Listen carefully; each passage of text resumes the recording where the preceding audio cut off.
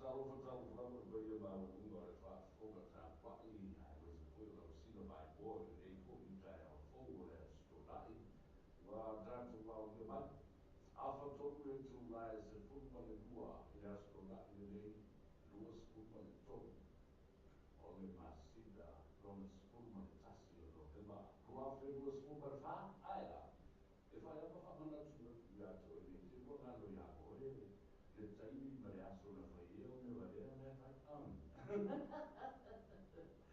Ka wa tātou e whi ngāi lava e ata ma le whiwhia, ia ma le nganga whaafitai i le tua, ua ma whai ua teitai mai no sui fua, e ma se malo sui fua e au o nei, o tātou koe whi ngāi ai, e hana le rei o le tua, le rofa, tauru muri pēra o le tua i ate, o e ma uma i tātou uma, a wā, e le isa tasi, o se poto, o se sainitisi, o se fomai, o se profesa, nā te mo whaia, na whaia le whaiva, whaiva tasi le tua.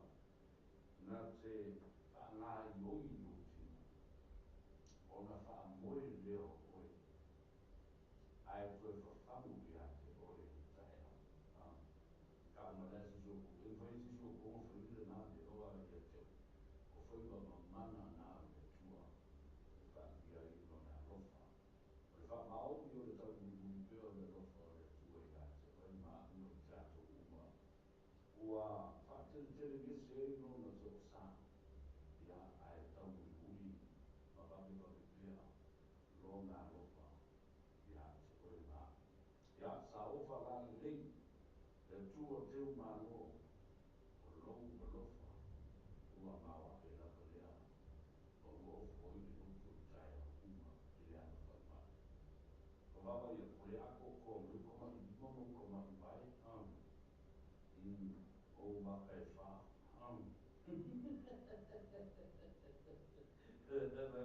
ora ako li mo i fo e le si sinko yo i fo ma ko se le sa ka ma ka fa o ma ai pa mu solo ya no po e le na e ia ka to mo fa to na to ku chu se me me to o si ale te fai na ko vai eu tô ata mamai a o i le tu mo te nata eu tô loa pamu fa tomai ai si fa fa ko na ya a lo io ta to mo ta to ba no ko Samoa o io mo ma ku fa le ma ko o io fo me mo ma fa le tu ya ai o le ongo me o ma ia ma o uma se vi ingo le fua lana au ona o tala fa uto i ta fai fio le rangi no te rope e le tau was wina le pai o le ona ia awa se sa vali fa le ngana mo le finano le fua ia o le ngana te tau na awa fiu e fai e le tai tai ona manu wai le anofa ia te tato kuma i le tai au whakaro whala ia whakutoa e le wale fua mai o tina anta na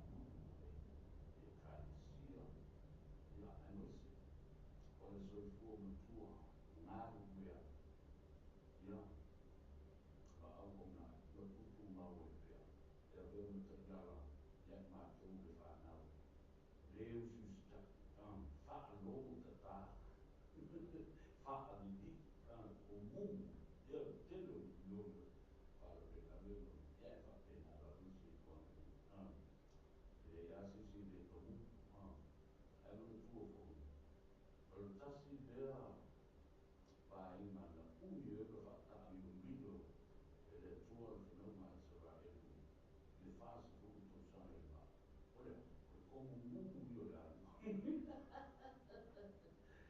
put your shoes, put yourself in their shoes, you know, e o whakapetani o kai tusa nei le speraina ma le wha'aleorina, ma le wha'Samoa, o le upu le ala mai, o le murmur, o le murmur, tusa lea ma le mui mui, o wha'alongo o whaitau i tala o le ailo o Israel, wha'i o le mui mui, a o to mumu, ia ma le whaita tala,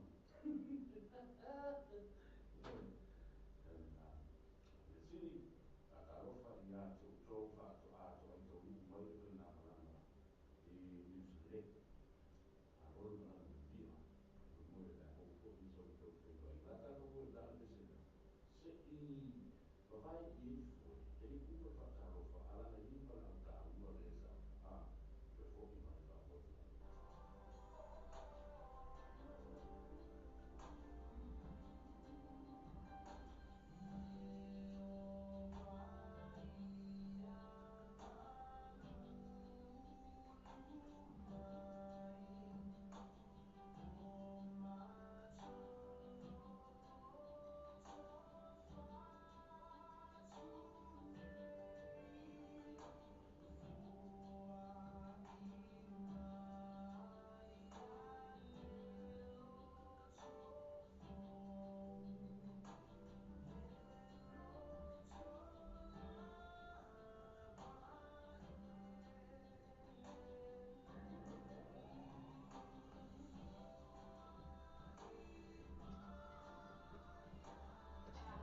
Yeah, telephone. Sorry, I missed your call.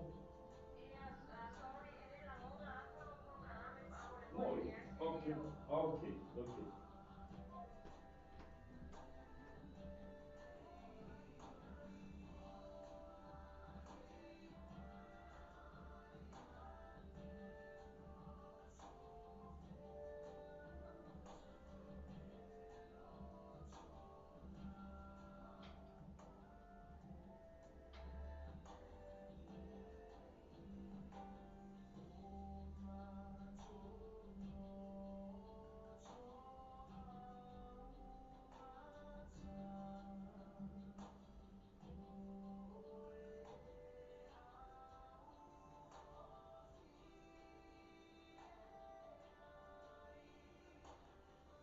Yeah, le la si to mo fa ya tu tato sound le po la la so fa lo mai tele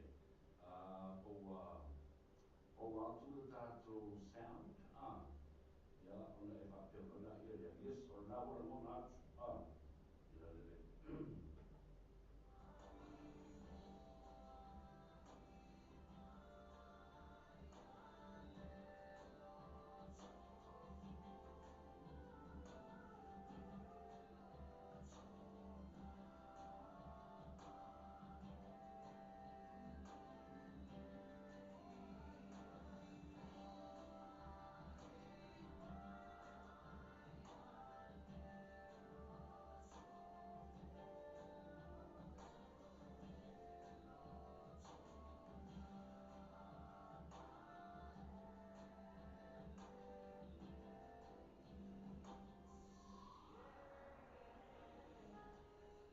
o e fa fo le tu tu mo o le sil fo mo sa o le radio sa mo se li mai pa tonu a mo i a kilani o le ke no e te fa le o a watu se leo se i a fa ina e watu se leo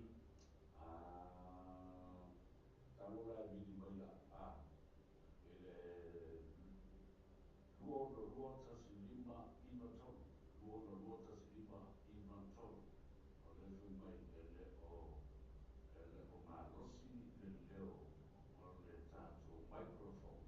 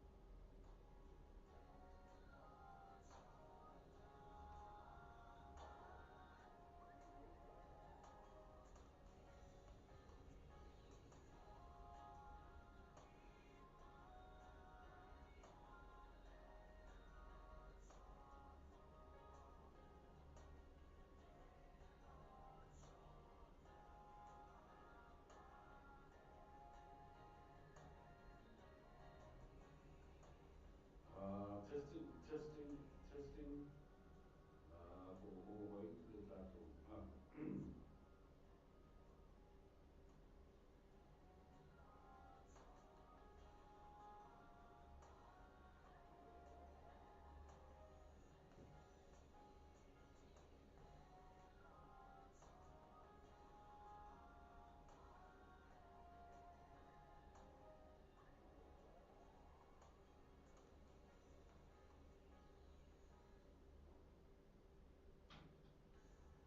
Se toi te kai ane po ua o la tula le tatou.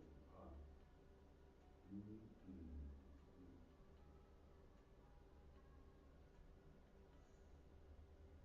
Pena. Se toi te le pa o la muna se mea, please ki po le tatou. Um,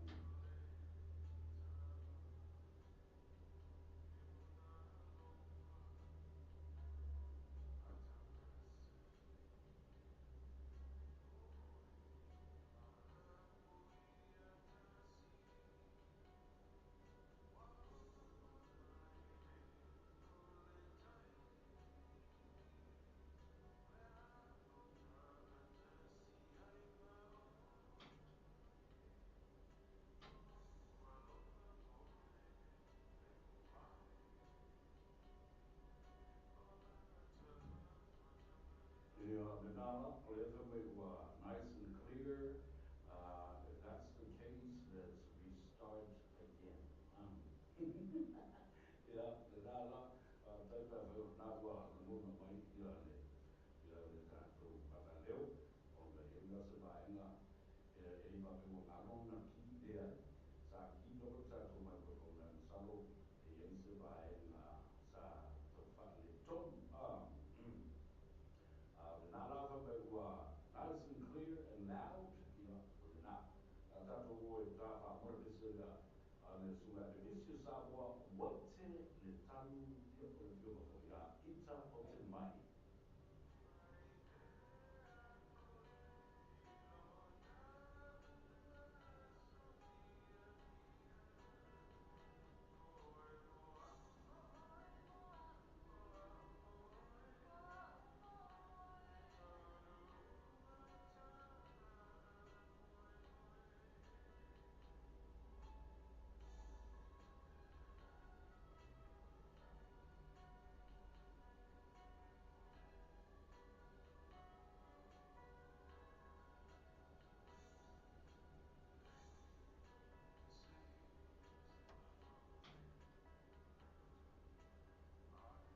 Se utoe tama i ane nā po ua o la muna atu le tātou sa i ke teni i le sa, le ai karanga o ia oi,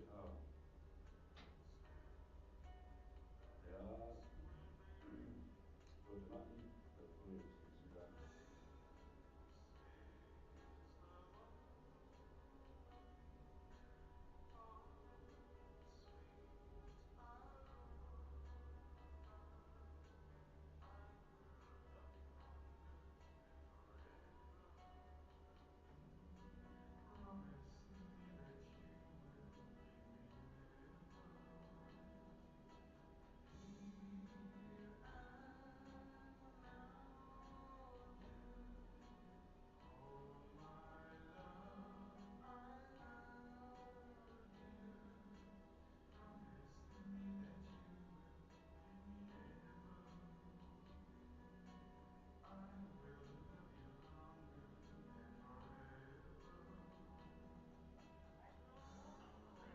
Tino i le lupo le atu le amore.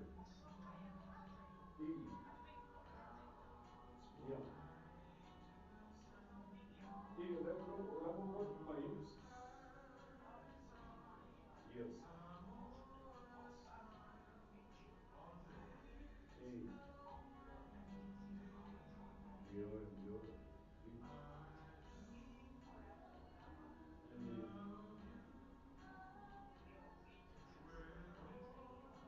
I, o te leo, talo, ia.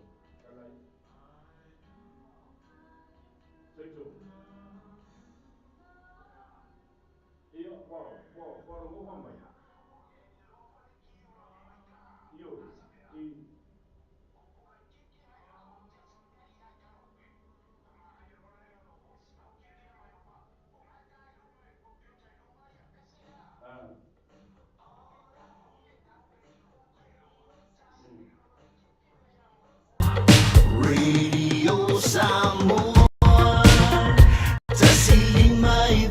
wakonu amo. Radio Samoa. Kasilima i wakonu amo.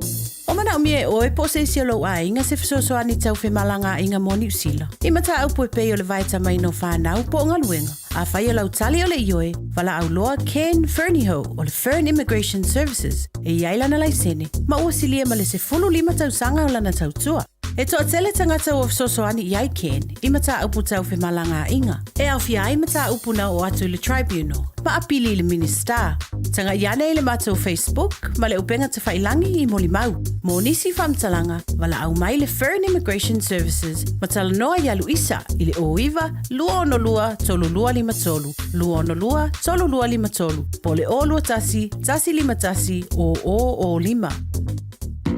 Talofa, wa o salmasinga, fale lua, tim toilolo, o le loia Samoa.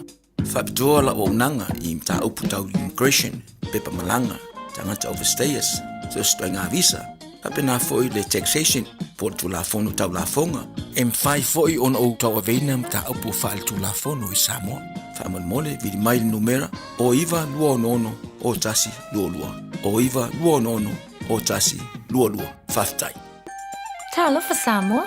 I mawhai na fisoso ani atu Dr. Chen pe a whai te a fiele mai suka. Toto mawalunga, le maua se whanau, mai sela, fatu ngao, ti ngā le ua po tuli, whaalusi le tino puta, ka nesa, ma le tino mangeso.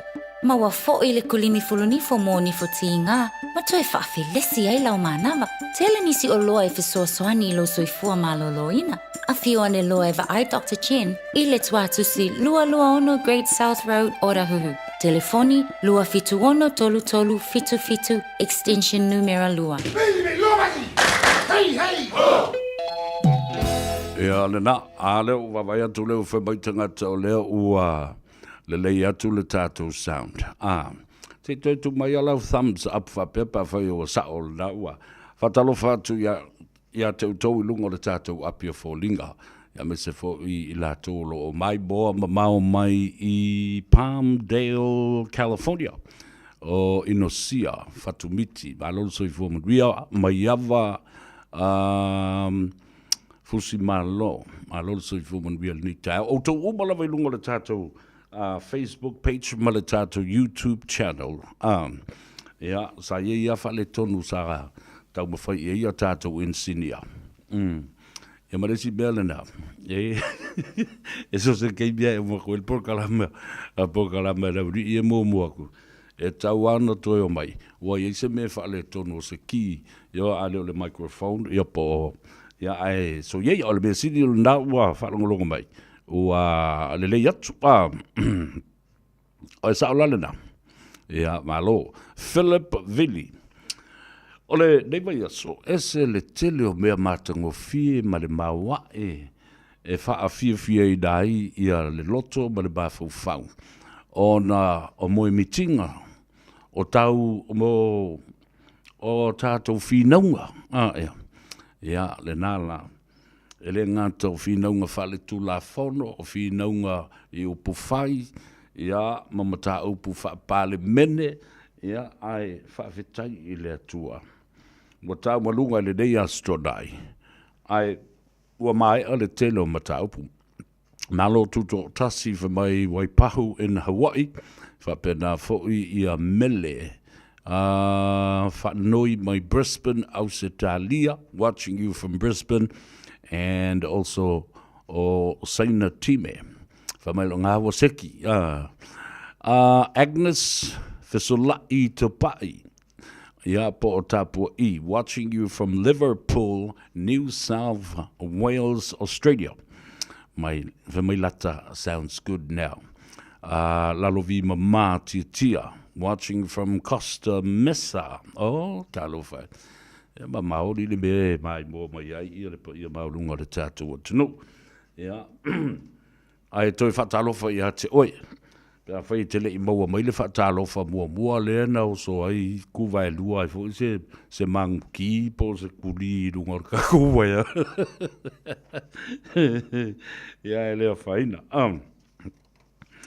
O le so, ia, se tasi fo I o Tamilusanga, wono I Nato Sanga Talu na Fatino Tamilusanga le Marist International Sevens, alo Fatanuina I le so, ina le Malai Clover Park, ya so sorry for il tato le tio.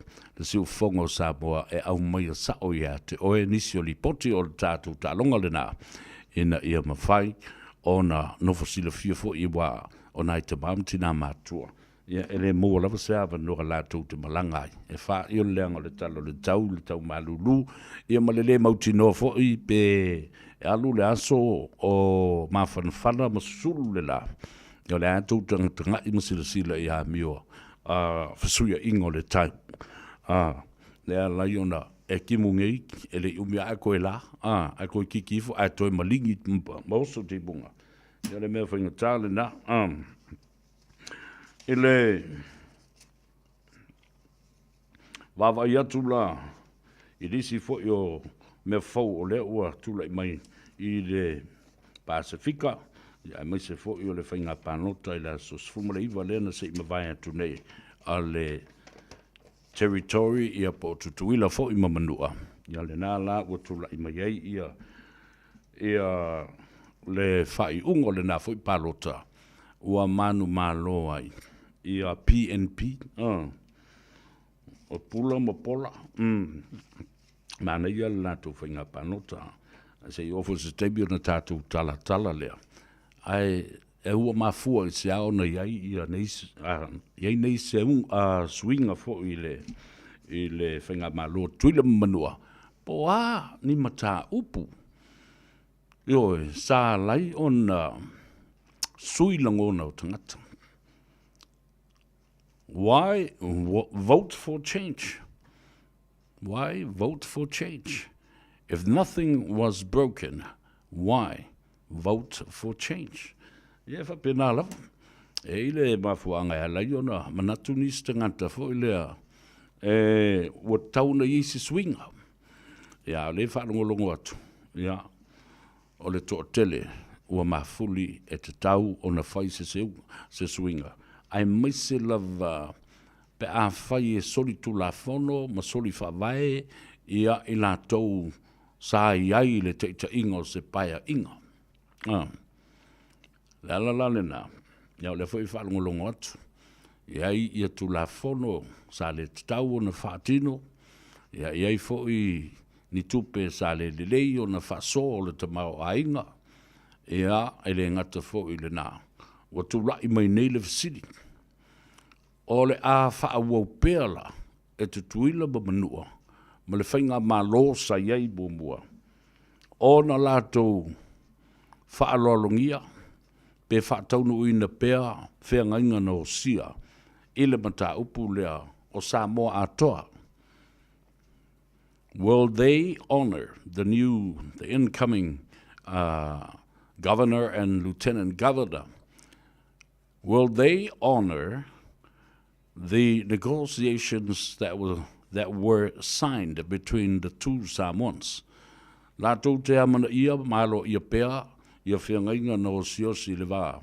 O whiabe, male whatuatua I le tua Samoa uatasi, ia male whainga malo tuai, a la pui male manu. Ia, tātou te nofo pea ma wawa ai ia fo I tūlanga. Ina ia sila I le ese senga. O whainga malo tutuila ba manua. Ia male whainga malo fo I Samoa ia. Ma New Zealand. A wa o lea na u tātou. Tua I tātou wa uina se me fau. I le teimina tūlai mai ei ia le te malo Donald Trump I le lua fasfunu leono. Se io o mai le lua fe lua sfunu. Na tūlai mai a Donald Trump, sui a tōla na whainga malo. E o lana whanau na au mai umai tonu tama mateine. E ngā lulue I te tonu o le whale pai. A o whainga malo la Samoa ma New Zealand. A uma le whainga palota. O ai le whainga malo e taunu umai. E o mai ana o lātou. Na o whai pule fau o le maota e o mai e whau le malo. A o te ngata whainga luenga uma. CEO, ACEO, se i o lava i le toa tele o le au ngā lulue o lea mata ngā luenga, ma lea mata ngā luenga. E tū maulau. Io. E watu isi whainga malo fau, le si pūlenga le sa i mua. Taunu mai i le whainga malo fau. Ai tū mau pēa le au whainga luenga tuai. O ila leo toi tilo iai, o lo o sasi ai le tūlanga lea i whainga malo a Samoa.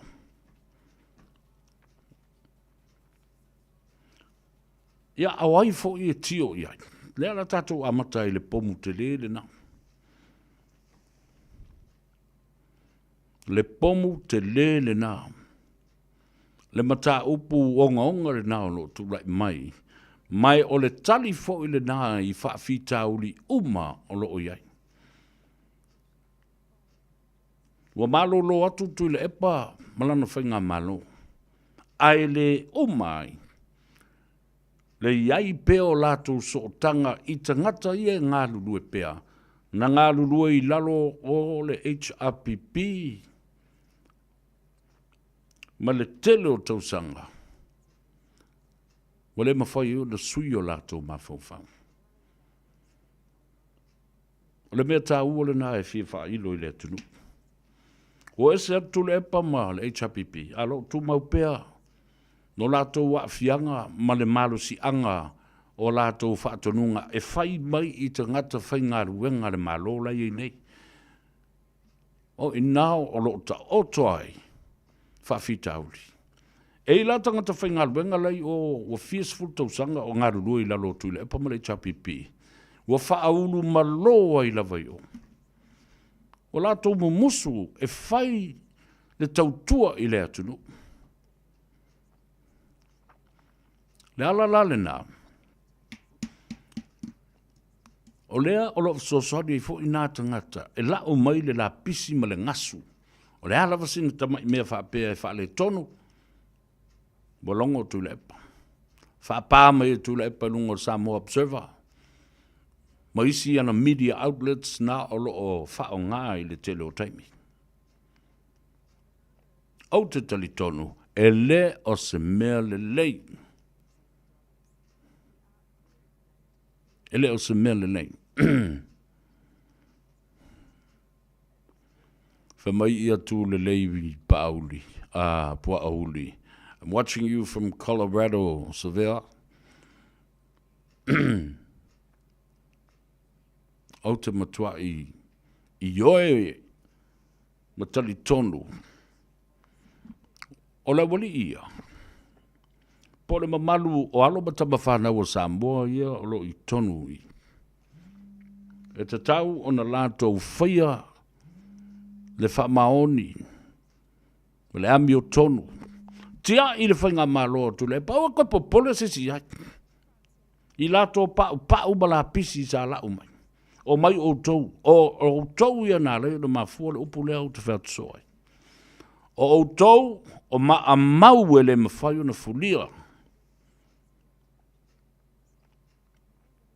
O tou nā. E tua iai le malo. La whawhela da tuatu le malo le tau te o ma lau le la pisi ma au tau le whaia. Le mea te tau o na whaatino mo le atunu. E le tau no tau toe whalongo ma toe whaatuatua i atu le epu. O le aise mea. Pa ure i e la wala. Ai a lofa oi i lou a inga. Lofa i lau tō lua ma lau whanau. Whea o le a au mai e le mea. Whea o mai i le tupe. Mea tonu ale nā e ta o le whaaleanga mea.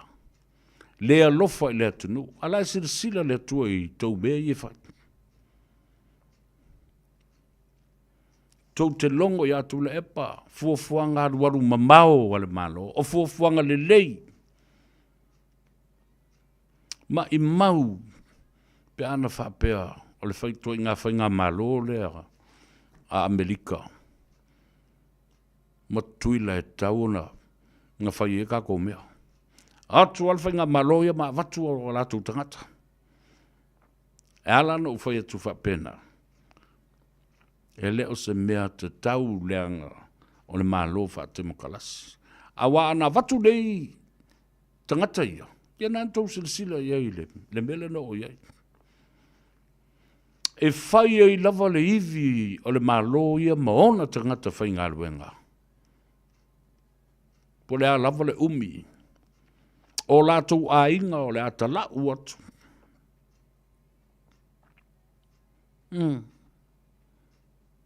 Ka le mea taunola nai tauna iai. Sack the whole lot of them.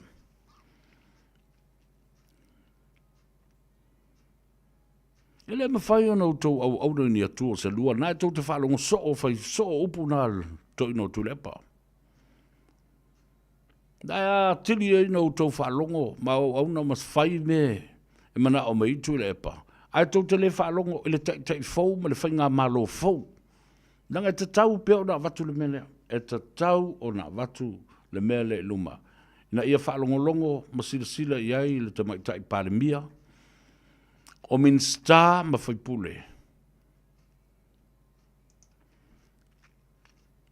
Ma sila i kon kalate. Mo tai la lata mai le te mi wha umel kon kalate. Le sta ngata le whalongo tā. Ma wha tau te e i le malo. Sack him. Sack her. E mea na tau na whai. Nasa na whai i whea, o le atu nuu lea mai mō ma sila atu.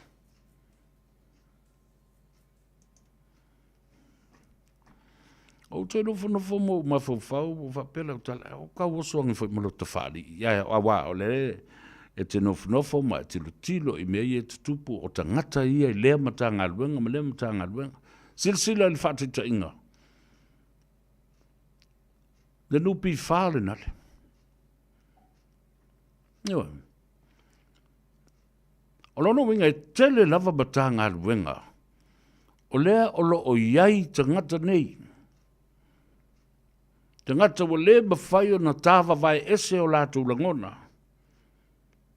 Leanga o tuile epa na whaatanga ina i lātou. E whai le mea lea. Whai le mea lea. Whai lau loun.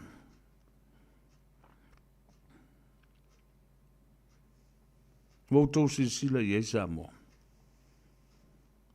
Talofa tilo matangi. Talofa fo i tangi kakau filiao. Si aniva valo ia. Greg Carvalho. Good morning to you. Tai mapu ile sua, le mana, atalu fatu malo, se fomria. Apple in masua. To umai, e fau istangata e la o mata matatu, ma le faita wantu e la to komeni. Ia. Rono winga, e fau wata ngata yaso uma, e mai moa, sila. So, all I ask of you, my humble request, share our program to a lot of our people, our friends and families around the world. Awa, tātou te tali e fōima, mo e fōi le ata ma le fia. O le tāua le nā mele o tala noa tuai. O sui nei, le whainga malo tuile manu. Ona e iei mafuanga. E whaape nā fōi, ne mea na tupu i a Samoa. I le lua afe lua sifuma le tas. O sauno Samoa, o manatu Samoa, o te tau o na whai se swinga. O wha se fulumon tupu tau sanga, o se ei pēa tangata nei.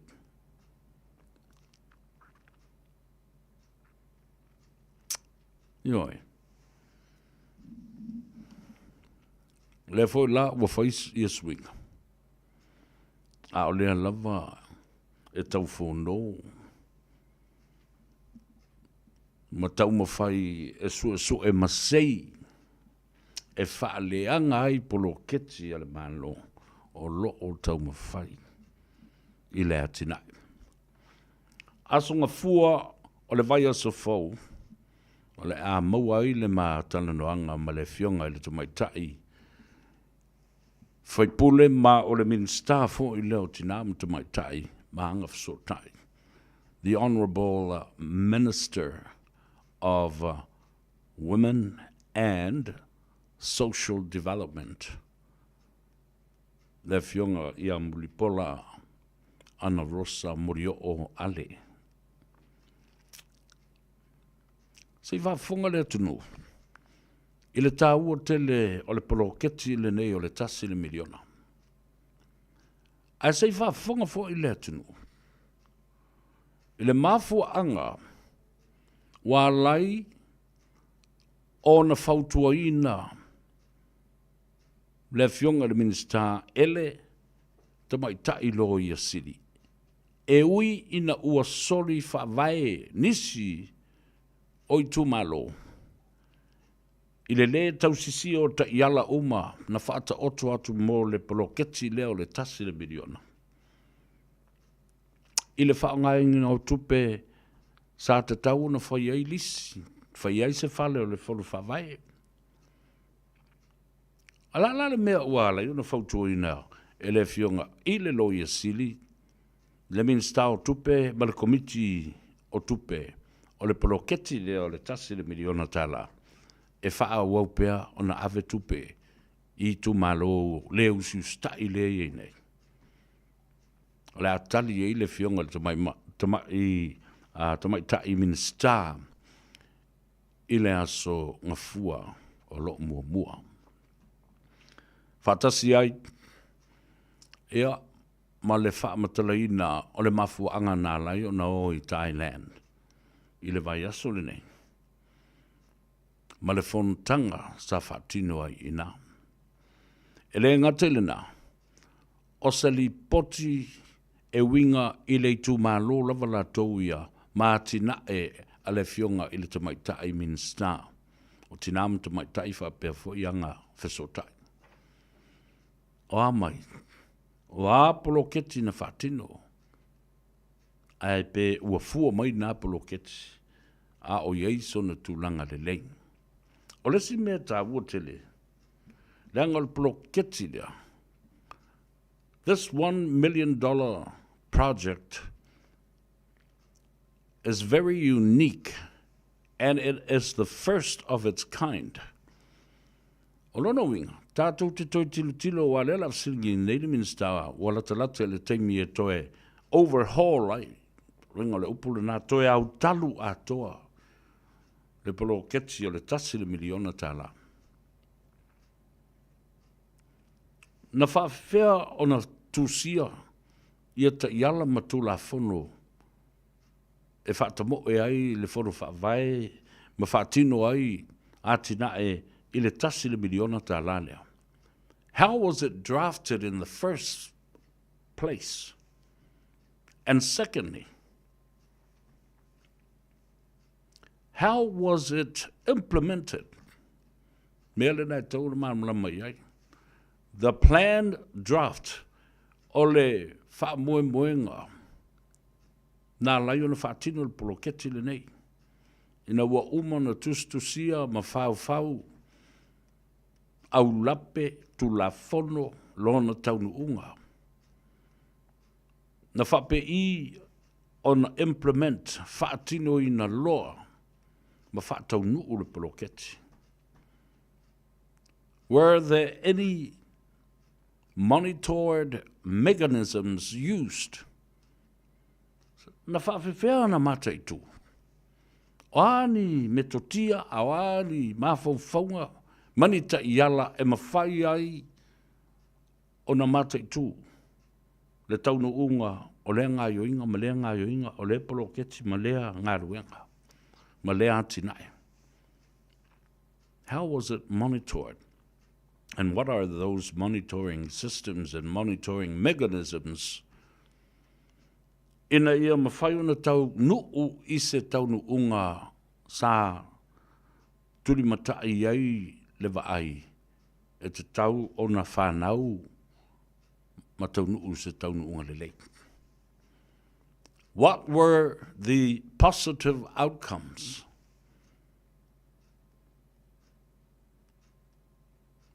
And what were the indicators as well? Be o tama fo i o le moli emo mai e sama emo mai e lanu a moli ia pe lanu mumu fo i. E whailo mai ai ia te oe mai la tau lea la tau te mata i tuina e iai le me se le tupu i bena. E ile vaenga o le tusta iala e le o le lei o le whaatino mai le o muli ta i ai tangata. Ia tātou mata i tuina la i la tau uma. Lea o le a au mai nei i tonu le whenga malo a pulu ma pola. Tō fia fo ni tangata o la tau a inga o mai. Ni tangata o le a au mai e se ei tonu al paramene ma le mautau. Ma ngā lulue. I le tele o ngā luenga le malo. Awa o le mea sili o na whainga tā i tu ai ngā whainga ia whapea. O le pau o le malo, tu lai sesi malo fau, e o mai au tau mto whainga whawai, o mai whai au tau ma mai au tau tangata whainga alwanga. Te le o le conflict of interest, ma le whete na i ai o mawhau whaunga, o tangata lau tele o le atunu. Ai sea. E le to i eisa mi o tonu i le valeo. E whai ama e wa ai. I le tu ai ngā treatment o le a whaatino ai i ngā ruenga i stangata. Ma le ami o tonu, ma le wha maoni. Mo pule sa o lotoa i lātou. I a lātou whai unga e whai. Luas fulman tolu minuta lewa te ai le tu lai tasi. Olo yen wha mo le tau le tu lai lua i le so. Ia, o le wha tasi mo iai. Se tasi o a o malo wha longia. Ia, o se wo mamai fo i a tiao. Ai, ua whaisi leba ele i toe fei loa. Mai, o ia lea. Ua avea nei malo ia whaapitoa o le tātou whavalele ma le company valele le tunu le awhionga i alilo mai awa tosi tupua fuimono. La tātou wotana i tātou whasalunga whabisinisi nei fo i mai whawaule au o nanga ma le tautua o le Tanoa Ava i le astona i ma le atou sevea e te mauai le mea sao.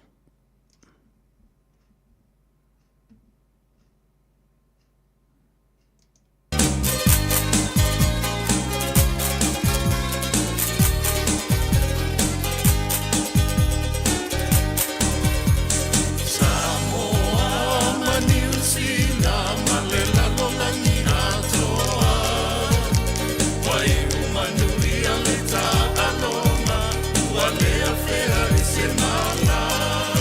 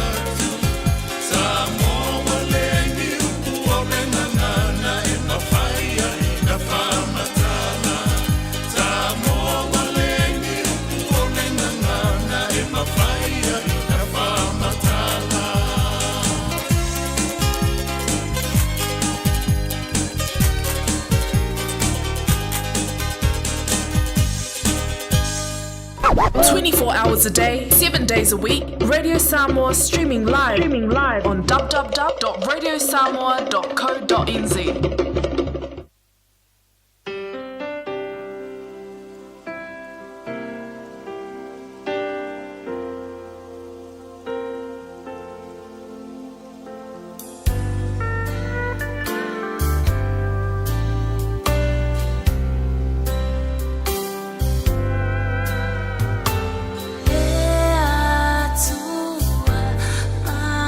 Mama,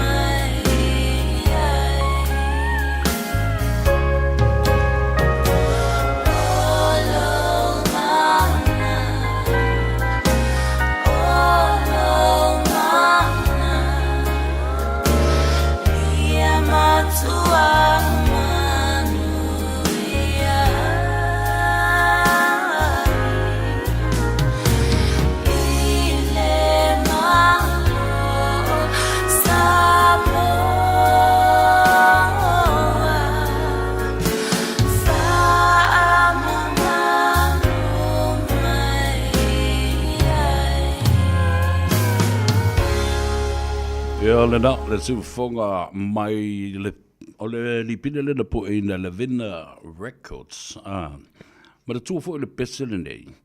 Na tu sia fatasi ma le vi o le fua le kako kapisa i nei. Le Samoa tu lai. Ma o stasi fo la nei o pese na tu sia.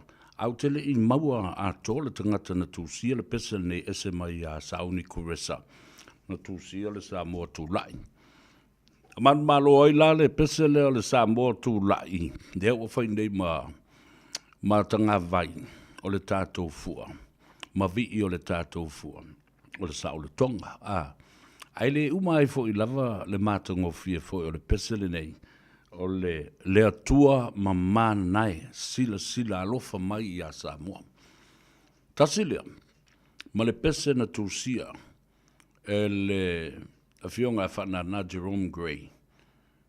We are Samoans. Samoa e pele pea oe i la ufatu. O le pe o tasia pese o pe o ni vii o Samoa.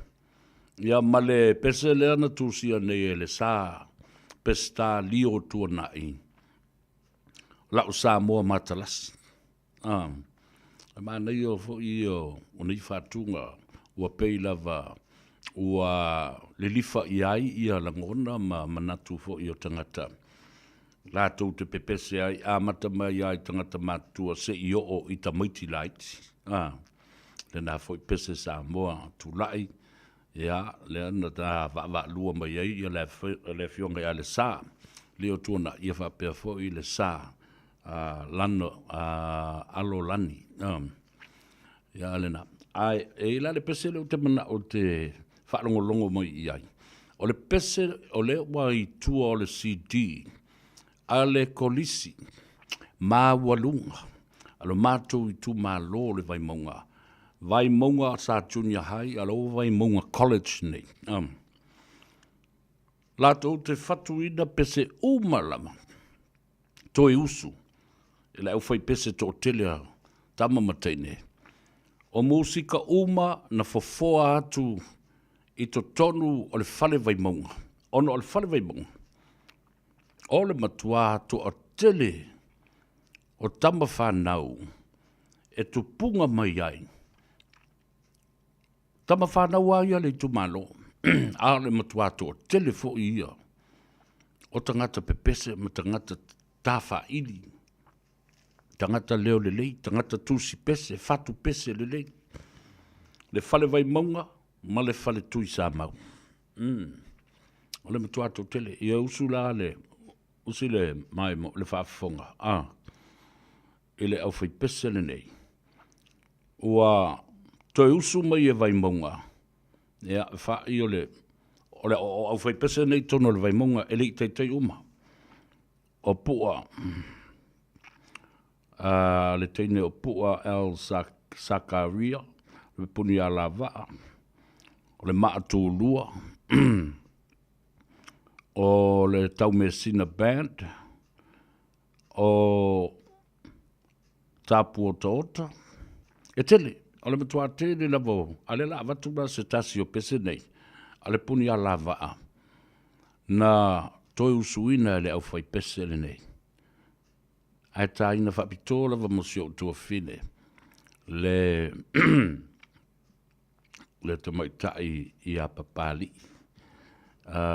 Si ia wakula i le pese lea.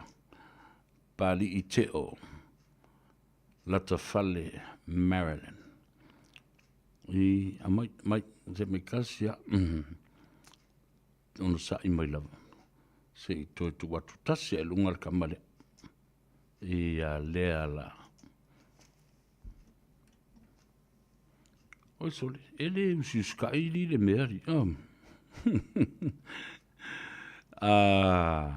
La mai i le tongo, la vaku le kongo po febe i el kamalea. Ia saula oe.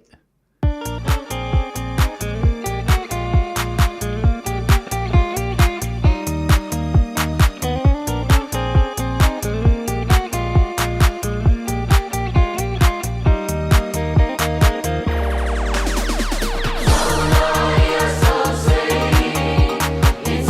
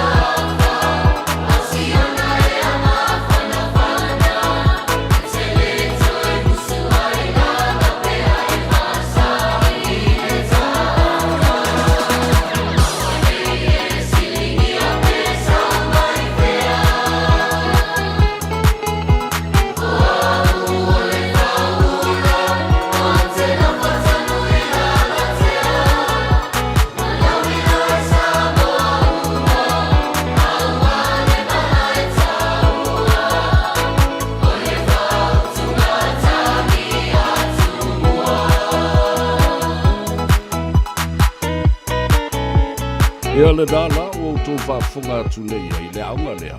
E tua tonu au le mātou whana. Le aunga o le tūlanga dua asi o mātou I tū mālo. I le whale vai maunga. Lea la au tō whaafunga e nisi vi I lea o mōta. Na tusi e isi tangata I ai ia le tō wha I awa angi. Ia ma le au tala vau o mōta. A lea na toi usu ana pō. Ele vai maunga college.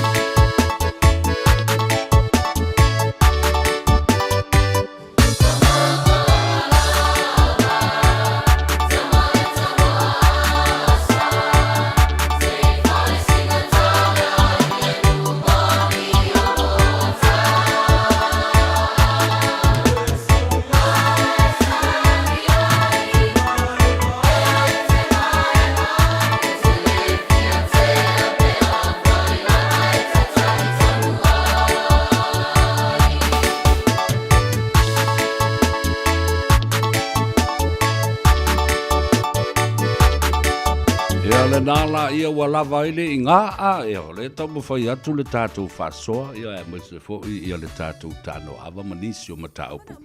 A ua le mawhai le to a tele o tangata e wala au mai se sa vea wha mole mole te ofo pe a whai e ke saure vai maunga e te musu e tā pese ale a le a onga a vai maunga o whantu tālo whai o le a su e le whaila a su e tu loa maua I loa e mana ia tele ia musika. Alo mo tama whanau le whare vai maunga e me se fo I tui sa mau. Le malai la lotea e mana tua ai le au whaipese la wiloa le whau ula. Ea, ma le tongo a asa I mōta e mana tua ai fo ia sio mātou nuu. Ma le ia o le anai. Ma le mea lena sa vali solo ai nei ia king sa lesa le tolu. I le tonga tongo ma le whaasau. Ale nuu o mota. Ia, nena, ona toi fo I leo la utala noa I le malo. Ta tau, mahalanga ta tau, ona toi ta ngai masila sila le tātou malo. I le au whaalongo ta tā ia o lo o iai tonu o mata ngā ruenga ese, ma ngā lulue ai. O e na masani I le leo tui la epa. Ne wo o bai wo ese tuile epa mane malo. A o la lava. E whaafita uli ma le whaio la tu tiute. Ma e tasil nei mea. Na o tala noa tuai lava ma matu le tu o lalo. I le tātou whainga malo le teimina tu lai mai ai. Ina ia sila totoa ai.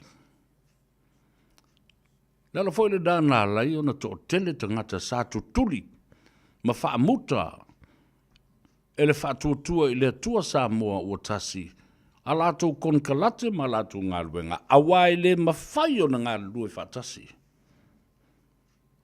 De malo fau ma tangata tuai ia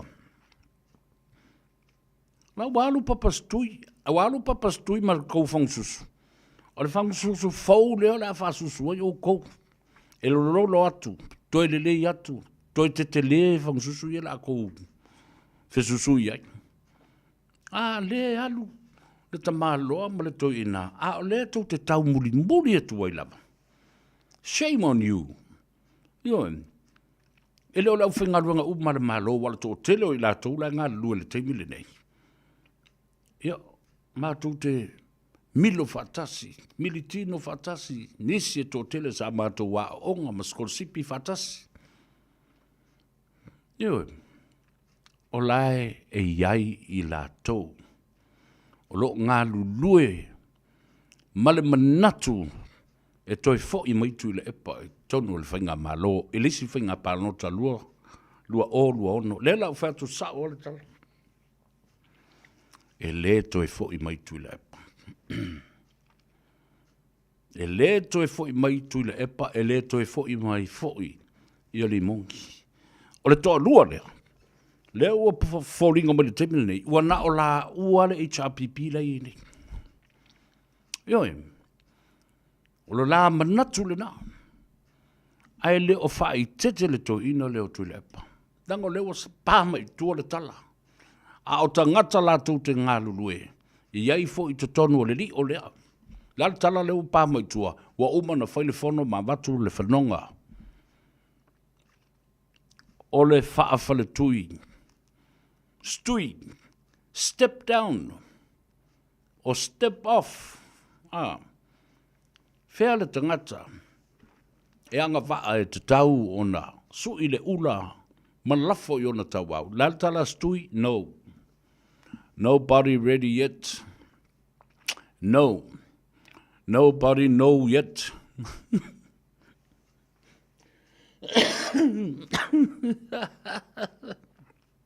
O lolo winga upunga no. Le ai, le sisi, wata pena.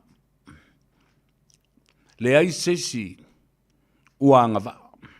E tau awe le tofinga. Le ai sesi na te lose mea, e winga, i le ta ingo se vaenga whaapufai. Le ano whaatua nafi. Ano o au lea. A wao lea, wa whaalongo longo, ia. Io e tala noa le te malo i tono le pale mea, ne me tala noa whaalawa i tele i lungo le, i le afo, i le leitio, ma le media, ma mana tustu singa fo. Ano a ua lewa no tu i lunga ma usavali esi. Alo toi whela o palota. Ia. Tutu lai, ma o tau wolo o tau e whai. Wafo e lana, leo umana whata oto e tui le ala fua o le HRPP, ma tutonu le mauta. A tau tu lai, tau te pala, ai se a, wa e te tau no tau o umalawa. E toi whai ngā palota.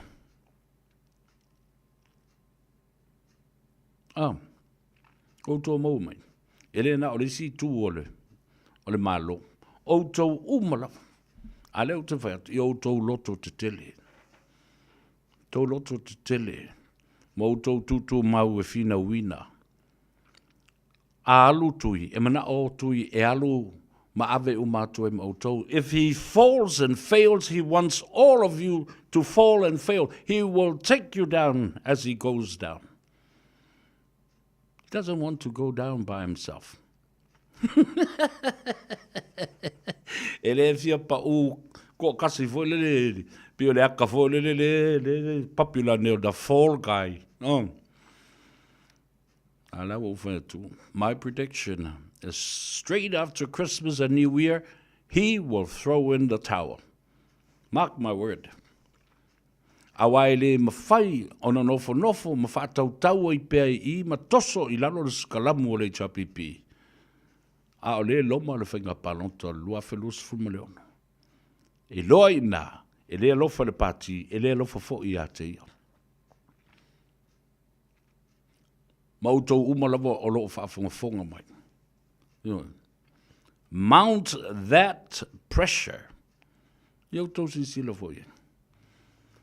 Na sau e whailan siaki, a sau wa tala whiunga fo I male. Whai o tātou oral submissions I lumo o le soa komiti o le palemene mo le sitseli lena sa ue foi la i le atoso mai ai lona wheelchair mai a upu foi e talanua i ai ma toe la langa mai ai le tele o le la pisi ma le ngasu lo latou vaitau alu sili na te mai tu toe talanoa mai nei ma whaalata la ngona o tangata a o tau ia toi ina leo to filau tu lou le to ali i mauna mamalu na iwa ia te ia ai ngole mari toa ia o le ua tula lata i le lua ai o le tau le lua o la malo whaalolongia le ua toi whaatulanga o le tau le lua o le malo whaalolongia o le fionga ia lilo mai ava tosi fui maono tupua o ia le na o le lo ia fau a le company va lele a le atunuu le Samoa Airways na matala no le va lele toi matala no foi i le tulango le sitsedi New Zealand o Samoa a se fa mianga foi o ilato o nai o na matua wa o fai ilangi le folaunga a le fionga ia tupua ona tale o le tu lai tolu ona o mai lea o le komiti whaafoe al komiti whaafoe lea a le whaatuatua i le atua sa mo ua tasi ia wala tu toe tāpenanga mo le whaamoe le vāsi fau o e vile Solomona tasi lea tangata e alu le kengi foi le au le ta e ele le au shower ma le au fire station vile so vai i vile talo fai ta ido i noe ya ya sauda ia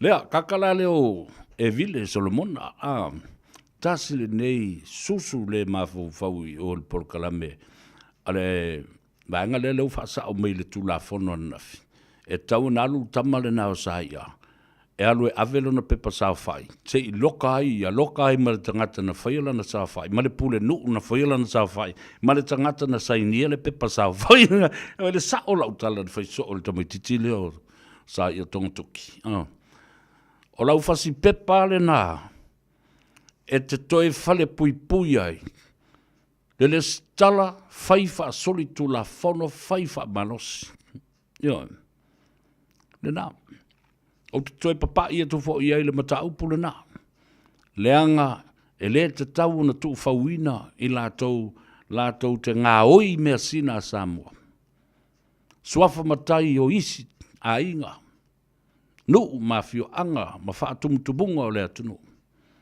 ai o faa ngā le ai se sao faa ina faya le usu le nuu le faa loa ina a ao o tula toa ma tula ti o ainga le ai se ava usu yo na faa fela na fai la tato wo tali speselea se yo wan wanto asi ia nisi o malopo o tai tau nuu mai ea awa fo le tātou whasoa, le Tanoa Ava i le so. Ma le atou sa vea e te mauai le sao.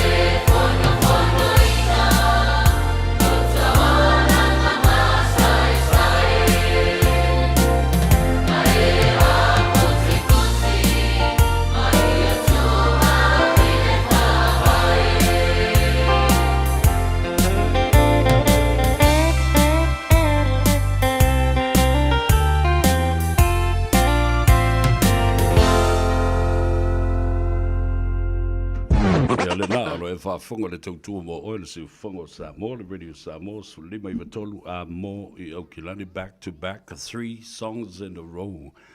Mai I le au whaipese a le Waimonga College, I le whale Waimonga, ma le whale tui sa mau.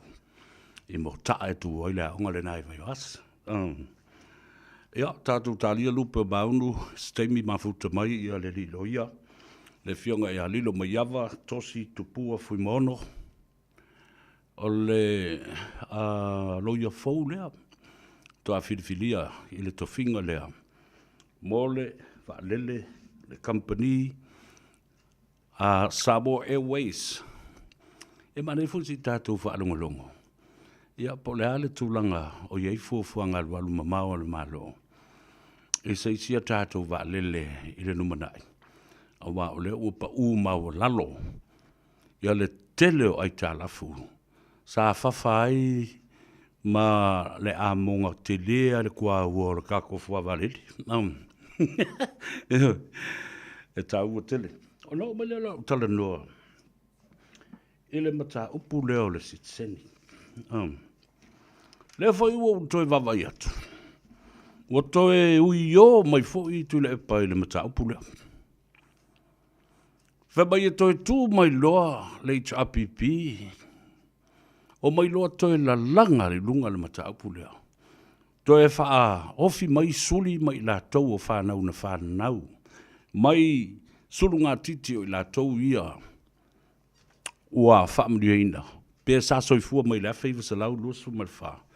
Sa o lea sa mua o ian wari a whaiva sa lau. Fast fumareiva. Lea fo la la toi whai atu. Tula epa, ma le HRPP. Upu sa sao leo te tala loa tuai. Ma o la uai a te tau fau le nā. O le whailau tusi o le whono fau ma malu o Samoa, e tolu iei le tāwha tolu le na whina wina nei le mata upu lea. E o mai tui ono le lua tau sanga wa tuana I atu. O lo ta oto wha maunga, a le Pacific Leaders Forum. Na tau la mua ina ua wala au mai tu yono. Mo se fesosoani e lango o tuai. A apa mai tō whai a tele ai Edwin Puni o le te whono o Pacific Leaders Forum. A apa ane ili tū pāo Samoa, tai ao whaiva. O lo te whono ai le fionga le aloli I ia whipuleai, semi whipuleai. A apa ane I leisi tā whatolu. O le mawhutanga a whaiwhe au so o whaatasi a Samoa I Aukilani. A apa mai le whono whauwhautua ma malu o Samoa. Lea, tā whatolu lea. O whawhonga lima. Na mua lango. Na whaafia na mātou wala au ia ana e sau. Na fia mai. Wala au fo iai, ia le whaipule ia tu yono. Whaalua na mātou whono ma le fionga I le li whaipule. Wala talata I le lua tau sanga wa tūna iatu. Tō wawaila I le mamao le mea le na whai me le nil savalinga. Ai le I aluatu fo ia nai. Whaalua na talo le whontanga whaatasi ma le fionga le li whaipule. Ai le aluatu. Ai alu anai ia talo la na whono. Lista mai whalesale le I le lana. Ai kalesia nasa weta. Le I papatoitoi. O tau se sila la iai, na se mai lava le amatanga le whainga le nei mata upu. Le vai inga sa whai le teimile nā. Ai a matou, sa sāwa vali pe ma le mapūno nou ma le whātua I le atua. Tasi le mata upu a nai na whai. E le manao e lango ina le sitseni o Samoa. Ai manao ia mai le tau I tupe. Ia whaia se compensation. Le ana no whaia tu e anafi. Le fo tu e whaia tu le so. La a wha pe whea ona au mai le sit seni. Ona au mai. Ni tau I tau tupe po o se compensation I tangata Samoa. Ai leo ni tangata anu o New Zealand. How the heck that can happen? It will never happen. I le valea New Zealand e tuwhai ni ana tupe, mani vai ngā tupe. mani tau I tau tupe, I ni tangata, e le o ni tangata anu umoni o le atunu. E ta tau o na muri tai le process, tau o na tātou wanga vaa mua a ve I tātou, o ni tangata sitseni, ma wha tau tō ina, ia ve ma tangata anu o New Zealand. Whato a ma muru mai la ia leo se tamai mea wha pēnā. Mai le toi o mai foi ni compensation. O le compensation lava le nale, you are eligible for your pension, your full pension, and your superannuation. How stupid that argument could be, that I am not supporting the Citizenship Act for Samoa. All I want is the compensation for these people. A leala o toi sui mai maletali. Wha mai lango, e wha pipi I masuli. Se so iel pepelo suri. Tō le nā mea, e le whitaui, o lea I lunga le ea, wha mau maunga umo nei mea. Upu na tau tala I te māloa nei. I will not support New Zealand citizenship for Samoa, period. Not at all. All I want is compensation. No foolish, stupid country will ever give out and dish out money to anybody that they are not residents or any full citizenship of its country or naturalization. Si wha malama pe Samoa, langa o leo le a o ofu tangata I vi inga. Ai le ave le vi inga ma le wha fitai, ma le wha mua, le wha alo, I le tama alo tonga, o le tangata nu ese, na wha o ngai le atua, e sei mai ei le pidi lea mo Samoa. Ioi. Au le wha o le vi inga o le manu vai tuli fo le le kuli. A le uwhi o ai. Le uwhi o ai. Mo le ua mana o e whao le anawa. A le tuli o le lele maluli.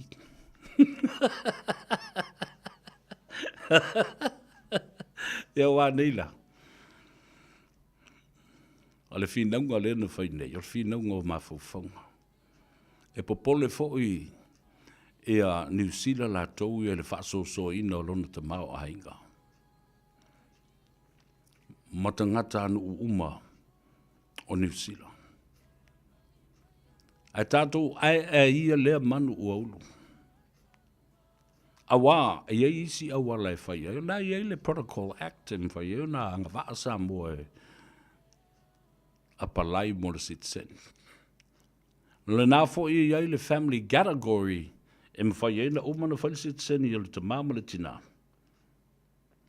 Ona, anga waa le iei o le whanau e mwhai ona lātou apalai e le sitsen I le nā. So you see, ladies and gentlemen, o le matua vai tele o nei whinaunga lo whaia nei. E nei tangata. Ua marana o e uu e lātou le ulu o le pili. Ai a watu le siu o le pili e uu e le whaipule na to soa mai whafo le pili a toa. Ele se ia mai whafo tu yono se afa pili. Noi, po se fasi pili. A le pili a toa. Noi, me la le na Samoa, se ala mai ma mafu fau mai o tau du diu mai I le me moni ma le upu moni.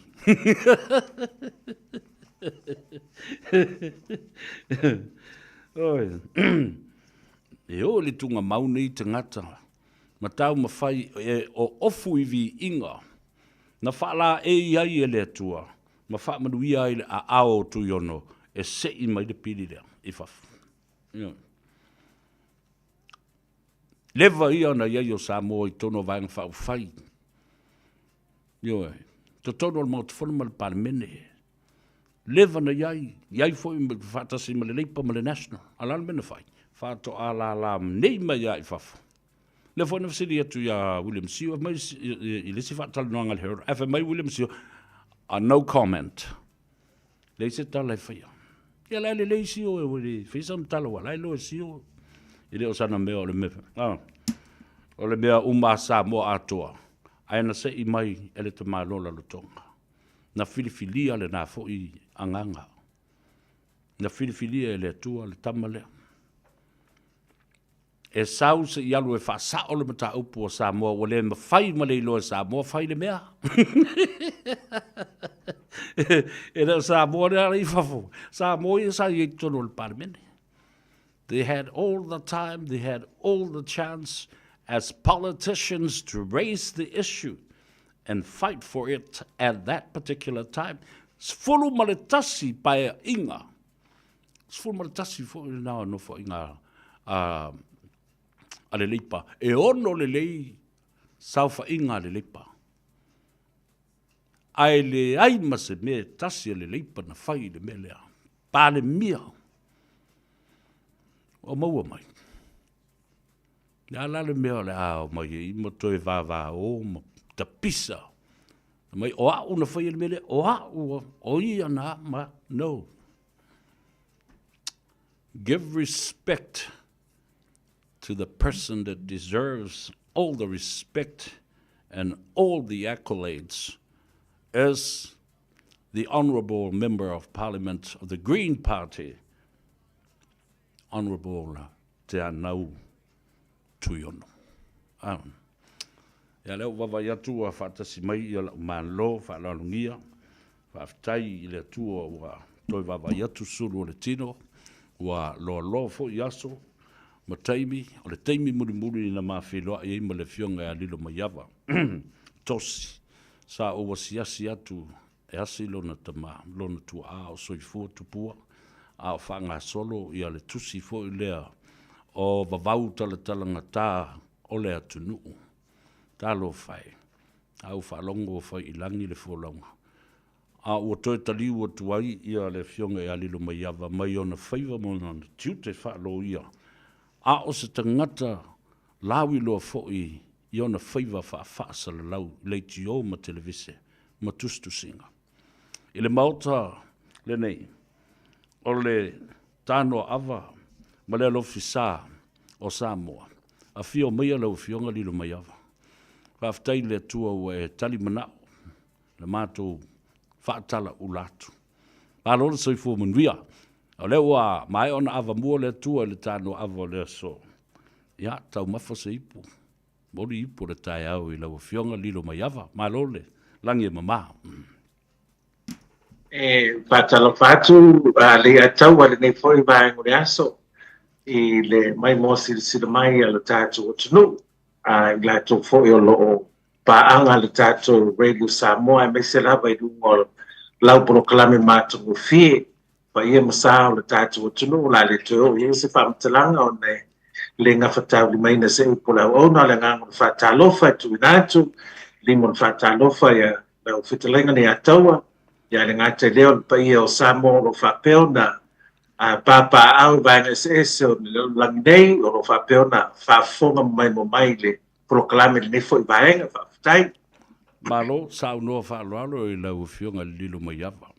O lo aso ta vala ai e falling mai. O I ta ua ni tangata whaamia ina ele nei ngā luenga whaasalau. Ai o le isi tu watu o le tausi o le tula fono ma ai a inga o le tula fono. O lea fo o lo whaamia ina I lau fionga. Se tātala tala mua. Ina ia sila fia le tunu ulau tamari anga, o na iau matua, o na iau tua a, ia o nu mafio anga, ia se I tau o atuaila ia le I tutuila, le motu o fia fianga, ma faa fia fianga, ma lau toe taliu mai I tu mua, e tausi le ainga. Ia, ma lo whaftai le atawa mo le avanoa, ia e peo na e malele fo'i se teimi watua nai. Ia, atonu le pose lilo, ia o lo tamaa wa whailani le fōlaunga peo na e sao noa iai, a le atawa se teimi wafano, o le toia ina whale alili o fui maono na o ia Ferretti tupua o lona tua o tupua lo faitalo lo tufanga ia ma lona tina o whamata tuatanga loa mai nai putas ia o le toe ina e te otele ia o na uso ma o na tu whawhine ia o le toe ina lava ia o salani a i whale alili sa whapeona mātele ia i le latu ainga sa na o ia ina i salani ia o se tina e sau mai sa fune o lona tua foi sa i le palemene o Samoa ia so mawai le toe ina te lopete si le fiere to ina o tofa sua aro ese mai nai sai pipi sa tau tua foi mai le nai tu malo i tau sanga o tele ia au lona tina o lona tua sa fune ia whale mi ngau ia le ala no to lima matou ia au lona wha ia ma le siolangi e wi iai matou to lima ia e peona e saunoa ia na o ngalue nai Australia na o malo sau nei no bala o tofo to ina malo matou o tau no foi mai e foi le mo mi le ainga i me masari lava tatu fa Samoa ia e peta no sau ia e mo foi lava no ina i tutuila ia po wanga ia toi lo tanga lue mo le tatu malo sa ia tutuila mo manua ia no amata ina le official lo e sili ia mawhape lono o me ia tanga lue le official kovana ia se ia mai atu nei le paia inga lea ia langa la wa ngase le toe ina ia na mafu angala nana toe o mai lo nei pia ia le la tanga lue nei le tatu company va le Samoa Airways malo fa tai sa no fa lo wai ta wo tele le fa fonga ta po ia le to establish the background of my special guest today ia le la fa longo mai le tama fa le alidi ma le tama sa fune ma le tele o ngafa ma o tamali anga e ta uai o le fo la fa longo ta ta lo fa mau ke e lo la tu so tanga ile la o malo ya o lo tap po i mai ya mo fia lava loto tamam tina matua o meu a inga le feilo ai ala uno no falisto ina le fale le time nei mo lo matua mo so le ngafa fa mai wo lo la o le tamale o le hatali ia e fa penale winga le tunu la to te mo le nganga fia mo le nganga fa aftai e mala malama ile malo le o lo fa tala no ia se tala no mo lava i lauto e fo i mai tele ngā ruenga le lei sa whaia lauto tama le neito ina wātu ona taulangi le fionga le ngaftasi i le wha mau popo ina o isi tusi o vavau o whaalupenga mea uma whaapena sa tau ave le to ina iei nisi o nei ngā ruenga sa sila alofa iei ma whaape tauana whaawau ia tulo fonsa le atoa e pe fo na sila fia o to ina sa ila na tusi fo ile na tusi ta o suanga ba tele o na tusi le to ina o te loa sa fa nga edisi fo yo su nga disi fo yo alo mo fa na o le tunu ile ta la to fo ie fa tino na to PhD matulanga mo fa pena ia o le tusi pena sa no ia tala lo va la matanga mai ia mo fa lo penga matulanga mo fa pena la ia le tusi le to ina e maliu nei le to ina ile volume 2 o le tusi ile mai ona fa ia o te lola se tasile na va nga le nga ia tu ia wa lo sola to ina e te mai amatu de ia e le fu nga la pale mea o te lo mai ona tusi ai le i compiling of ile tu sel to ina ia le la ina faila la ile fale se i mai le pisi ona tam failo le pe o le si fu nga na se tau fa tu fa tasil tu se to ina ia ona saule o se taimi lava foi de seleni ia na ave foi le brings le tu sel to ina fa pe foi le so sonia tuai ile tatu tu no lo mo mi foi na fia faitau it was to sing a patino lava ya Samoa. O nisi o tus to sing ale to ina le nei, le fionga le ngaftasi. Le o sala lau nei ma ua whaunga ina e tangata lau tele. Ma o mai ai le tele fo i o matai, ma sila i ngafa, ma so tanga o le atunu ua atoa. O le avea fo I nei tustusinga, ma mea sina Samoa.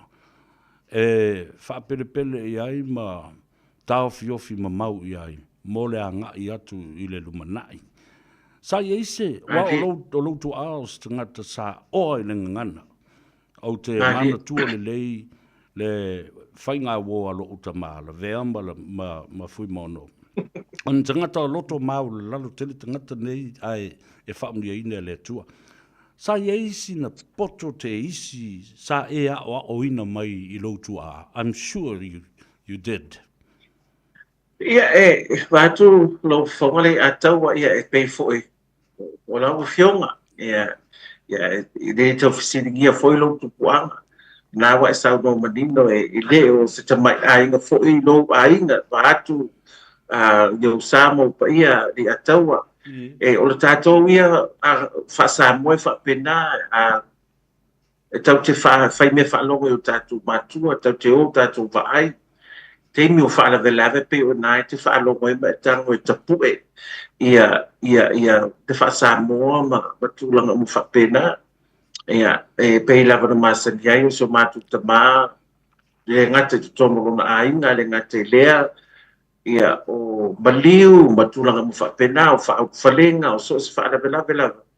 O te maita wina pēr mo o tango e wha wa o fo ia te wha Samoa ma le tūlanga I launga ma tu ia whio lolo foi nei mea nuti ia na tu mai le toina ia le lava e tau apa ia I le telu teini ia wha o ngā fo ia le ngā te tono lo ngā ruenga ia me se na o tu finga ia o wha pēr fo na tō whiai mo le nei mai tau ia e pe o le tātou nanga a manuu ma le tātou wha Samoa e tau te mawhai lava e tapu e ngā ruenga mātua sa whai.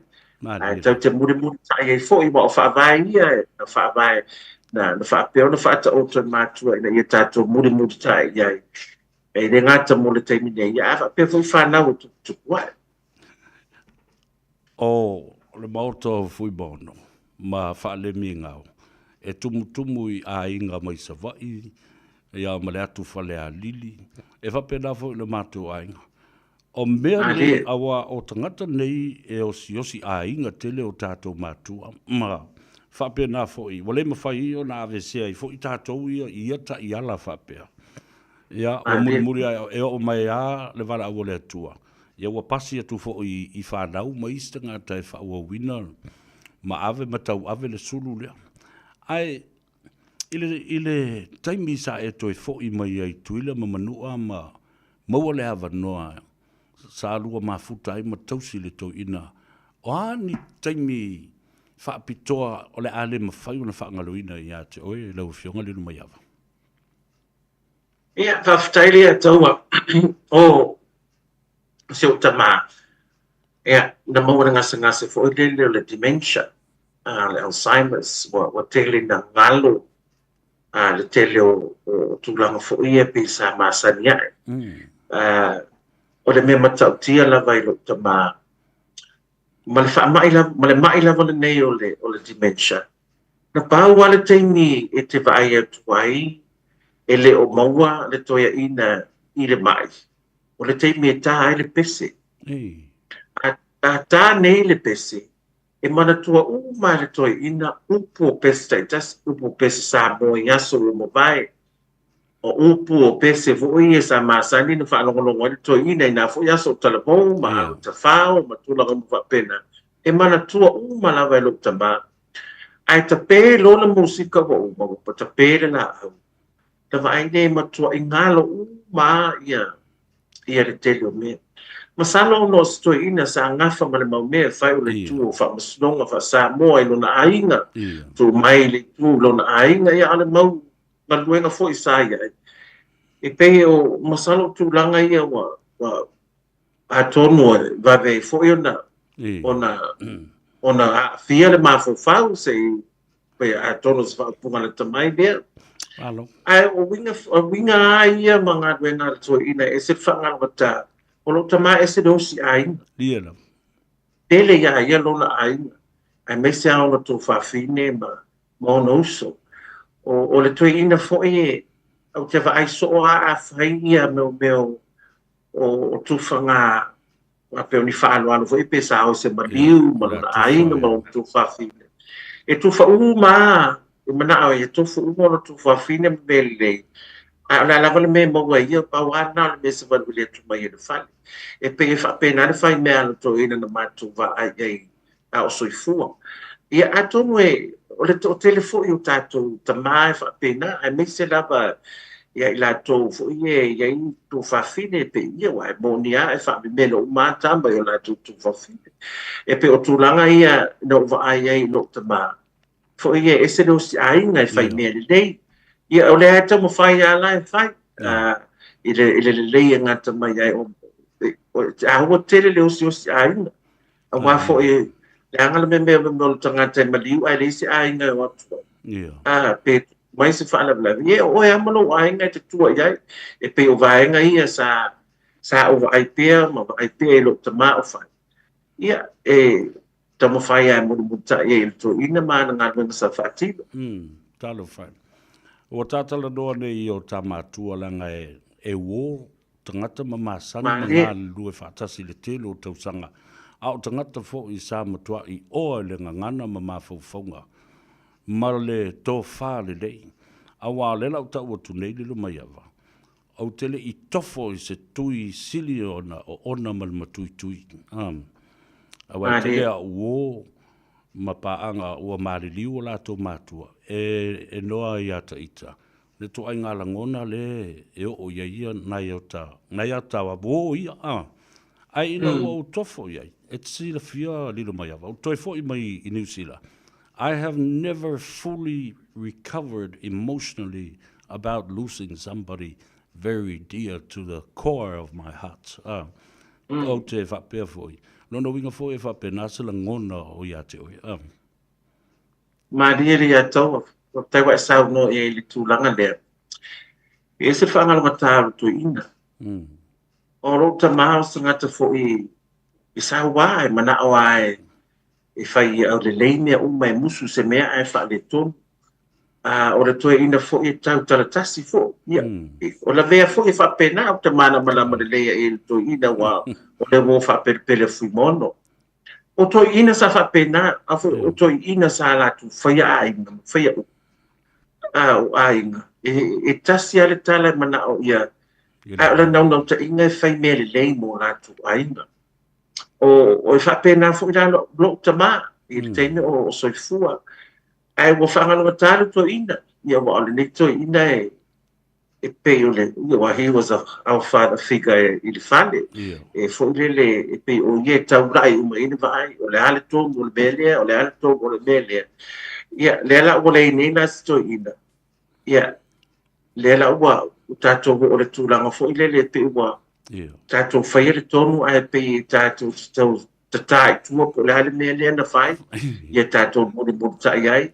E pe wa le tusa, wa pe wa le se e pe se fa manu fo ile pe se fa tumu o tonu le ai le la wa le ai nei ya le ala pa ure mene fa te ne o le tamu fai ina ia fatino pe ma tamu fai e muri tai pe ia na ngā sa fai tonu le ai ma lo fa tai o le fa talo fa mele ta uso pa o Pinati Williams from Sydney, Australia.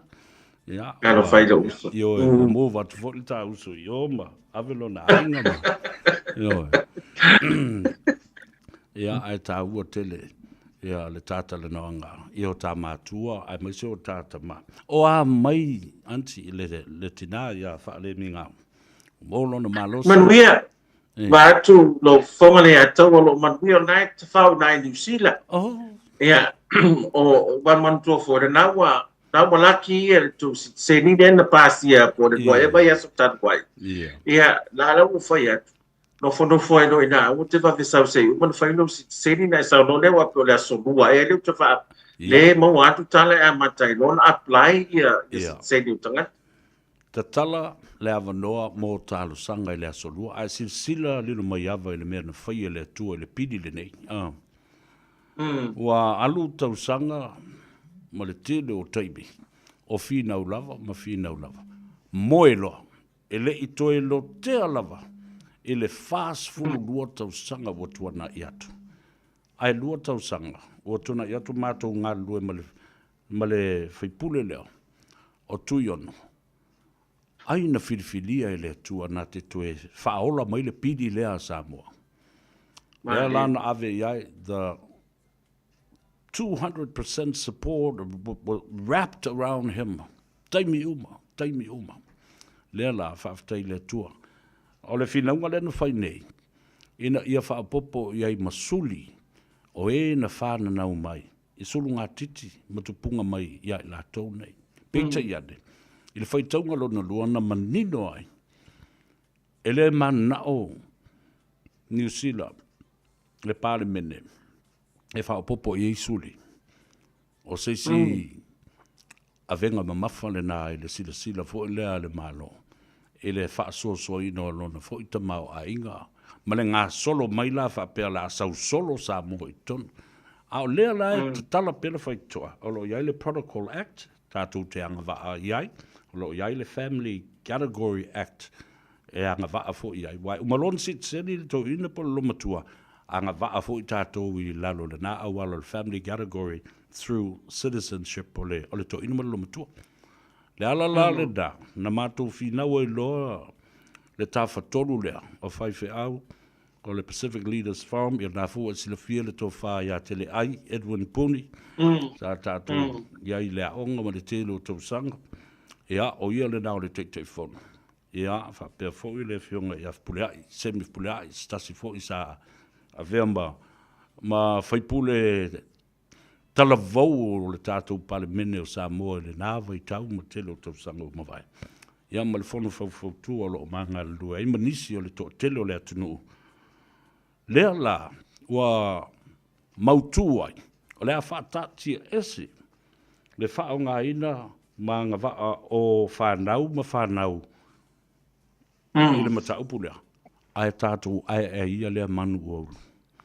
Pea titi, ai o le a patino lava ia i la tau nei lenga ua vave le taimi i lilo mai ava. Ua vave na mātutua, ai toi toso fo le whidaunga le itua. Ona, na o tōsi silai, e fuli o tātou mātua i le lua, ma le tūnga mau. Ai le pa i le whaamnianga le, lea la, o te mtua whaafitai ai, le anga le lei, ma le mālama lamba, o le pāle mene New Zealand. It was passed unopposed.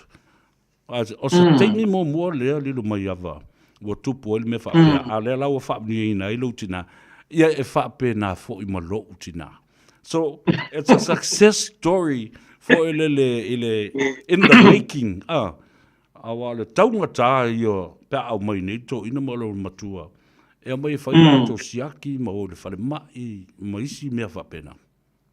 Ia, e pena e sau no e linga taua, ia, e whawhutai i le tau matawha yo i sa whengai ma le tau na ia o le tātou piri le nā, me se le whionga le li whaikule sa la mua fo i le tau talanoa ino le mata au putu tono le palemene sa o lewa tele tau sanga o tātia le mata upu le fast food mon tuku tau sanga pena sau no iai. E le toi talanoa ina, Samoa Helen Clark, whaida le whātua e senga ia Samoa, ia toi sau fo i Jacinda Ardern le si pale mia o tole sa iai. Ia, nao na pei fo i le pei whaapata lunga. Ia ai le i oa i le tauranga e tau na o iai le tulanga e tātou sitseni mo tanga. Ua mali watu stoi ina. Ia a o yele tangata sa tau na anga wa ai i ua e peo na e sila fiele i ata o watu whaafira ngasa to ina i New Zealand.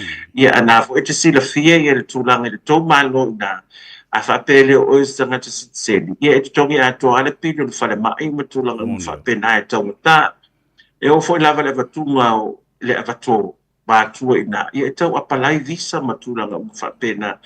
O le matua whainga tātu e tau tā. Ia, tātou waia i nei Samoa. Ia, wa lesa i ele tātou ofisa o le visa i nei sa New Zealand Samoa. Ane o le se mea. E mo ia la o toi te tala.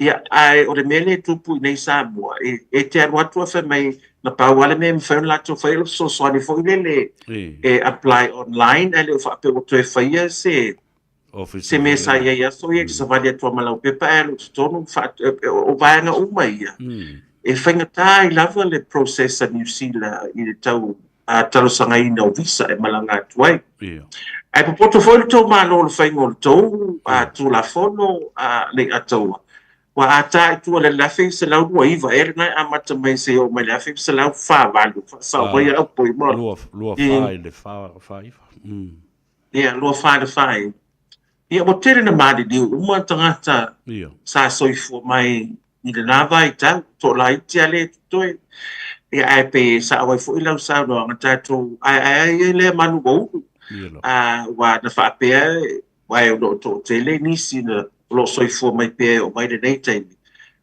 lai mo fai ona va ia ai so ia sa awai lau sa no a toi tu foi ia na toi to soi fo la ia masala madi diu o fo ia tangata ia soifua mai te ni nei ele toi pasia lava ai fetau I tonu ale nei foi pili mo pasia ma ave tu la fono ia mo na yo ta matu ma isi o matu lo tamama tina lo soifua pe le anga ba ila lo tu la fono le pasia nei ole me alofa le kilisi masima le tausanga fauli lo mai afa io mali awa ole o tatala o manei tu so le asonga fua sai di ai le kovana sili aso lua fa tonuina lo ia Internal Affair Office o malava o ampasa o konsula o le malo New Zealand I vaenga ese eso langi e au fiai ma Samoa e le tau o mai tangata Samoa I New Zealand nei e whaatino e la tu talusanga o a tatala fo I le asolua le website e link ia ma ua iai fo I lunga le website le na the new application form leo fa alongo mai tato o tunu ia o tau mamlama na e la le link na o la o tau sila iai le internal affairs ma le fai unga o le whaamsinonga o Samoa ma le pili le nei ia o na nga I luala ia lea la e watu ele fautuang ia siaki mua o au mai mua o tau pepa whanau pepa whanau mai le official fa mo mongo ma fa ti noi pe fa na ma pe maliu po e uta ma iata e lua yo na nga ila ile le kom ile New Zealand High Commission ia ma fasiling ia lo po le ala matanga o le a fo o le process lua a fai e to tongi ia le se lau fitful ma le valu le nasa ia mo le fa ti noi na ma le tu inatu tonu o le tarsanga a fai e manuia e toe refund mai le tupe me umana le na mai nei le ile fo ile pili ia a lesi stepu man matango fila ole umana fai lo citizen e anga va alole ta mamatua ma le tina matua le I lau full pension ia po o le fo le superannuation oka la so tilo ile fo I fa bianga wa pa u fa tasi mai me ele teimi tas a le tu la lata le kilisi masima le tau fo ta ke lo ele ata o fia so tina la molan pension ai dal to ia talo fai e ono ole ia wa sile fo yo so tina fo ina abatu yo nga sengase ia sa tongi mo fo ia fa de ma tu la mo fa pena il tau ta pedia sa fai la vona ne lo fe matua ia la ai fa ftai o dela asi seni lo matua ia a tonu la fa mo fia ia tula ia me fa ai me se la tula ma fio inga wa lo matua to tele na fa na una ina ni sida e mo fa ina want to sau e normal to fa o de name o visa ele ngata ele tu wai ia o le tau mata ia wai le tau mo fia ia au tu pelave fa o mai me uma le atua pe o le tulanga le na wa fia ai lava fa fitai fo ia to pitola au ia la ngata leo o le fionga de faipule sa ta mo faia le nei a tu la fono mata mo fi leo mo fai ai nai matu no atu matoi o mai e o no ma le tau fio le balanga tu vai fa na mai ma di lava mai o le isi mata o po le afeutanga I lava ia le malo o le tau mawhainga lea ina ia faise se visa fo lea muli ane, i se teimi o iluma, na ia whaingo fie ai, ia le wheo inga lea i le vāpo se multi-purpose visa fo i lea, i le atu matoe o mai. Ia matoe whaatino la le service na ale malo New Zealand, i to tonu o le tātou tunu. Ua o le complain tangata, ma whai tio wha mai, o le aso o tatala, o le aso o le ini tangata o le ofisa, mo o tapuni mai. Ia, o le whara vlave la le na, o mea na e tau na una iai, ia le ofisa o le tamaitai pāremia, ia ma le fionga fo ia anga whiri. Ia whatasi ei ma le ofisa o le Internal Affairs a tātou i Samoa mai nei. Ai, tātala noa o le ua, manino o le mata o le vai i whaamurianga a New Zealand mo tātou mātua ma le citizeni le pili lea. Ai, i lau toi taliu maila i Samoa, mga lue i nei o se lo ia mo le tātou whawa lele o le marakampani e le Samoa Airways. Lea sauta ngai ma sausi le sila i ai. Lea ngā leu whai si umi si taimi o e ngā lue fo i tuila la tau ma wawa ai i le whai ngā malo tutuila ia ma la tau fo i ano fale o me e whaatino il malo. Ia e pēna sauno eli a tau i o tātou tasi Samoa ai lua i toi ngā whenga malo ese. Le whaatino ino tātou whafoeina o tātou malo o pēna si le fia o Amerika Samoa i o lai lalo sa vaenga o Amerika i o tātou malo tuto tas i o tātou ia e pule lava Samoa i ana me whai pe atu sa whapunga la tamai e wale e wa mai a fwena ma vaere ta whatoro le malo Samoa i e whapena fo ila i Amerika Samoa e pēna tumutumunga lava i o mea whai mai e ia o le malo tele o le tūlanga fo le na e tau na mori ta ia i o i Amerika Samoa. Ia, e se senga o le whaatino i no ngā ruenga.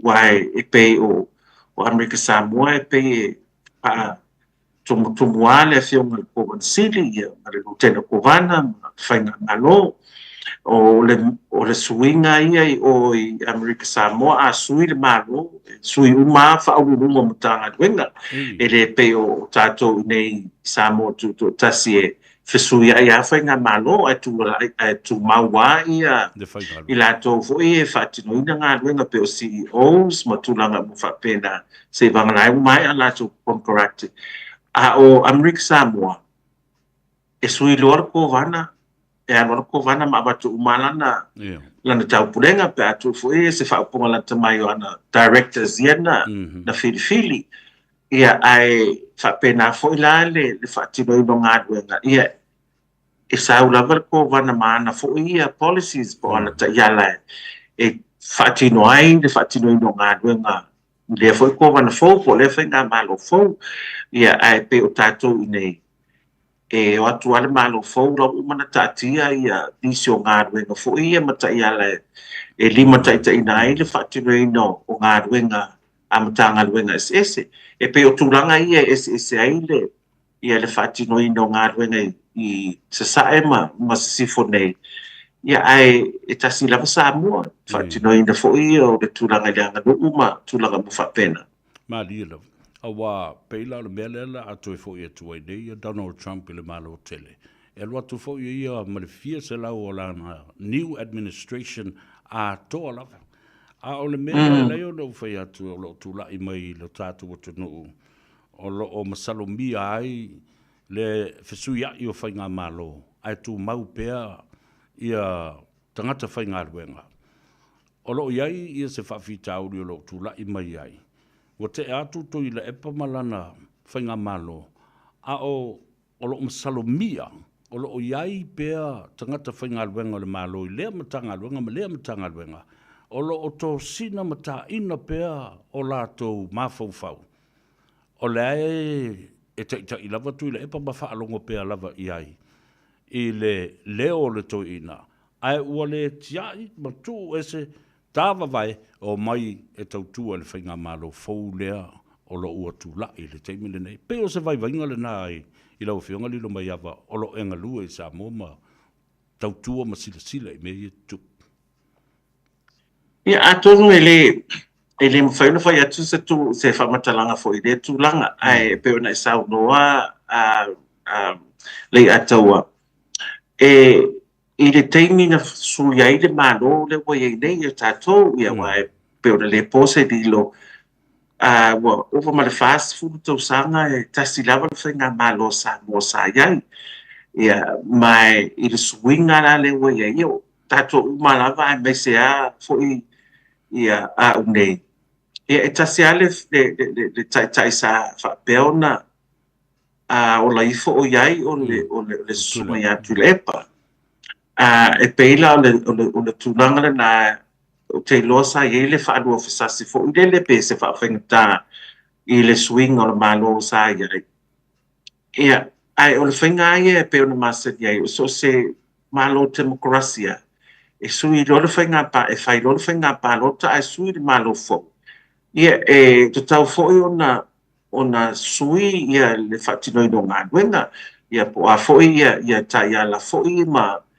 le ala vaa e whina ngalo le malo fo ia e te tau ona whatinoi ana ngā nuenga ona o le tūlanga fo i i le leva e le iei se suinga o le tātou malo e pei o i lau wa ai iai e pei o le tūlanga le sa whawhaingata ai e nisi ona sui o latou finagalo mo latou mafufau me o le ua iai le si faiga malo fou le ua tulai mai a le faiga le tauna ai malo democracy you know regardless of your political affiliation and your opinions and that you know you have to serve the government of the day e le faapea e la tatou tamaua ia i tulaga faapea o malo democracy ai na foi te silifia e fai a tatou faiga palota o mafuaga lena fai palota e saʻili ai le tuafā ma filifili ai tagata e mananaʻo le atunu o taʻitaʻia latou a fai ala le mea a fai ala le faiga palota e sau e sui le malu ia o tatou uma lava lenā ia ua a tatou le fiafia foi le faiga malo ia o la le mea foi o le tatou toe o foi le palota toe filifili ai foi le faiga malu ae pe o le tulaga la pe ona e fesiligi ai lou loa i ai o le mafuaaga na gai ona faafaigatā ma o le faigatā pea i nisi ona talia ia i le tulaga ua i ai i loʻu vaai ma te iloa o le tulaga lea ona ua ova ma le fast food tausaga o tasi lava lo tatou faiga malo latulola le suiga lea ua i ai e pe o tulaga na na faafaigatā ai nisi ona talia o le ua iai le suiga le ua iai nei ia ma le faaloalola alo mafataitaua tele tusa lelo finagalo ia masoo foʻi vaivaiga ua leaga outou e tilotilo ma mafufau i le malo tele o Amerika the whole new administration new people new way of doing things mai foʻi latou ese lo latou faiga faavae ma me e talitonu latou iai the peaceful transition of power ele whainga malo lelei ile tu inatu a wale sa sila nei foi ia ele i ai se file mu o le tu inatu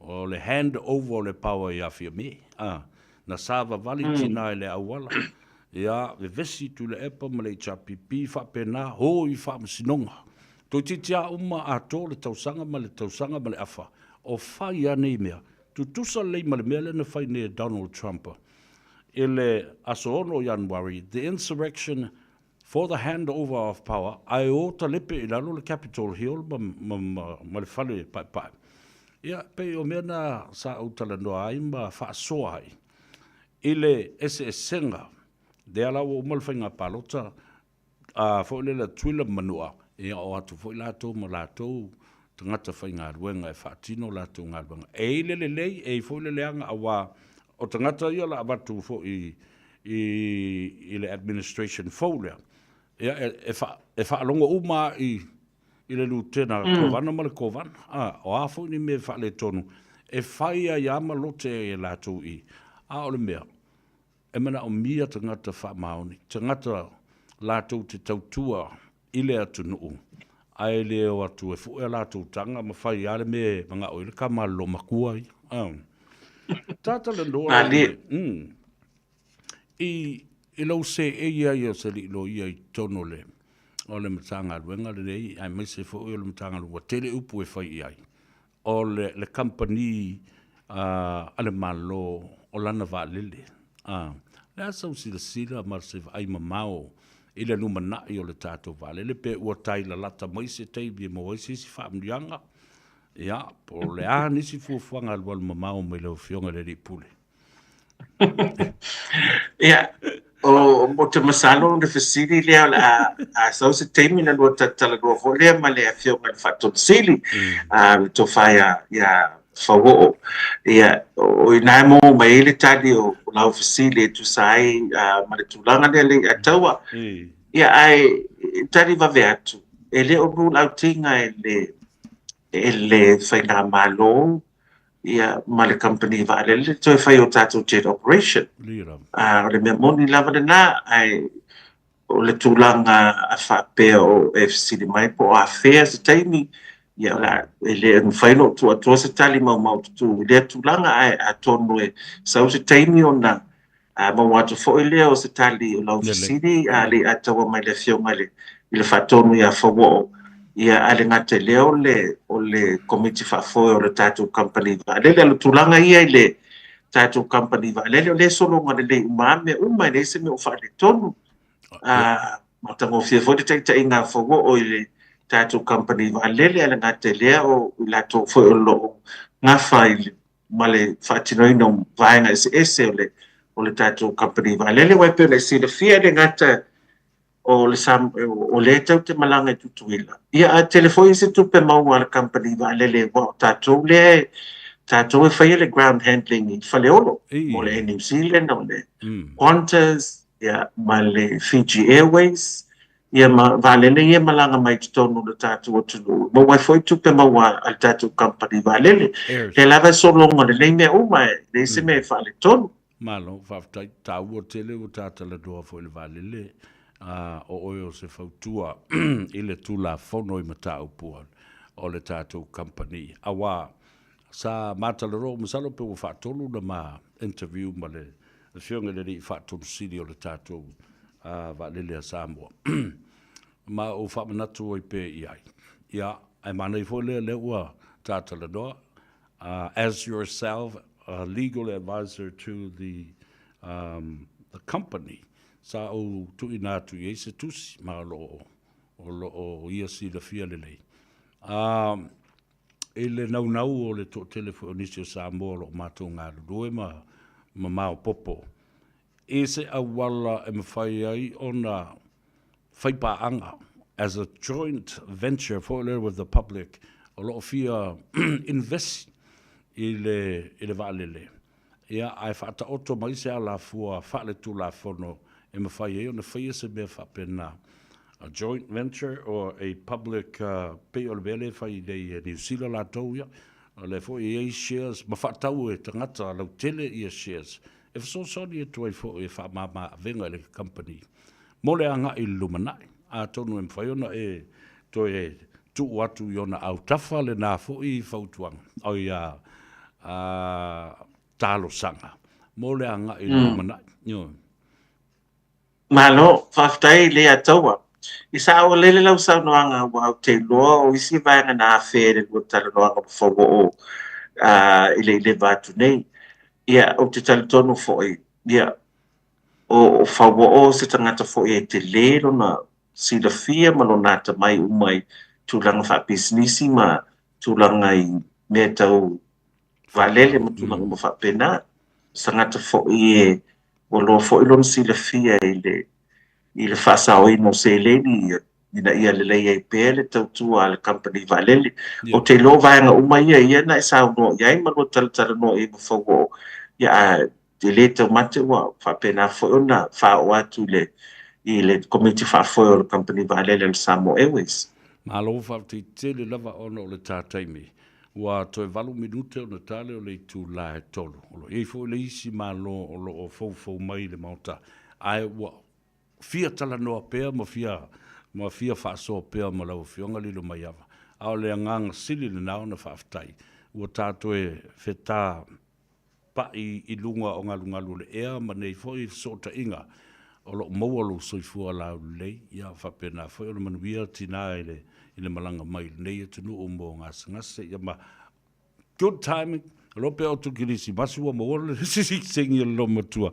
masu ma tu tina tala ma le la pensione ma le si me mana ele na o te lo to fa wa nei le por kala me fo le portable pension o tu ai ia malo lo retire atu ta mama tina ma tu sa mo matala ile la to pensione a faila e iwa se lauta la le lua vai aso ta la New Zealand le pensione o lo no winga e tala ina ele lo matua po le afe tolu se lau afe fa se lauta la Samoa o se Manai e te ai wale le faftai le atau manai e te le faftai o le ngangai o le faftai le mawhai na uma i le whainga maloa me sea ia te utou sa ba atu to suafa mo to wa o sa ngafa ma le tau mawhainga o le wha moe o se matati a te le na to mo to au sia e pēna e sao no i li whaingo fia ma te lo fo i li whaingo fia le tau mata whai oi e wa atu e se situ i o conservative government na nai tu mai na ia o to sa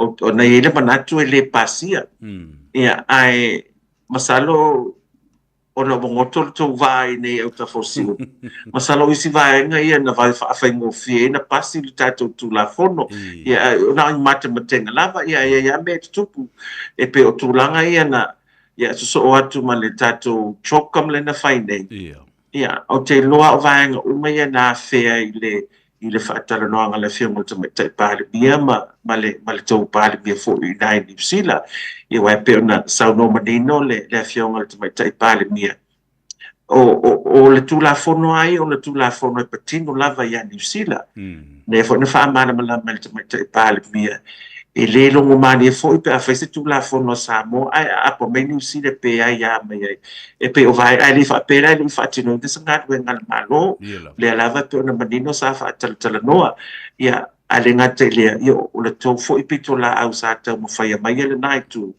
e pe o tu langa ia e whaafatai ai e mātou ne ie no fo atu i Samoa mo wawai atu le mo whaia ai e nai o mātou ona whaafai fie le watu mo tau fo mai mo mawai ala tu sitseni ia ma tu langa mo whaapena ia se whiawhianga sili foi ia o toi mawai foi ma le pensione le lo matua ia so ane foi ia te ia mo vanu sfuru nei tau sanga o se tina ia wa la atu foi o tu le tau ia lo mo soifua ia wa ngā tele nei via sitseni ia e le ngā tei mo ia se whaamanianga mo se mea lo whatau o le mo Christmas ia mo matou nei le whana ona o le la whaafai ngofia nā watu se o matou tinai asia na grandchildren nai i New Zealand ia masa wai pēna si le whiere ataua o le age le nei wa iei o tātou matua e le whiena no whaala atou i New Zealand na whia watu le o tūlanga de maduru pe o tūlanga i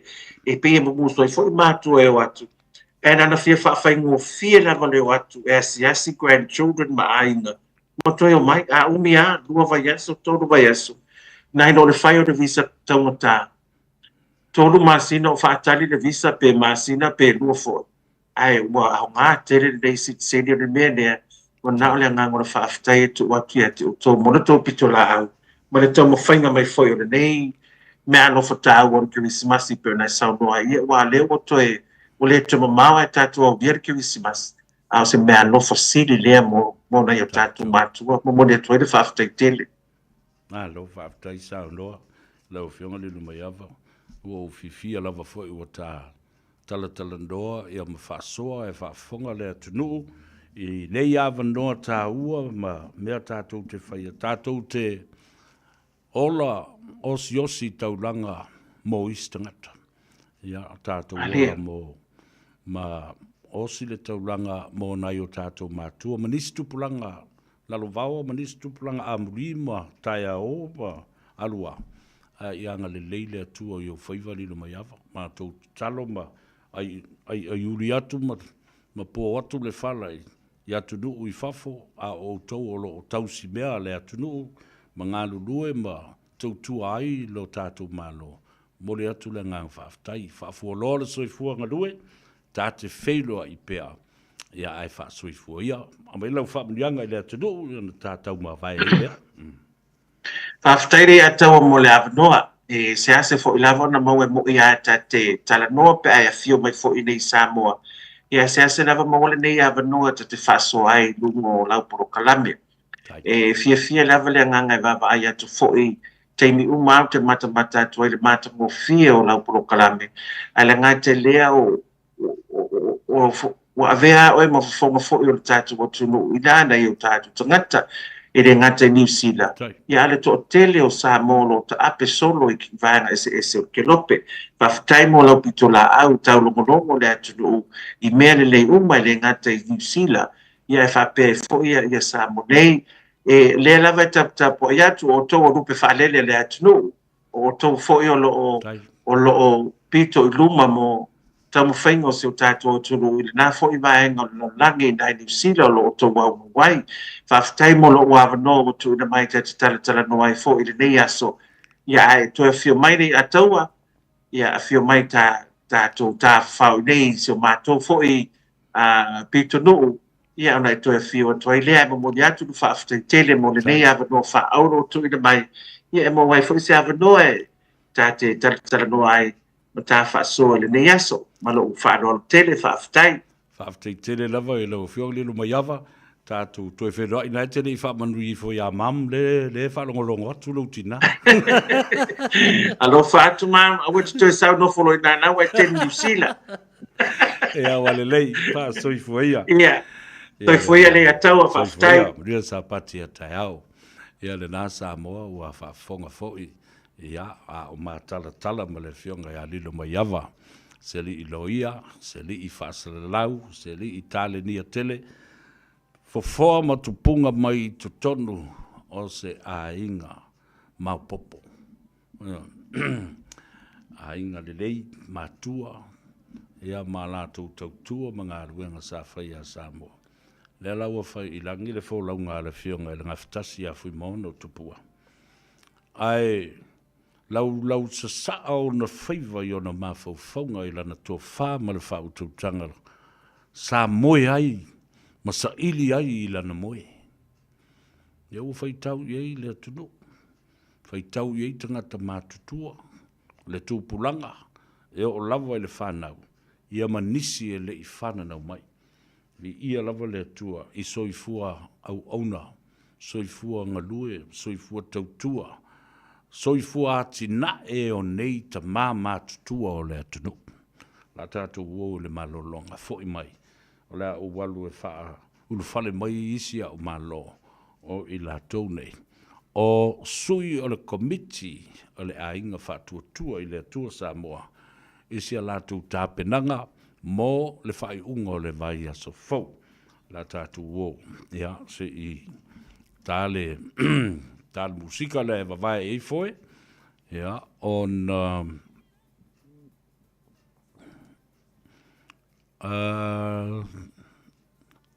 se i vava ai atu. Ia lelei.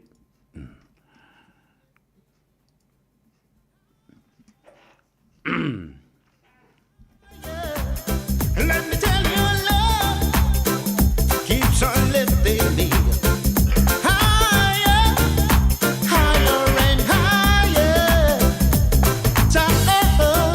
Sao tomanatu, so ina venga yai ma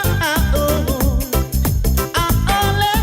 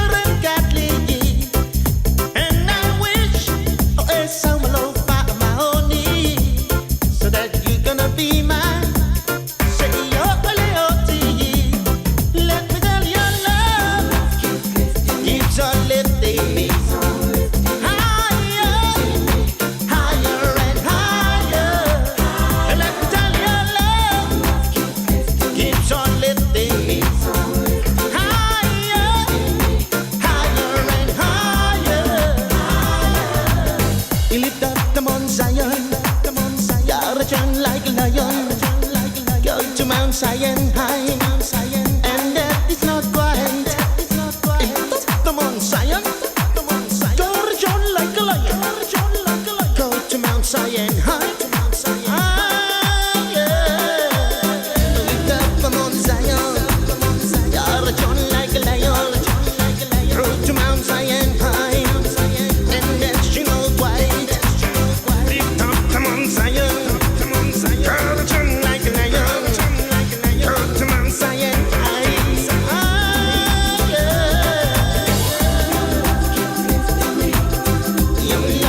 Lifting me, keeps on lifting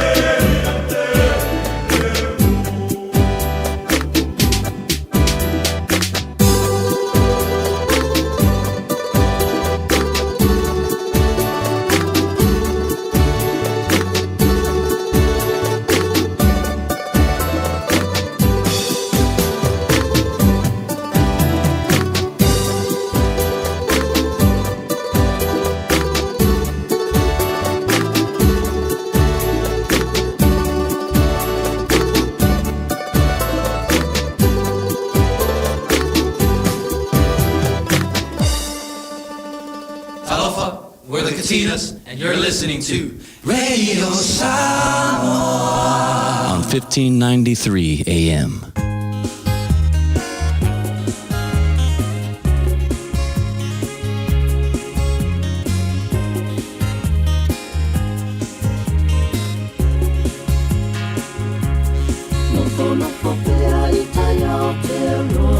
Masio uloto whaanoa noa Te a uma ai atu isia o Samoa Ulenga ua wha solo atoa Le wha mai po I ua tau leinoa Ai o na ua e tamau a inga I le oa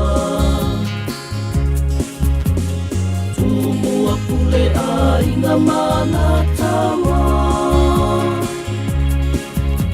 Tanga I le sami ua so o le masa Toe liu le whaau tanga Tangata ia ola ma le fia O le ia so a whainga tā le soifuanga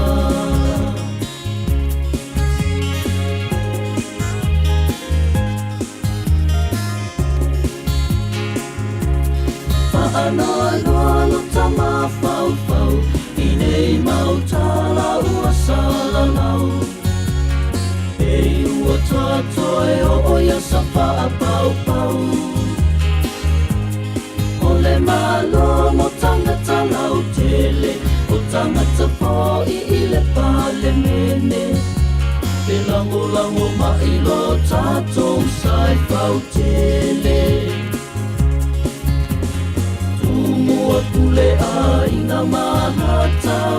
Oa se fulu minute ua te ai nei ia le tu la e tolu I le tautua le nei mo o ele si ufongo Samoa le Radio Samoa.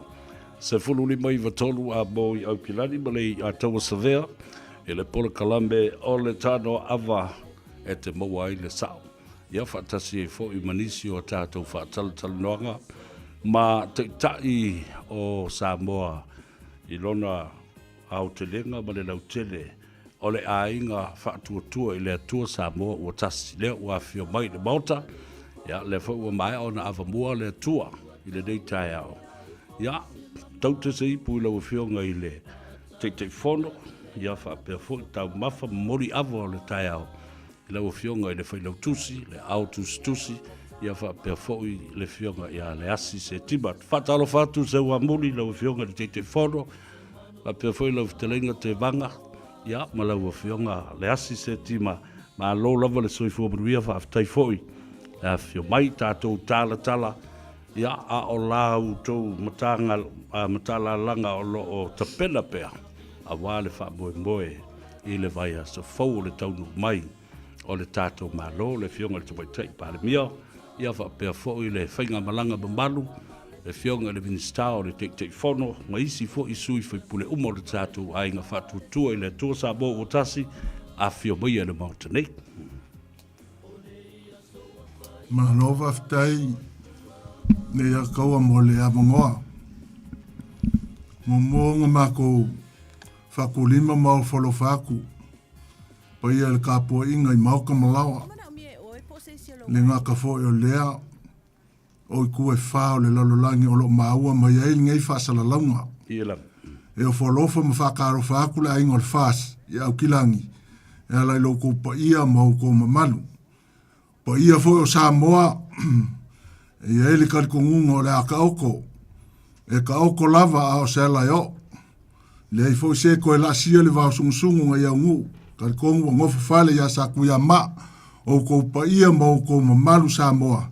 A maka mai lava kai sama se ia o ile whaare whaole o lo ka penga o ngai malo ia e le whangaloinga foi le o whalo whaku le paia le ka poinga foi au aunga le kua lo whafarikuluia I so se mea o le ngei lalolangi o lo asuinga le puwai o le ola a waas se manguia mo Samoa mo ngaka whakalofa mau whalo whaku ia fia fo ia o wharofaku I lau kofa o I lau fionga le ia kawa ia e mai se fo ia o pa ia mau mamalu ia o le a leo ia iso mako leo ka kongu lava e kumau e o lava i le whaavavau.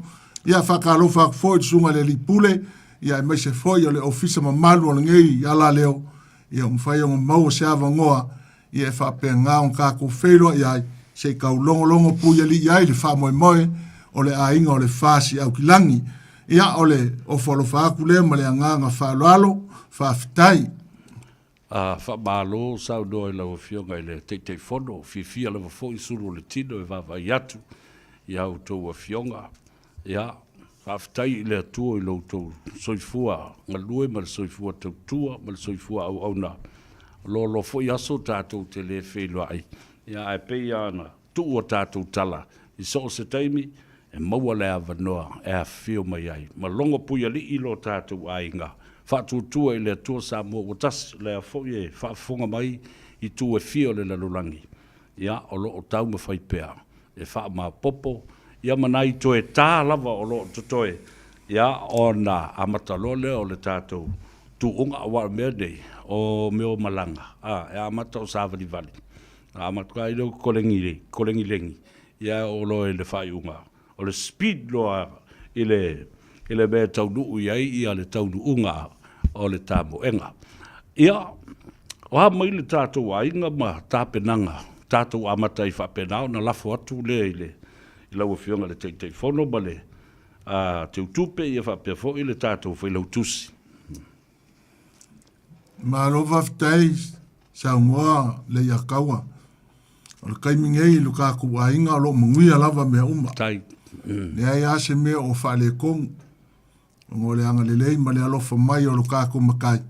Le alava o lo mawai le malosi. Ia e whakau mua i foi ki uke mwhaiva. Ia e pe ngo kofi ai foi e le kua ma le anganga whalo alo. Alo, whaftai. Me tau le da o lo bolo suifua e lau whionga. Ma watoi fo i le whamalo i a te utou. I lo utou malolo si e tutu mau ia ma le whatuatua e sosoni mai le atua i fuafuanga umo alo whai o le tātu wainga. Tu sa lava po te le anga i atu. I lea taimi ma lea taimi ia ai o lo te talo ina ia manu ia o tau whaiva ia tau lau o le wha moe moe. Ia o lea su i le ula ma la fuatu i o tau au. Ia maanga ia tu fo i avatu le lango i mea e whai le tātu ainga whatuatua i le atua Samoa.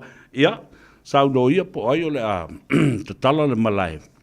O a nisi vaenga e tau na whaalawi loa i a Samoa. Ia ma le tulanga wo o i le tātu tāpenanga i le teimile nei. Ma lo whaftai le ia kaua. Ngei ava ngoa kāua wa maua i le ainga o le whasi au kilangi. Se wha ilo ai foi wha moe moenga mo fuafuanga ia e pei on whaka oko le kaku a ingo le whakua i le kua Samoa o kasi ia e ala ngā wa yaso ka kongu foi e le o koe pose lilo lewa laka le vai va mu whapenga foi o ngā ka penga ia ilu kaku a inga o le whakua i le kua Samoa o kasi ia e ala i wha moe moenga paulava lea mako o mai ma lea ngā wha alo ia se koe wha mangingo ma koe wha mangaku ia fuafuanga ma whakakaunga ai meise le whakaki aku le polo kalame ia u whapenga o ngā whakakia le ainga o le whakuakua ala i au kilangi ngei me la lea sa vea ia ele karikongu o le a kaumwhaiaku wha ailo le polo kalame ia kusa ai fo i maleo mai ia ala fo i ngei kuaso o le aso luas fulu ma le valu. Ia o le aso le ufa moe moe o le akaungu mai ai ia le kaku ainga o le fas ia mai au kilangi ngei le kula e ongo ia po le lima fo.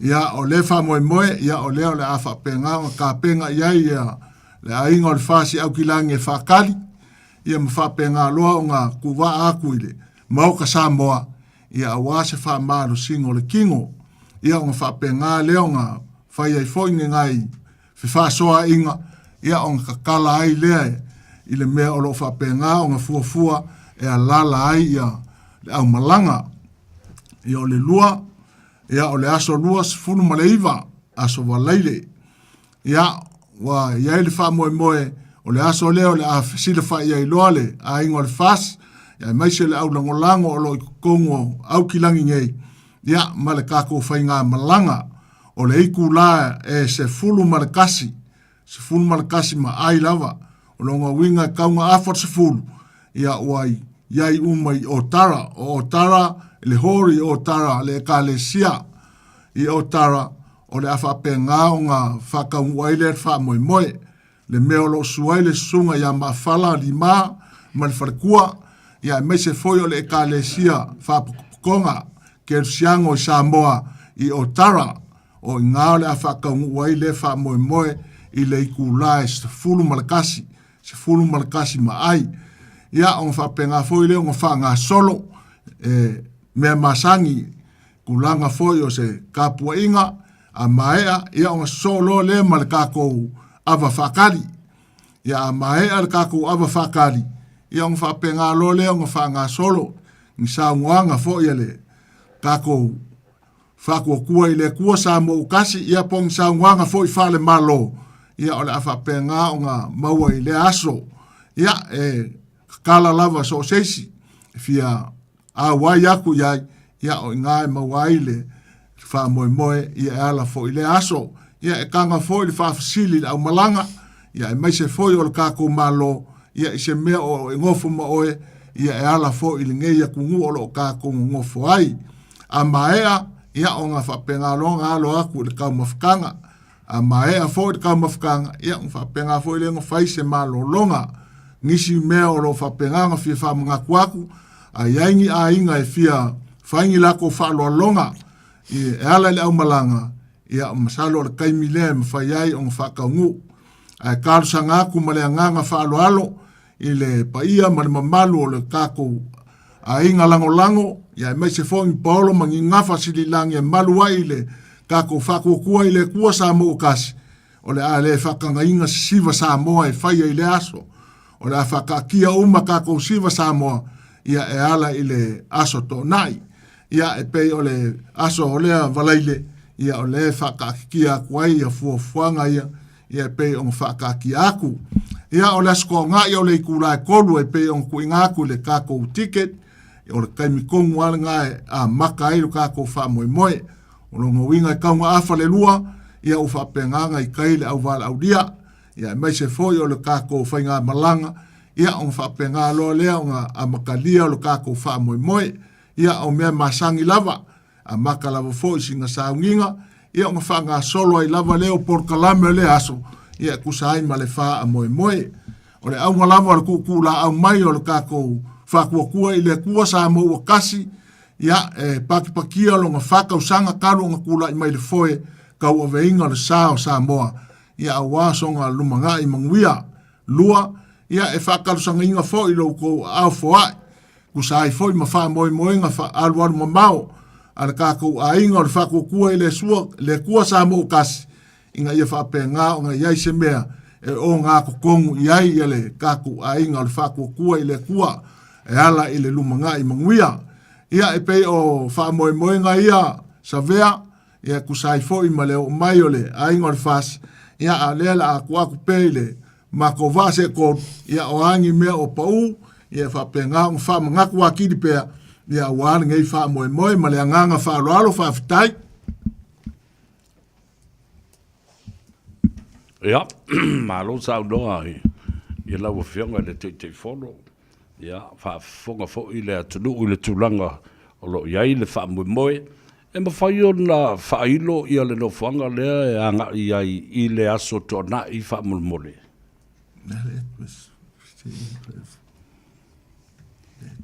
ia mo sila fia le mamalo le atunu o le no foanga o lo fai ai fa moe le aso tona o le address o le lua tasifitu show crown i Green Lane i Epson o ina o le afa i le wha moe le astona ai o le atatala fo i le whai tutoa mo le siaki ina o tātou ticket e a ngai ai tutonu i le tūlae tasi o le atatala i le whai tutoa e a ngai matuai a wā lava le whaasolonga o tātou tickets mo le a ngai tutonu ina ia awhane le lua ua nofo ia uma o tātou laulau manufoa. Ia male whaaloa lava. O le, si toi si pela tasi me ale le street na i le address le. O le ingoa ato le fale. Lua tasi fitu Showground Oh, West. Showground, Yes. Showground, yeah. o le ASP Showground la na Lua tasi fitu Showground Green Lane West. Green Lane. I Epson. Yeah. le lei o le no fanga le fa ele ngatel tele. I centralize uma mai le o ngā tonu e ngai mai e lo uma lava e tangata. Wow, se fale tele le fale le nai i Green Lane le anga i atua ngai le mautanga se nga se Green Lane le whaialana na misi. Ya. O le whamoi le pōlea e te tau o na atu le ticket a le tangata. E sao lele sau noanga sa vea. Pe ona whailo atu e nisi o sui o le laulau sa whasilasila atu mua. Ia o le aso lea e tau a au atu ai lau tickets i lumo le whaititoa. A whai lava o ia te oe lau tickets, wha mole sa uni lau tickets pe a e o atu. Ia o ina o le a tapa i le vaenga lo i lumo le laulau. Ia lau tickets, ona e mawhaile, ona e a ngā i atu ma ulfale atu te tonu o le tato maota. Tu sai fia ni tangata i le tawa whai atoa o le wha mo e tau na iai i le no whanga le pōlea. O lea whainga o tangata o loo iai le aso lea sa vea, e lua afe. Lua afe tangata o loo au fia i lea aso. Lua se lau. Ia o se numera, tele le numera. Ia. A wale whaafunga anga Samoa. O no winga la, le asa tulanga o loo iai ia tātou tickets wa. Wale ise tickets o tutoe wa e walau muika kai kia wak wale ise ticket. Ia o le mea moni ale mea na sauno ia. No whionga te utupe. Ia, mo le tali atu sa vea. Taimi nei wale ai masitato o tickets o tutoe. O tickets uma malau sold out. Se iwanga nā lava nisi wale mawhai o na awai o na tutuangia i a inga ma whalabelave. I o na isi tangata nā o le a mawaini ni tickets mo e o lo o whatalitali. Ai mai se le lisi o tato au whatalitali mo tato tickets. Ai mo o mia lava e o nisi o lo o iai tato tickets pe o na whaasala la watu i taimi watua nai. Whaamole mole a whaapea o ia te oe tickets ele i o mai ia se payment. Whaamole e mawhai o na toe longo mai pe whaafso tai mai le numera lea o le atu ina atu. O le o lua tasi, o walu tasi, lua lima lua o fitu. Mo nisi o fiso ta inga, ma le whaalo alo lava, whaaftai. O lua tasi, o walu tasi, lua lima lua o fitu. O le nā. Ia. Nā lau whaafunga mai ia le, pa ia maurunga fu o le atunu. O le awhai o ia te oe tickets, ai le i o mai se pei meni. Ia, o tau na vili le telefoni le nā, e whaafoi tickets mo nisi o lo whaatali talipea, o lua tasi, o walu tasi, lua lima lua o fitu o te toe pese atuai le numera le nā i se teimi. O le ase, tanga ima sila i se ile dress code, ia, po whai ia se tūlanga e anga e tasi i le lanu pe le ai o lo tu i nā tu lava le ai a te tau i tangata e pule ia i lana te unga malanga ki whinga le pō. Ia, mo le sila fia sa vea, o le aso lea, o le film o le aso lea, o le red and white. Red and white, e pule lava o iau wanga. E le tau fia ni iau lava o estairi e whaile nā aso. O le aso fo i lea. O le a tumtumu le mamalu o le atinu. Le a tato wau fia o mai tai. Tatala le awa noa. Ie o fia a wai mai. Ai mai se lava vaenga wa tau au atu. Iai a tato lau ma tato tickets. E mo o mia lava lo tato a wai whaatasi tai le tula e tasi. E a mata o na wha solo ai. Whawhaingo fia e foi i le tato wha moi. Ua whaatulanga ia sautou por kalambe. O lea po o lo o whaatalitali pēr se i o atu i ai. Ia o na whaato a whaata oto ai leo sautou por kalambe. Le ua uma o le whataantia le tātou Paul Kalame. Ie, la. O le fofuanga fo ipe o na whapsiningia e lau fionga o lau sunga le ataua. O le taimi lava o lo mo mia aide iai o tātou i le tātou whamoemoere i le hōru. Pe to e luas fulu minuti il tolu, po to e fulu minuti il tolu. Whatau lea, ia to aitau nuu le whionga te mai te palmia malan whainga malanga. Ia a ua sauni mai malu o le tātua tunu, e pati patia lo na whio atu. Nā rira. Ina mana o mia le tūlanga le mo mose e le palmia. Ai whato a ngaso solo atu tātua tunu. Pe o le whamoe moe na o lo i el tātou whamoe moe le aso muli lea. Malo, whaftai. O le hola le e whakasā a le sunga i le whawhenga i a lima. O ina mawhala lima, ma le whaltua, ina i si o Tara Hall. O lo tu tonu lava le no whanga le na e le tulimanu o Bates Road, ma o Tara Road. E te ua whawhanga mai ia le atunu whapepo wheme i le hall le na. Ia o lau sila fia umae, tangata, no whanga tonu lesa iai ia, le to ina leo malo man malo, le sunga a tanielu ma mea. Ia, nisi vaenga e fia sau no iai, ma whamana tupea e le tau komiti o tāpenanga, mo le whamu moene i pa ui a teau. Paula si mele le ataua o le aso sā. O le aso sā e whaile loko ku whakasi ngai o tara lava. A mai ale saunginga lea. O ngā mapu maile i le mauka Samoa. Ia o ngā lao le a whaiele ko ngā. Ia ma whape ngā foi o ngā whe o fofo iai ale whai ngā malanga. Ia e mese foi le ainga le whasi. Ia mangisi foi o le a whape ngā o ngā iai lea aso. Ia e whape ngā o kako whasoa iai. Ia mara kaku ainga o le whakua kua i le kua Samoa wakasi. Ia pe on ku la au mai. Pe o si vaenga leo pa u. Ia leo whakua e whamangaku haku. Ia kusai mo ia fuafuanga uma. I le aso tōnai. O le asfarili. Le o wheloa iei. Ma le tātou au malanga. I whai fo i saunoanga le whionga te mai tei pāre mia ma le tei whono. Ua whaata oto ni mata upu e tawala atu i lea wheinoa inga e avea mani manifesto ia po ni manu lauti fo e whaata oto atu i au tawha le tātou whainga malo o se sao o le tātou ainga whaatuatua i le tua Samoa e tāpena ai mo le whainga palonta i le lua whelusurono. Ia whaftai le ia taua o le kulanga le pe le o kāpenga inga se vaenga whapenga. Pe o le lava o lo kua kulava fo i le pa ia ma mamalu o ai lava e fia whaailoa songa finga ngalo i le aso. Ia o le lava e iai le avangoa ma mori ai le kofa ma le whaokokanga. Ia awa fo i le kulanga a kulanga le kaku ainga. Ia o lo pisi ar kaku ainga i le wha moe moe. A le lava o la a maua pe le avangoa i ale le laukele. Ia e kusai fo i ma le aso. Ia nga paua aleo si avangoa e mwhai ai o nga ave se kua lalo, ia, po se finga ngalo fo, ia e whapenga o ngā ui kafkafa o kako whainga malo, ia awa fo i kulanga o le nge vai kauma le whenga iai mari kausinga o le kako malo Samoa. Ia pe o ngai kulanga ia sa ve pe ngā whafsiringia.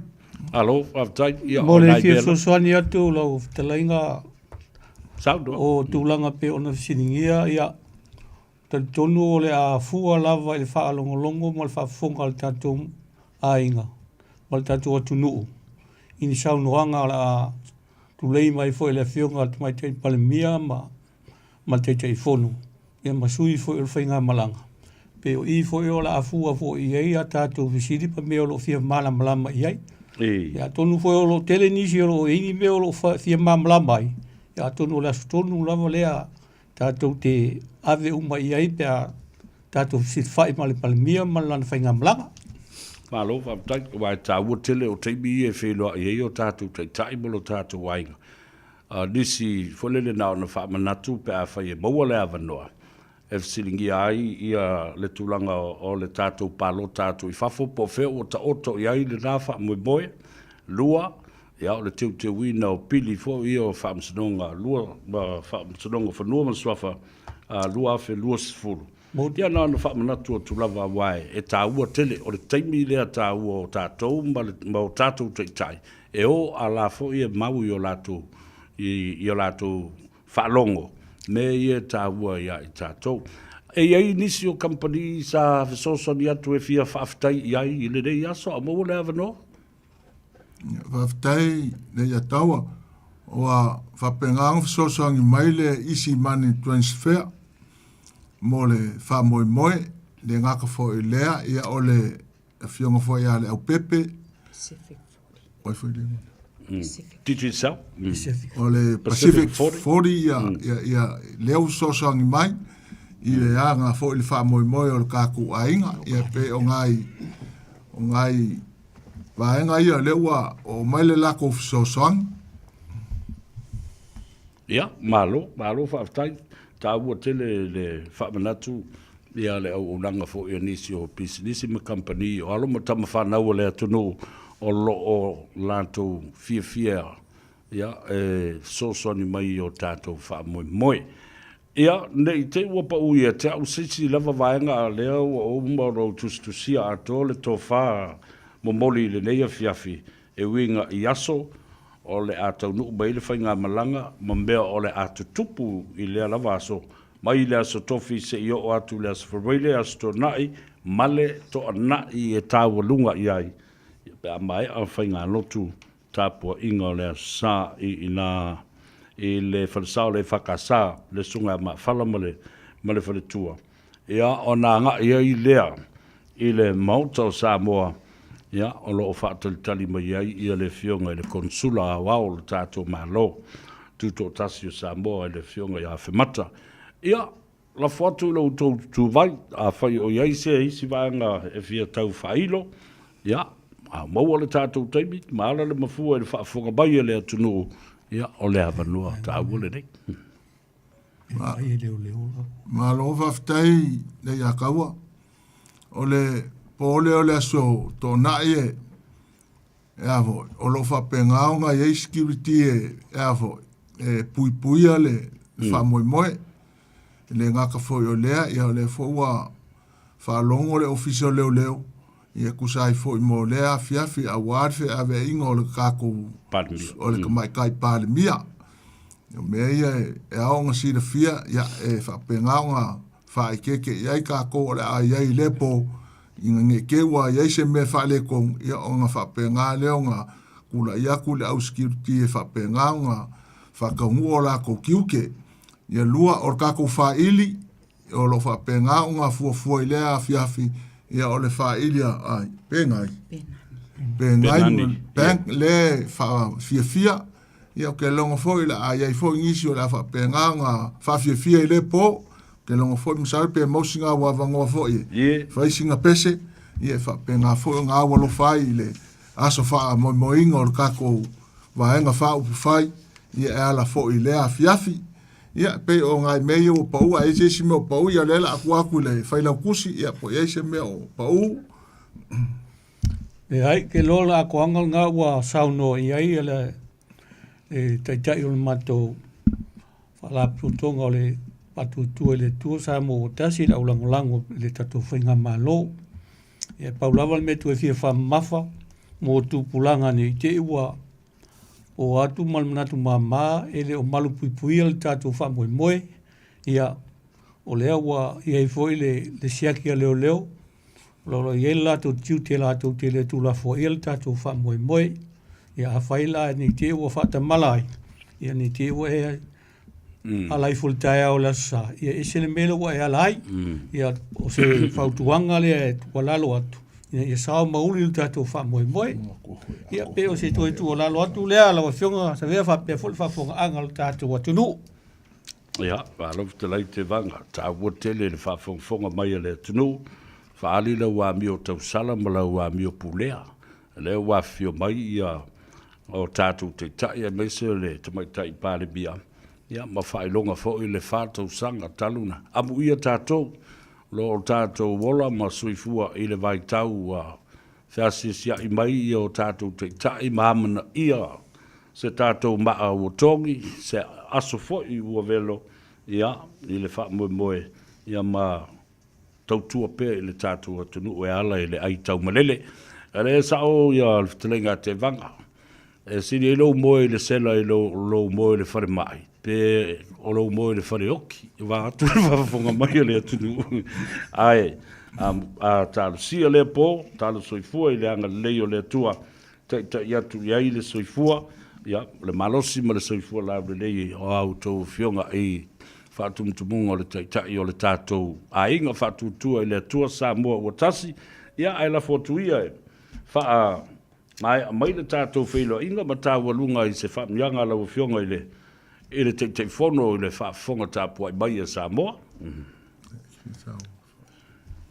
Ia whafteisa vea mo le avangoa. Pa wawa lea koe whaamanga kuaku ma le anganga whaaloalo. I la kou fo i e wakua la kou ako. Ia, e o fo i le ngā vaenga siaki lava ele. E o le a whapenga o ngā kūr whai koa. Ia, whapenga fo i au ngā waku kamai ako. Ia, aua le wakuangi ako ki kelingi i ke ua wha le kangainga lau ako i kukou. Ia, o ngā e iai leo se me whapenga o ngā kūlai mai. A leo koe wha mga kuaku ma le nganga whaaloalo. Ia, au kūlanga uma, ia, o ke masalo o le ngāua folaku i luma mea le whaafonga anga le kako wakungu, maise le au langolango le kako ainga le whakua i le kua Samoa ukasi au ki langingei ia le whaamoe moe ngā o le kako ainga. Ia, ma le whaamoe moe ia o le a kako whisile whai i le aso, ia e ala i le anga le lei ma le alofa o le kua, me le mo le koe le nganga whaafikai le i a kaua mo ngei avango kaua, ia mwhai o ngā maua le kako ainga, ia se i whaasoa kuai, ia fuafuanga mwhakakaunga, ia awale whaamoe moe o le kako ainga, ia kako karusia ia i le alofa o le kua, mo le kuia i lo kouso i fua mo le mako wola, kako mawai le aso, ai fo i pele vi inga i lo kako makai, ia alofangia ia i le kua le pa ia o lo kako wakungu, ia i peanga whaamungianga a wakalo aku i langa sapaki a kai au, ia maua te sapaki fia, ia kele ai se vi inga o lo kako makai. Muri aku le nganga whaafikai, le ia kaua, mai ange upa ia mau whainka, ia wale o ia se upo le kaku aingo le fas, ia i lava le karikungu e kumau lava ai o le whaavavau. Muri aku ale nganga whaafikai, kai kele ngei avangoa kaua ua maua, me la lea ia arofangia ia le kua ia maua pesa u ko whama mau, ia wa lava lo whenga iai mau kiuki whai, le ngaka fo, ia le ngei au nganga, ia ai maise so se mea o lo whapenga, ngā whaasusuloku iai, ia le aka mai ma le poko, ua mai le kua, ia e whapenga ngā au ngai i a Samoa mo ngā lava kangaka. Ia alofangia fo ia le kua, ia whapenga peo ngā kaudia le vai, ia whapenga ngā maua i perso i fua mālo inga e lukako wa kungu, ia e ala i le vai i peo ngā kāpenga inga, lawa fionga sa vea, ia e mese fo i le ia kaua, ia e mese fo i le a inga, ia a wasi o kako wa kungu pele. Ia ole koe kala lea, ia i fo i se upu a leu, ia, kong lava le amangalo i le kousisila i le kua mo longa lava finga ngalo. Ia, pe ole koe kala lea ma le anganga whaaloaro kele, whaafitai. Ua, whamalo saundoa i leo fionga i le teitei whono. Natu o leo whaifo i tuama whawhiri malae. Ia le vangana ma le saundoa ngā. Whaafitai, whaamianga fo i mo le atunu, e me se fo i o le nei o nanga ma le nei tautua whaatau waa. O lo o mwhai o na longa pu i ai Samoa i mea o lo tutupu, o ia o mea fo i o le a tutupu. Ia mani mea e le mana o mea e le tatau o na tutupu. Ai tātou tuli matai le nā aso, te ita ia tu iei tau soifua, ma so tātou wola. Ia manuia tele le sāpati mo a tai au, wha soifua ia. Ia nā Samoa, ua tāwalunga tuai fo i le au unanga ma le tautua, o le komiti whaafoe nena a le tātou a inga whaatuatua i le atua Samoa utasi o a whio mai Ia, ma longo Samoa I mea o le atutupu le vai aso le aso lusfulu valu, lufulu iwa, tolu sefulu, se yo o lava ina wha ma vai atu ma toe malanga e se atu le tātou au, le tātou a inga wha tutua I le atua Samoa o tasi, tai mai e le tai fono, ia wha tasi ai, le fionga le tumai tai pare mia, maisi sui o le tātou a inga. Tātou o le malolonga, fo I mai, ia whaauaule au nanga male tautua il nei aso.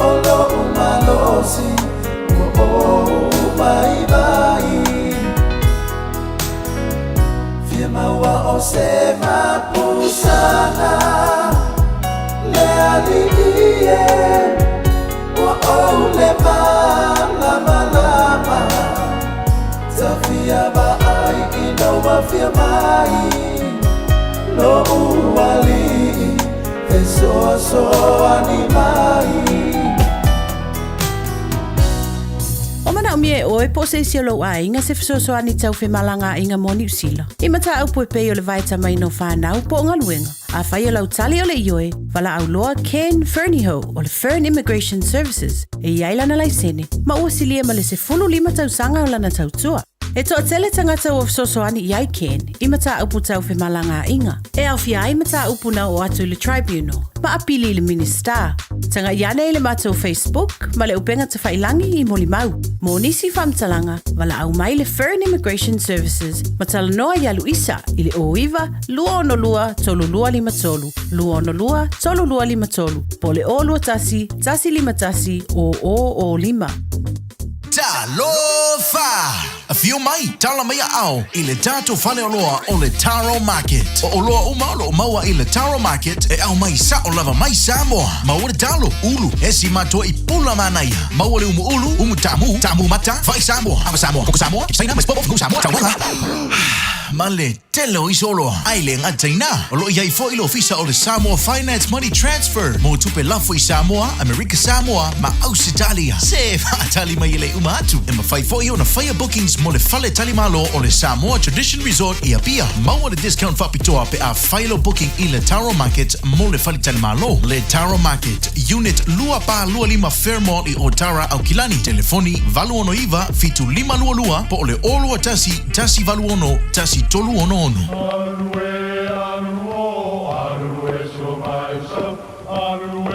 O Samoa o le atunu ua mai au na tofi. O le la au ua mai au ngā tātulanga e le to e tau au whangaina. O le vai fo i ua malili ua mai au na saili. A o lau polo kalame o le vau filifili. Ua na o se toi wha manatu. Ua na o se toi whangu ia ua nganuu Samoa. Mau upu ta oto, mau upu tu. E ala lea i ala ngā upu ma muanga ngana, ma le vau ngana. A wane i emisia le tātou polo kalame. I afi o aso lua ta itasi le itu la e valu i lunga o le Radio Samoa. I a manu i a tele, lau mai moanga ma lau whaasaunga Samoa. 24 hours a day, 7 days a week, Radio Samoa streaming live on www.radiosamoa.co.nz. Your love that makes me melt away, makes me melt away. Your touch just makes me melt away on a summer day. Your love that makes me melt away, make me right away. You make my body melt for you.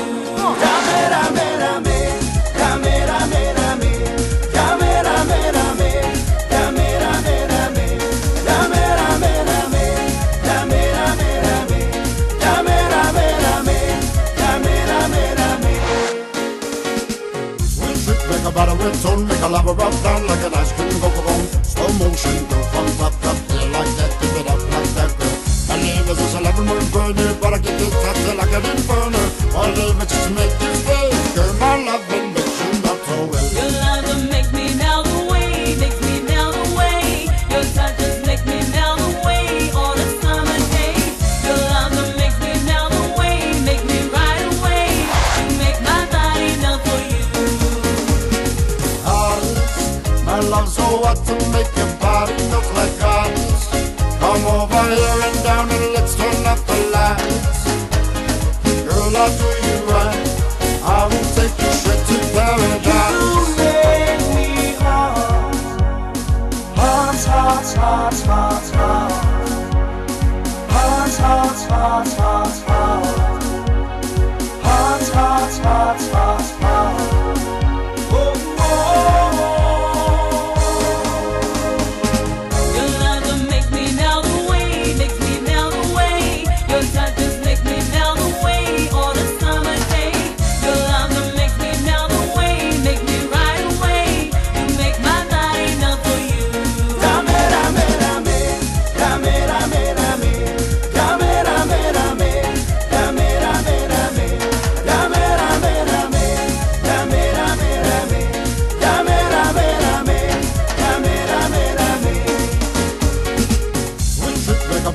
Make a lava rub down like an ice cream cocoa bone. Slow motion, girl, from top, yeah, like that, give it up like that, girl.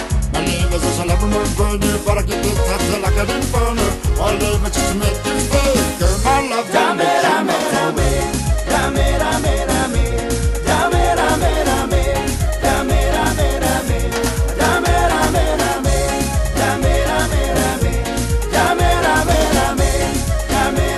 Pia le lau mei parangi le na Pacific Love Band. E le tautua mo oe le si ufongo Samoa, le radio Samoa, sulima i watolu a mo i au kilani nei. Ia, ma le atou o savea le urua ili i. Ma le Tanoa Ava e te mo le sao. E le fesili ke lea leo te nofo ma. O ma fau e ono lo ufai tau atu i komeni ale tō te leo tangata. Na ona wha manatu i a te oe. Leo mo tau alunga atu i le mātou wha amtalanga. Ma le whionga le teitei whono se wamuli. Ia wha pefo i le autostusi, le talenga a te vanga. Ia wha pefo i le teu o loa, le whionga i a le asi. Se tima tanu vasa. Ia. O le komiti wha foi, tāpenanga, o le whamna tuina, o le whātau sanga, talu ona wha vai mai le tātou, a inga o le whātua i le atua Samoa o tasi. Ia, o se savalinga, ele i whaingo fi, lu ngala lo a i maunga i fo i vanu, tā ele le sami, ta whea ele vai tafe, ae sa tutu mau le whātua ma le ono sai ma le lava pale. Mori atuai, le nganga whaaftai se wamuli, o oe o le tino matua, o le la au mawhala, o loo wha mau popo ai ia le tātu wa inga, mai atu ia isi tulanga tofi ma utau o loo ngālu lue pea. Ia maise le lautele o le tātu wa inga, o loo ngālu lue whātasi, i le tautuaina o le wha moe le nei, talo i le tua i ai ia le lau fie o se aso, ia ma wha pena fwoi o na wha tafa i le tua, ni au vale ma wha moe le peau langa vale, i lou tau soifua e maise o le taunu umai o tātou te tai, i le nāva i aso, ia maso e tolu o le a tātou whairoa, i aima i la tau ma le nganga fifia ma le nganga whaaftai, Ioe, whaia le atua me sirisiri, ia, ta pena o na whafo i le vi inga le atua ma mawa lunga pea, le vi inga i lo tātou tapa au siri le langi, ono o mea o ia whaia mo i tātou. Se tai au au ngā fo i lea, a tonu, e ma whaia i o na ta pena fo i, sina whasi pepa fo i lea tusi ai ia. Ia po whesiri fo i e, pea maua lea vanoi fisilingi ai o tātou te tai. Ia, ma le tilo fo i le vaa o lo ta oto nei i le aliti tai o le atu sa fata. Ai, e la utal tanunga, o mea le lei uma mea ia. O nei loai fo i le e o tātou te tai ma le fionga le tumai tai pare mia, ma le te fono ma i lātou uma. O lo o tātou wola ma soifua ma nga whangafa ma vava ai atu i meo lo tupu le tātou o tunu. A o hafo i ni tali i hia whawhitau li ma meo lo tula i mai. Ia, ai i lau vava ai atu i le fionga tamaitai sa whapito i le tamaitai palemia. E li tai lava ano ia i le tau whaaleanga atu i le epa ma li mongi ma i lato uma. E tau ai maa mai lava, ia ai e wha mali uliu a ma tausi ma malu le fionga le tamai tai pare mia. Nā te li tai kia ia, Hapera ia le fionga le tamai tai pare. Se ngā o la pisi a me ia la umei nei tama, nei mautangata. Ia le whai ngā le nā, o le ti ngā o le loto. Pea whai wale o toi eise malo si anga ma se pawa e toi whai sesi se mea. Ua sui le whai ngā malo. Ua tūlai mai le whai ngā malo na tai e le atua. Ma musuia e le atua. Tai e na tūlai mau esi me le pāti. A le sunga tu le pa. Ia le alawa la uvai. Ia vai le matal nonga nei ma le fionga le no mai ava. Tosi, tupua, fui mono. O le mea ua whawhinga tā i tangata ia na ngā lulue i le malo atu i le epa, ma le HRPP. Leanga ua whase fulu mon tupu tausanga. o ngā lulu e ai lalo. Le isi malo i tu atu ma se malo i luma mai. Sā lātou fesui i ai i le pūlenga o le malo. Na o le tasia. Le ala foi lale na e whauru malo ai tangata. E le mawhai o na lātou talia ina ni suinga fau o iai. Ma se whai ngā malo fau o taunu mai. Wa lātou masangi le leo tui le pā. Malana ta inga. A le la o taunu o le whai ngā malo fau. E la le mea le nā e tula i mai tangata whai ngā luenga nei. E whaatau te. E whaatau te e to mumu e mui. A wanga fo i lewa ese fo i whainga whaavai o mai mau. Ma le te inga le malo fau. Ai le ma fau. I lona tūlanga malana tautonga ua whai. You support the government of the day. Any new government that comes in after a general election. You can't serve two masters. Ele mawhai ona e au auna i atu le epa. Toi au auna i awhia me. O lea wa whafo mal mawhala i atu le epa. Ma fau oe i a te oe malou a inga malou lumanai. A tuli oe e le sautu le epa whawhanga oe malou tō lua malau whanau. Lalana, lea lava e musuia au, e mafua la utala lea, langa u te whaalongolongo loa inesio le au whainga luenga le malo. Ma lato upu e whai. Nisio lato tustu singa. Ona au i loa le ina, no mate ia ngō fie, winga li lilo tangata ia e tua o mea nei, ma whaalango pēa, lava pēa i atu le epa, mana whautuanga, leanga i awe tangata nei. Ia au whai atua ia uia, i le fionga le te whono, sunga lauli le maria toa, whapena fwoi minsta au tū, ma le fionga le mai tai pāremia, le sui pāremia. Ia, whai iai se ngā ruenga i tangata nei. Whai iai se whautuanga malosi i tangata nei. Awai le mawhai e le malo na ngā lue whaatasi mana tangata lo whaasala e se au lātou langona mō lātou winga. Ia oi e sawhai. Sawhai lea tunu. E le lei o na whaia ngā ruenga lea tunu o e tautua i lea tunu. E whai mea palafu. Ia, e whai mea leanga. E le wha maoni. Ma le manatu i le lātou tautonga na whaia. I luma o le atua ma luma o tangata lau tele o Samoa. Toi whaafunga mai, ta talo whaatu le uso a Tanuwasa, ma lolo se fumaruia Tanuwasa Courts, aso tofi, aso lus fuma le valu le nā o le masina le nei, o le vai aso lea, tau nuu le whainga malanga. I le tu lai ono i le fiafi feiloa i le maota o Samoa. O so o male as whareile, aso luas fuma le iwa, o le tau le tu lai as fuma le tasi le tai au. Feiloa i le e whakasa, i le hall ale si o tara.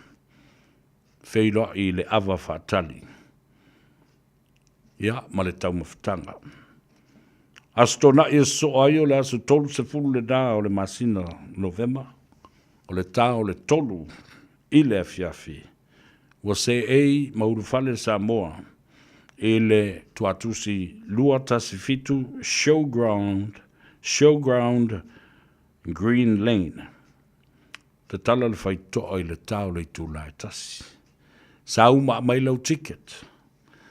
Lua se lau, e tusa ma le lua afe tangata o le a whawhale mauru whao i le mauta.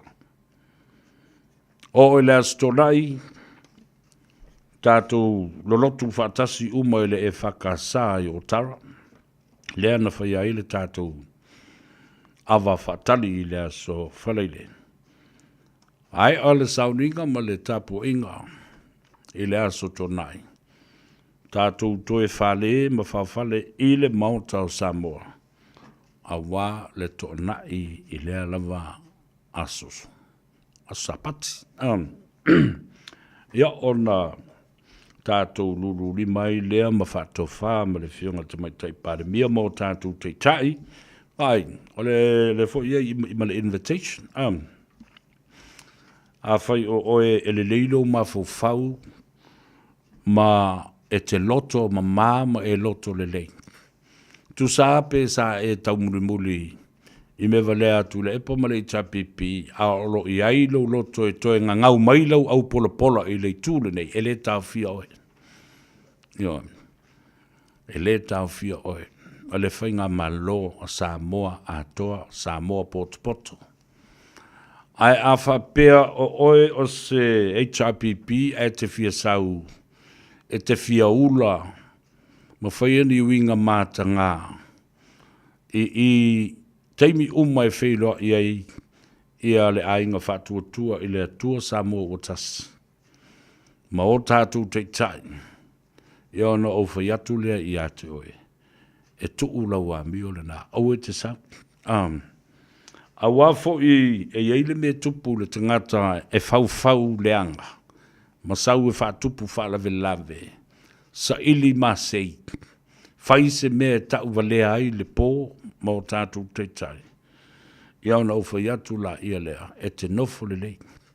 O le ai ia meo tai whau tai lua vai.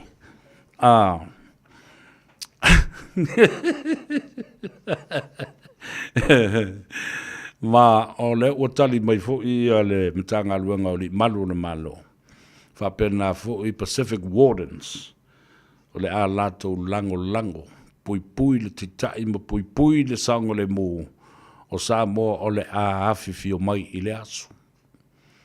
Ma le whetalo loa i o le tunu i le saunga le mu. So don't think about it. If you think you are going to come and cause trouble, think again. Le tala le na. E vatu ia te le o mautino le te mile nei po o le ale tulanga wo o iei ia le tātou tālonga. Ma le Marist International Sevens o lo whaia nai Clover Park i Manukau. Ia, po le tulanga wo o iei po o i le quarterfinals, po le semifinals, ia o au te lo le finals, watu a whai murimuri a po lata po le tau le lima, po se teimi whapena. O tālia le tātou malo paangara murimuri o le nei fo i astonai. O le whionga e le whasina i a tole a foa, vui, masina mua, sei, na fulava. Na, o le whasini la lea, te lea lea o te tilo atu nei ai. Ai sea, o lo o ai tangata, mavivi i pea anae i a sio maafa. Na pupu o tuwape ngā i ngōlau li. Ai sea, o lo o ai pea. Ma vivi, ma ave, whaaloa longa, ma upu vi, ia awhanae, ma sio anai, o ala pau na whai le si senior sambo. Whaapoto le tō whama le whautanga. Ave le whaamua, ma le whaaftai, ile whaipule e ona ia le pili. Tu yono, ai maise fo i o le uso o whai langi le wholaunga. Whaana e Feso Collins. So ia sole tau te tūtu wafi ma wha mimita wha mimika ia la ori ina ale se la bena whaia i le ai ma se mea na le tau langi lava o le a ave ele International Criminal Court o le a ave le International World Court o le a ave le International Human Rights Commission, ala menga le ave. Ala menga le ave. Ave le whaaloalo ia te anau tu yono. Ia masine se pa masina pasi pa na whai e la wari i nā ele pili lea. Awa ana le se ia foi le pili. E li tui pisa lava. Well, was full of sanga e li tui le loke sisi le mea. They might have forgotten about it and just leave it to die. Nei masisi tui manatu iai. It was God's time. It was God's time. And that's why He chose te anau tuiono to pull the bill out of the cabin of biscuits. Nā la o tūle mea sao le mea le nā. So ia tau te o, a whai le nā mea se se, o le wha vi. O nai mai fo i Masio, William Sio. Ia, ai le ise la mea na whai ele mea lea. Nā le tala no a fo i lele, ai wale a ise, se malo si anga lātou te tūle i nai. Ai tau, mahono mea, le tātou momoli o le whaafetai ma le whaavi-i. Ile tamalo nu u ese. Le wo mai tangata whao le vi inga o tu yono. Ia, le tala lena. Toi fo i lau tala i tua i le mele, tau fo no mai ai ia. Tu le epa ma le ala e winga i le toi la langa ina o le pili lea. Pa fonga Samoa. I le toi mawhai. Ioi, na o tala na e whalele. Ai le toi mawhai o na lātou toi la langa ina e tu le epa mni mongi mati HRPP, let alone, i le toi o mai le pālota la wali i le nā. I le toi anga wā, e toi tau wā o ni sui tau wā, mō la i tu malo i le tau sanga i lua afe, lua sifuru ma leono. Aisea. O wha mawina soli ngā tūla whona. Wha mawina. E oina le i whaia se whaasalanga. Ai ua wha mawina le soli tūla whona. O nā watu lole o le palemene. Whai mai ai le whai unga le palemene. Lea na wha tāwhea mai ai i le mauta i te whau. O ala i a te tau, nā ana toi whaafo i ai. Ai a sau le aso ma le teimi o le tātou whai ngā pānota le nā le luasfulu te le mele toi o mai le pānota lua i le toi mawhai e se malo Samoa na toi o mai o lote se mata upo le malo New Zealand io ma fo le mele nā a wale ni whaavale ina le tō whaama le whautanga Samoa ese malo le o mana whaatulanga le i unga o le whaamsinonga le palemene ma le whai unga ua whaia le palemene o New Zealand i rea ia mai fua i ioi i rea tui ma whaia na tui whaia ma lea ua au mai le awala e whaiai Protocol Act ma le Family Category ia ona tā ua la ia leo le mea le nā. Lua. Breaking news, ladies and gentlemen. O le tai au nei. O le ICC, o le International Criminal Court le Hague. They have issued an arrest warrant for Netanyahu and military leader of Israel, Mr. Gallant. Morianga, causing deaths of hundreds of Palestinians through starvation. Lua, Israel stopping help for food to the people of Palestine. Tolu, war crimes against humanity. Avai lewa, tui nātu, ia le sai mai e le whamsinonga mawalunga whavao malo. E iai i le atunu o Hague, e na ia mawhai ei o na sai mai ia le Palestino Israelu a Netanyahu, ia male tei au e suafa ia Galant, o na ole whaita wafe mawhe tangata ua maariliu o tangata Palestina, o na ua mo mole wale ise me ai, o le mole manawa, starvation. Fatasia i le tau fia, e Israelu, o fesosoani o lo momoli e tuai mea ai i tangata pupunga tia ma i lātou o lo fiong maua se tau mafa. O lo taua i le International Criminal Court se whapea o se solitu la fono le mea.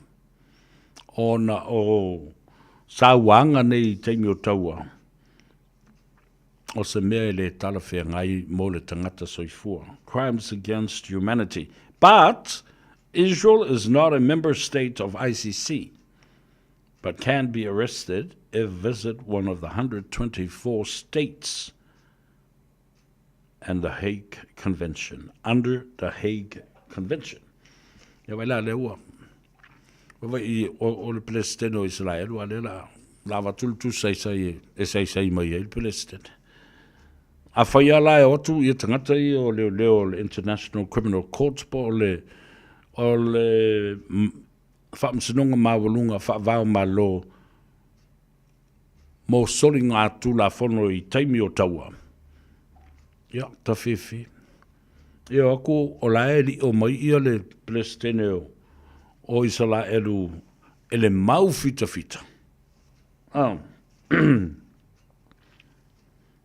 Ia le nana ia. Wha manatu, mea sa talano ina fo i le sonafi, ma le stofi. I le mata uti o le taupu le lo te mai lalo manu ma le pata.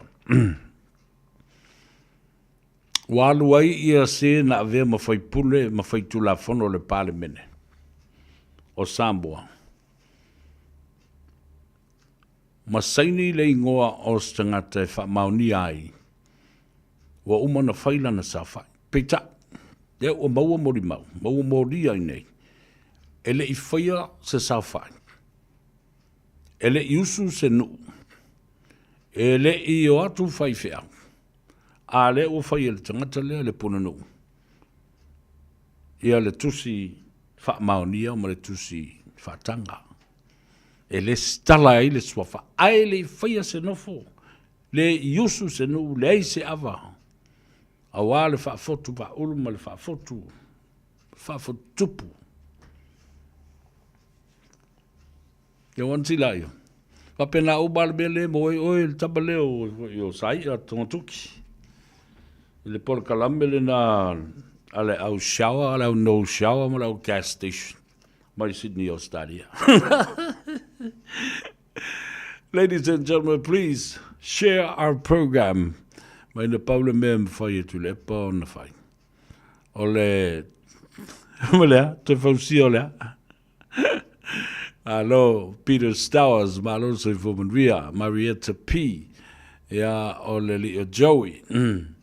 Ma Joey. Ja, la, sa o se vea, ele me fai papa student e fai se me fa pena. Wa umalo na taimi. Ja, la tatu talia lupe maunu. O los full minute o te ele tu live fa. Ja, ele tau mai ele tama sa tuala. Ja, ma le fionga fo ele tapa au fasina. Ja, tole foa voi ma sina mua seina fo lava. Tatu wol malolonga lea fo mai.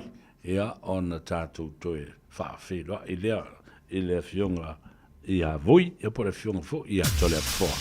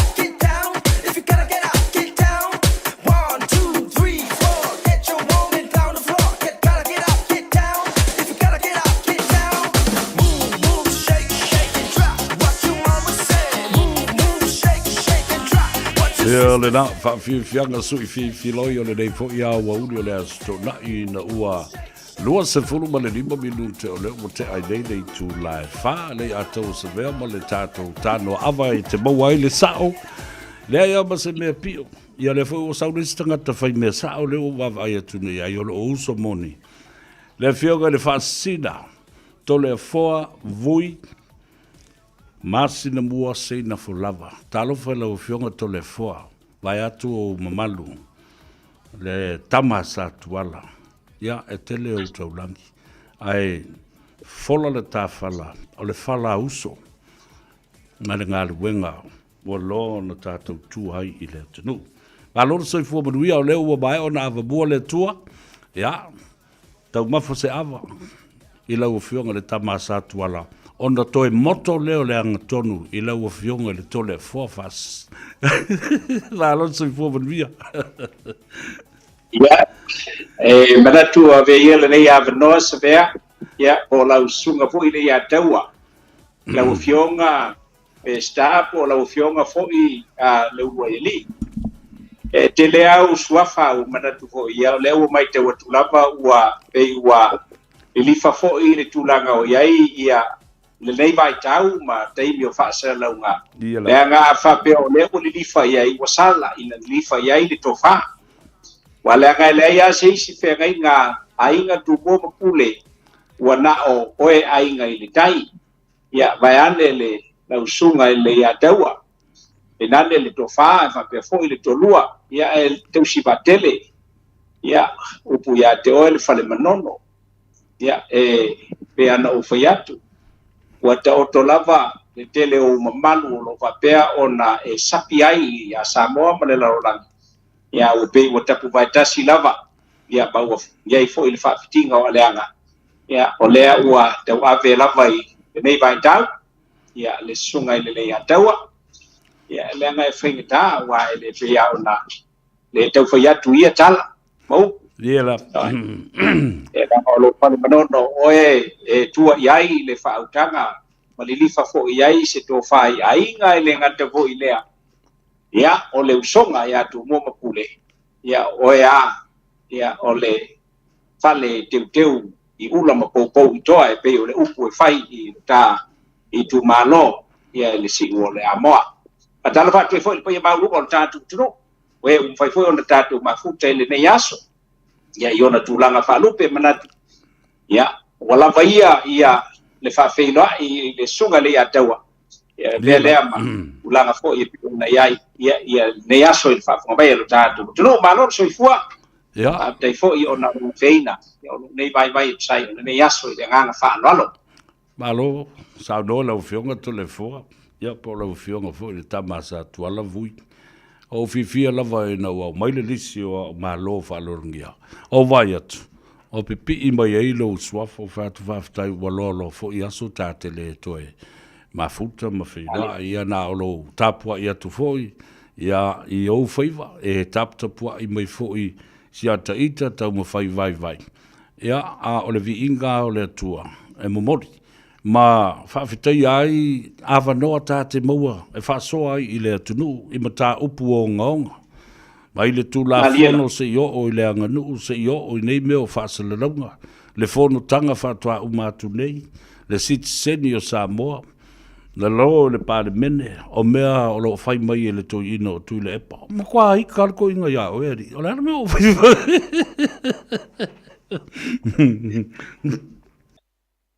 Te vea, o vai ane ale suafale I ataua. Ia. Roka pōngai le tunu, ia ele fōu. Ele fōu, wa ele iniu alo le lupe ma tula I mai fōu le tūlanga I lo lātou wānu no whai tutono le HRPP.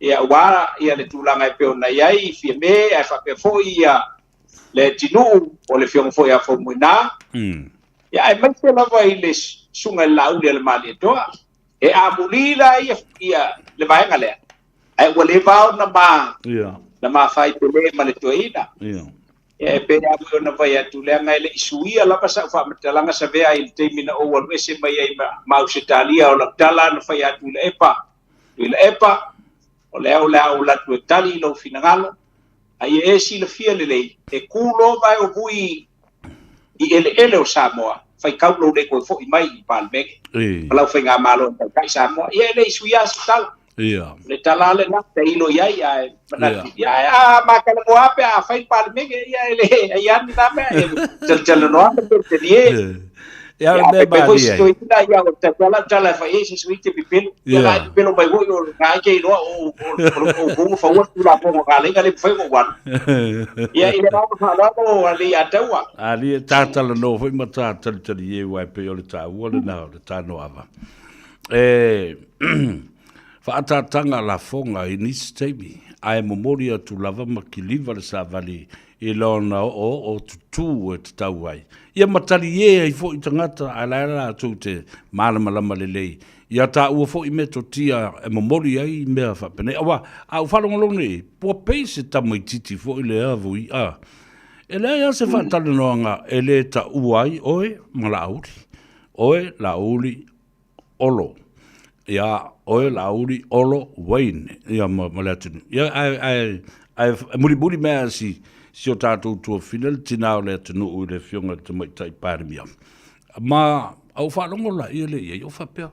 Pei se tamai titi, ua whao e sesi se mea ta alo. Ia na whapea, ai ese umai ngoa e whae ngoa i o tau i lea taimi, ma lea taimi o whapea, tā lo whae. I le tō wha, ma e o te lofoi, e le tō e manu mā lo lava sa tangata, i se fi naunga e whaaleanga i se istangata e lau whionga tole fo. Moni whamaun, ia, o le ngangai e le kuise ngangai tui whatau tā i istoina. Tulangai o iai, ia o atala e moni mai e le tunu, ia, o te ata, o ana tala, o te maua fo i te me tau o fiel, pale mene whaise matala, ia, tulangal na e o talana e faistoina ai le mafai le atawa e le mafai e uia ina na taita i te lo teimi o na ole e tau no le lofa e tau no le lofa ole tama ua noala na tautua i kufai o tatu tunu o ilonga fo ila na tautua ya ala i teite inga o tatu tunu ya ai una ua paulava ua le ia se langa foi le ia ua so te fa ia le ia to ina fa belave ona tafa ona malu au la tu tonu ia le o la tu fa seine sto ina ia langa to na ia ona fa peale to ina ia o la e moni le lo folva e ngale alter sa o asabe o ia le ia to lei ma se moni se lo foi atu le la e poi pe la fa mai tu o sto ino tu le pa wa na moni le alo lo fa e le o e fa le si me la fa pa mai ia le na me la na le o te matua i o wofo ai wa o se tanoanga ma se moli mau fa tu ina mai te tonu au le li o lea o le inosia ma le itangia ina o le tamale o le ala ona whamai tala tangata o suisi nia ia o le HIPP. Wa vea le maftanga le, wa peia ia na o limoni ma tule epa le pati atoa. Wa nofo ia i la tau o whaipule si nia na amata mea mai tono le HIPP. Ai whai ana o le toi ina ma le ala ia tono o le mea.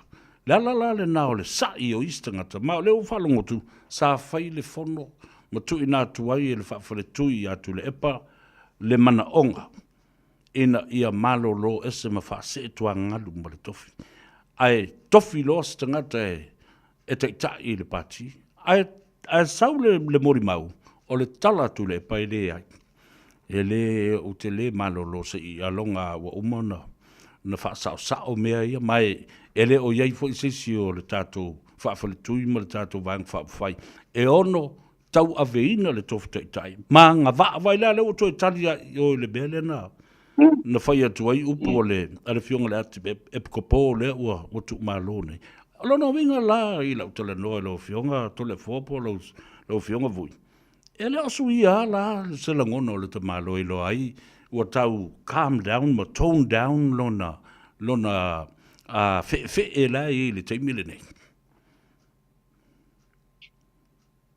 moni whamaoni le atua, watu hoi whawhoromea no tātou tunu, ai ui foi tātou te ilo ai.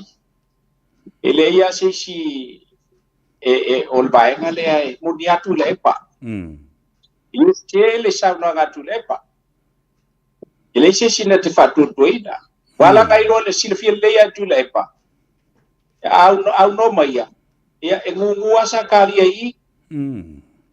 Tulanga pe ona iai o le malosi a vol te inga atu le epa le sa malosi ai le vaenga whai man tulanga pe ona iai. Awa ana va pela e moni ma maoni ma malosi ma tutoa. Ava pe o se e tuatu le mana ole ia tu le pa mai le tali na tu le pa. Ia foi tu lo ia wa lola. Fai lo pa ki ma ko ese. Io.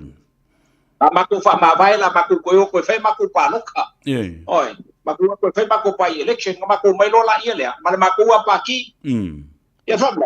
Ele me si fai le mele na. Le na. Wa foi la wa la tele foi le mele fai e la uli. Io. Ma ne oi. Au te le fai le mesa fai fo il tautua inisi o sui il tautua il table il tautua no itua. Ia. Ai, to mai ele fai nga i pai election. Al fa belavi. Ya. Al mele le ngai le o le alwas ko ku le pai nge ka usanga uma fa la ko. Ia le na. O le tala na le fene. Fe me wa fa e tu le pa le afisi ma sa pai ia limong. Ia le ala. Ai fa tu na i ma fa sa va vali ile ala ia fai pule to telesinia ia yo au fa longo la ingo tangata ia na mai nei o sori o tangata ta mamai fo i matangata mawulunga la to o ina ta fe pola mena le sava vali se vai la ile toto vo yo si umula oi vo yo o le uso ia tu ia fa pena fo i mau ma fionga ia ale ile fe se mea. Na o tua o fai la to palota. El tu langa le na e pe ona e sa no ale ataua. Yo o inai lo ai no mo tanga tai moni. Ai oni fa mo foi le fa pe ku limba mai. Ku limba pe pa pe. E malo los ko yo ku le pa ku limba mai ala ko le kai inga on pa fa fai. Silvia foi ia le ataua mo fa fo mai o tatu o no ele o pu masani foi le. Fa lata mai wo ia te o. Ai si ia na fa lata mai ia lo fidi. Sila fia oes le ia te o. Le fidi ngo mela kasi akuila e pa o limon. Ai le limon mela lai no mai kuila e pa nga me e fa kua. Ala na o le fa pipi mai ai e kuila e pa ia te ia limon. Limon ni na. Ele o Olai manatu le vaenga lea. Ai ua afisie tuila e pali ia limon. Ele ai?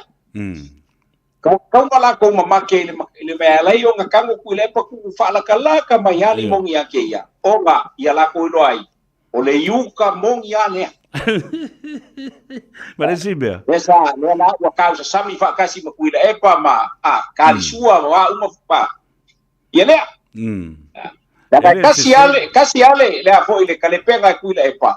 Ya nga fa fo lo le boni le ma pelo ile ina se lo como ya kuila pa ka ko ale la ka ko lo ole voile. Ya fa pe nga ko ki ya ingi ka sa ko nga lu mai ka usanga ikele. Ya ole mai te watu na ya ikula nga pe na ia le ya te mo fa fo nga sa. Pe mai le ala nga upu fa perta diele na. Keep your friends close, but keep your enemies closer to you. Au whakule la uko inga. Ali le veo, la le winga o lau wha mai vai oe. Ala na wha talata mai au o. O whiri ia te oe matua a mai wha talata te. A e tango e pomu, e le misi. Ioe. E le te le whanga mamau fo, e le le peki tu ia mamau fo. Ia, mana ia. Mana ia fo i le wha soa lau fionga to le fo vui le. I le mata upu le na. A vea foi ma awala e toe sui ai ma fo fongo o na yuso ia si dia i to tono le pati. E toe tanga e ma fa atu stusa e tata le doanga i lo fai le temi le nei. Ua le pose lilo i le sila fia e le atu nuu ma le langi ato le fa mnianga le na mawa ne Samoa.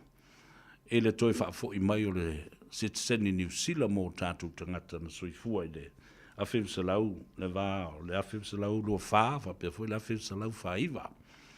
O le whinaunga la le tala doa i nei tangata. Whai mai, sa ta tau pia, ona tātou toe whinau e whaopopo i ei masui.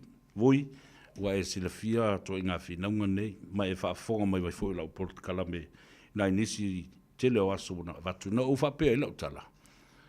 E le musumusunga na o mai e tea, o no le mātou whaasoa mai isi fwoi uso e māna malama e mata upule nei.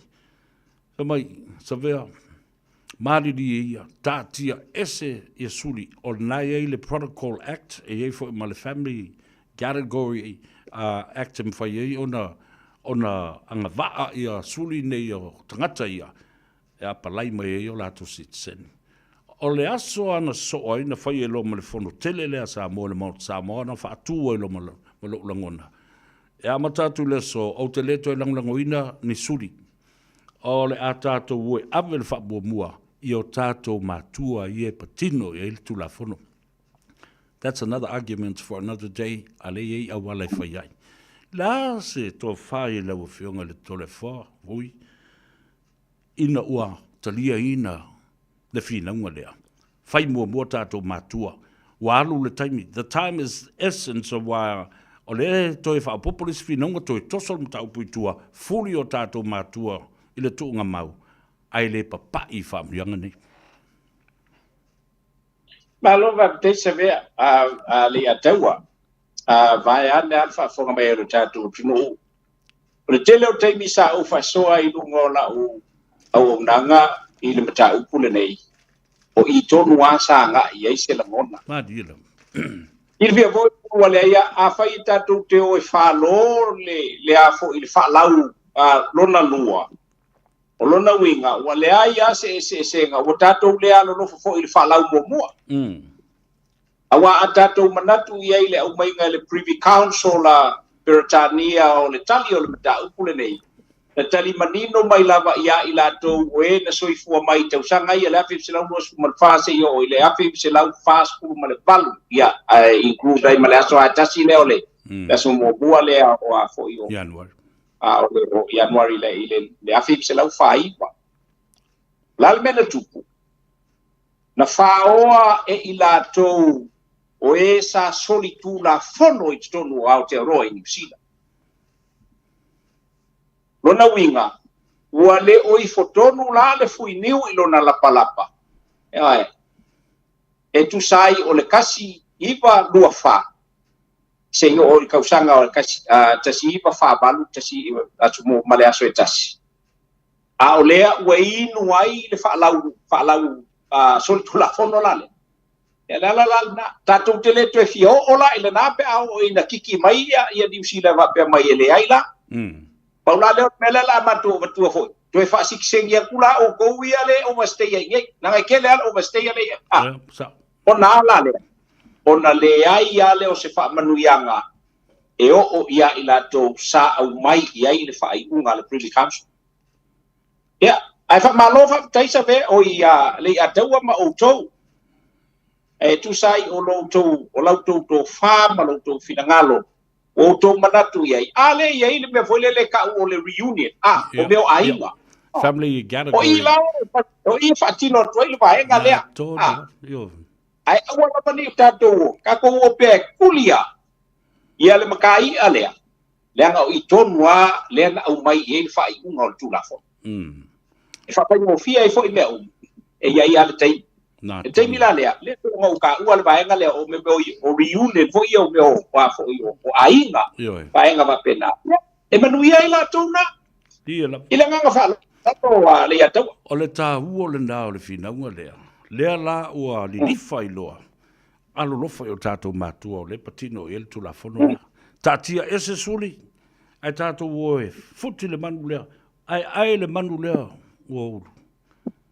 Ai tu stasi whinaunga mo a tau le o matala le Protocol Act, matala foi ma le Family Category Act e mwhai ei o nā tātou anga wa ai whai e tātou.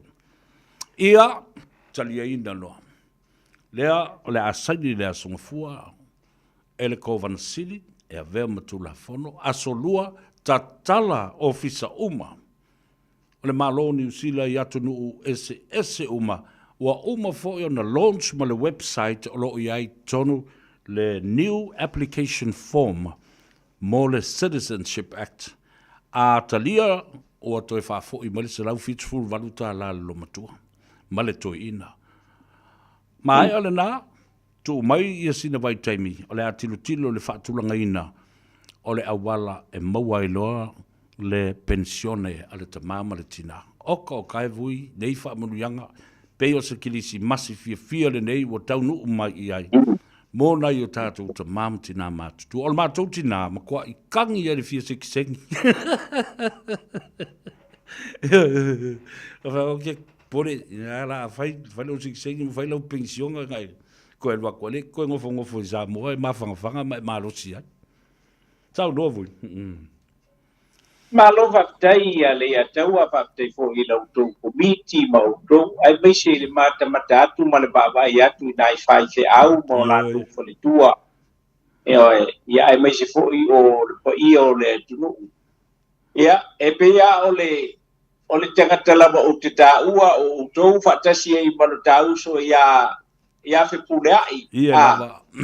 Sa ia i le whaalau longa lua. Le ua toe alu le lava fo i e tutulai mai ai le whaalau lona tonu. Ia le ua tau ua tō manu e tusai o le vae ngai pei o na iai.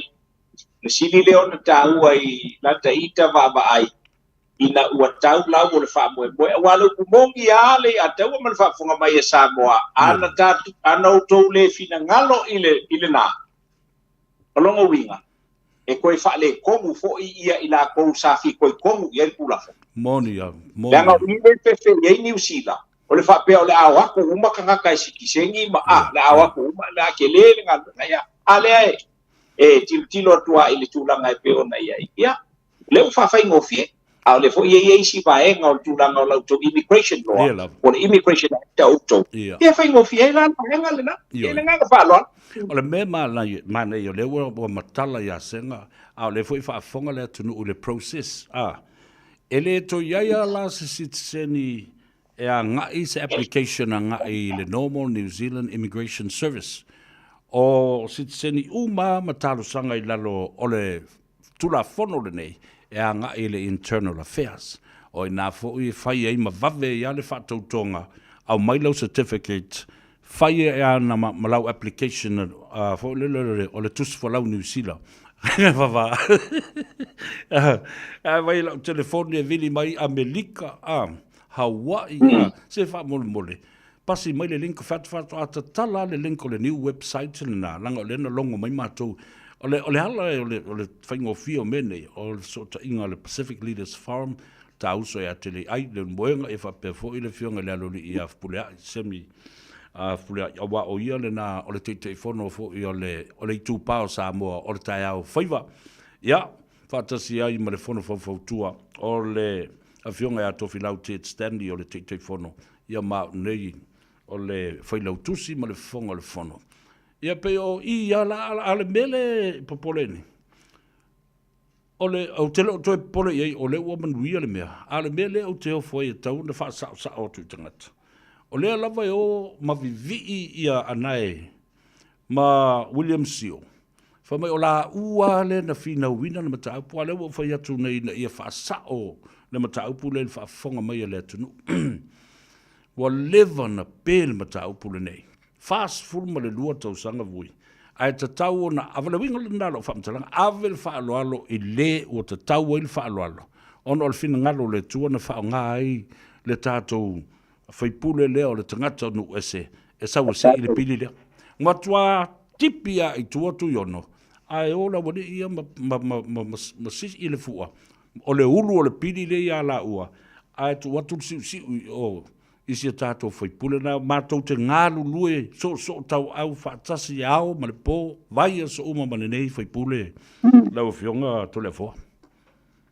Malo vai le ya taua o la polo kalapa le aso na nafi sa mafatele la utala noa ile mata upule nei. Ile mata upule nei. Ona i masalo nai basina wa tua ya. Ta utala noa ai ba boni fa tai. Il fa lau mua fa lau na lua le ai anai pala do. ia ai fai ki o se ko inga se kamali o ka ko ku sai ai le kaimi o le kapinganga o le keisa le sa fai mai e ka kau ka ave va kun fa le fa malo mal fa kai ala ko mo ku ia sa o al kamali le o fai o la fa fonga mai ia le ia a fai o le nganga le sa ku o ai mai se lau fionga mo ko o nga ia vi ia o ko ka ngaka male tunu ale vi inga lo ko nga luenga le ka baua mai ia le case mai le privy council o ko nga ulai mai afa nai manisi o le tunu ia ua fai la ko ka fainga ia ole o fai o ka le ko ulai mai le fa lau lo ko ngai le ua ka o le fesili kelenga o fesili ai la por kala mai la so nga fi Samoa o le ua ka lo le lau ko fingau a le fesili o le a se fuafuanga Samoa i le fai pule le ngai ala langa inga le maka upule ngai ele o se Samoa ai whaafikai i lo nganga Pasifika ma lo nganga filinganga i koe kilo fia i le maka upule ngai o le a se whaaloalo Samoa e abe ngai kamali i ai meise o kako uso a kumo ia ole kele i o finangalo o tatu tunu le ua e sa uno tonu le vaenga le nei a le ataua ele ai ai se bi inga o le afo i o le mita upule nei o le bi inga o le tua ai o le fa malo man fa tai ia ka kaua o nga kafe kasi le fa malo lea i le fionga le li fa pule ia tu yono monia ai ele kau fa fikaia ia o kako kangaka lenga o kako le sa le o mangui ai tu yono ai o le ele o se Samoa sa peang o ka ua sa vea o ka kingo o i le ataua o ka kingo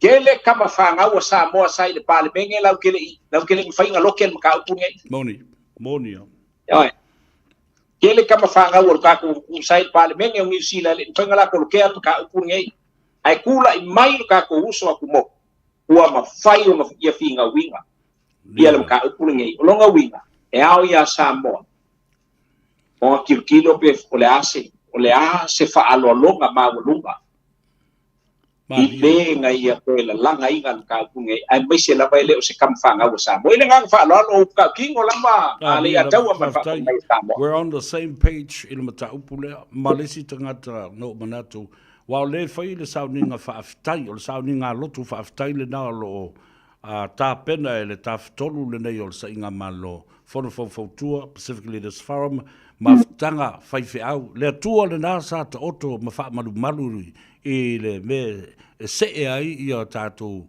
maftanga fai fe au so fatas e mo tautia fo le lato pito la au e fa malu ai le ngango le tua ta iala ia mato me fai ma mato finanga wa tasi lea mea ta ua na tula i mai na umaloa tato verbal submissions ma tato written submissions fai mai lotu yono o le alesi mea le afai o le angata i lona malosi mi milo lo le tafatolu nga i lo le matou sailinga malo e lue mai pa tai o pati fa upufai SS le sa e silsila lau fionga tolu voi matou wo le tai o le act au mai tai le sua ta tala le tonga Samoa fai fa lo longa tu mai le tamalo wana pauna le mea tu mai le tamalo taimi mua leo o sau o leva no fia sau ia Samoa ai pe o le nganga le na uma le na matou wo ia Winston Peters na fionga ile afo ia vavasa mana ia ma mai lana pati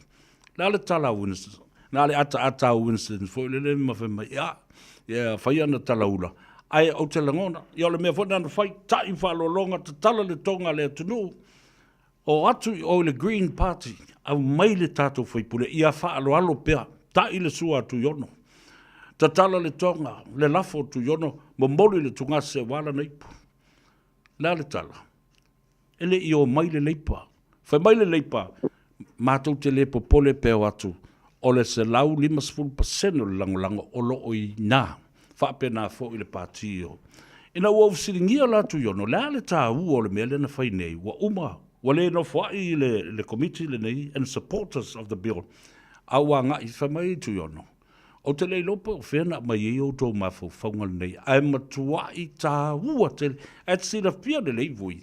E se a, o nā mana I e te tai o pāti nei, ni mea whape nei, whapukiki whape nei. Ai I le tū ma le anga I whanua I le wawa ai mai, o matai, o Paramount Chief sa Samoa nei, ua tolo ma mai e a Samoa I a lātou. O te tau e ona lātou, matala whea ngai. Le lātou tali malo, ma le tali manao e peo nā whio mai le mauta o Samoa. Ma lolo le ia taua, o te tali tonu. E pea upu e masani o na sao noi fo I tama inga I atu tuku o tamasise e fia me se fo I o tou ma le au whai ngā rue ngā le tua. E iai ale teimi o le tua. Adi e lau. Upu moni ale nā. O le teimi le nei I le afu o mainga ia sa tato wa I lava iai ia wha solo mai le wha laulo na lua ele I malo silava. Ai o le teimi le nei. O le sila ale lalolangi ai mesi foi o le whaalolongia o Samoa mo na tangata e New Zealand e Aotearoa I New Zealand. Ona ua matua le tautua Samoa I Aotearoa. Yeah, love. E tau I le lei le taimi. The time is right. Yeah. Ai, e pe o la ule tilo ia ua le ai se vaenga o toe whaale tonu ai le tautua vela ma le tautua ao tātou tangata Samoa I totonu Aotearoa I New Zealand.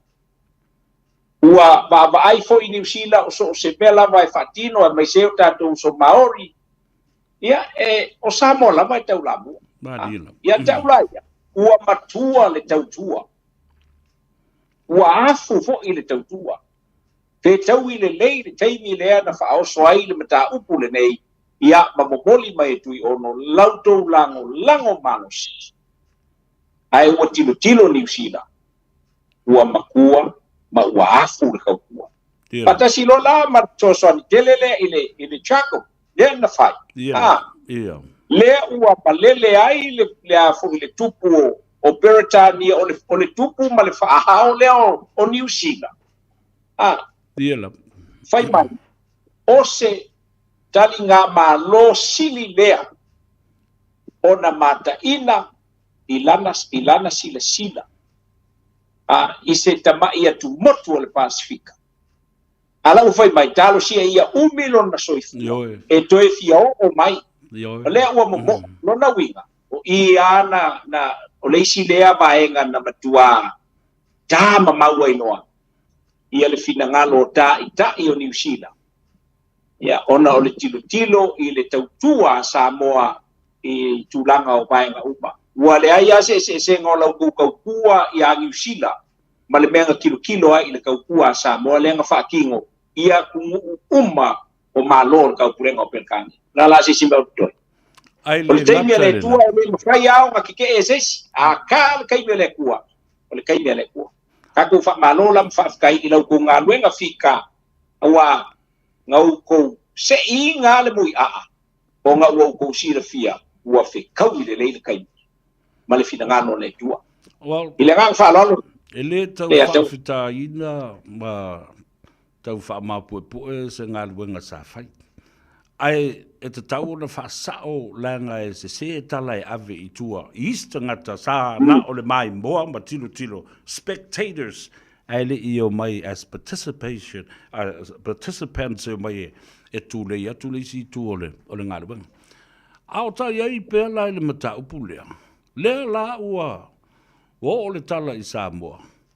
Ai tailo iei po le ase la ngono le to ina walai ona matua sa mala mai whamai ia o matu toe fōi mai le HRPP ma manga o te sau te toe watu o tu vai lua toe langa I lunga le tu la fono lea New Zealand ma toe wha o popo iai ma suli ma e na whana nau mai leo no utali atu tu le epa alongo le mai e tu lua lo sau malo le toe sau mumua e te le toe sau le whainga pālota o uma le wha mawina lo soli tu la fono lua e te le toe le langa ina e le aise whe awa sisi māloe o mai e ta lepe le wha vai ole whai unga ua whaia le pālemene o sisi mālo Ia lau tala nā lewa watu iai, ai, la se tō whae lau whiong, man whae lor.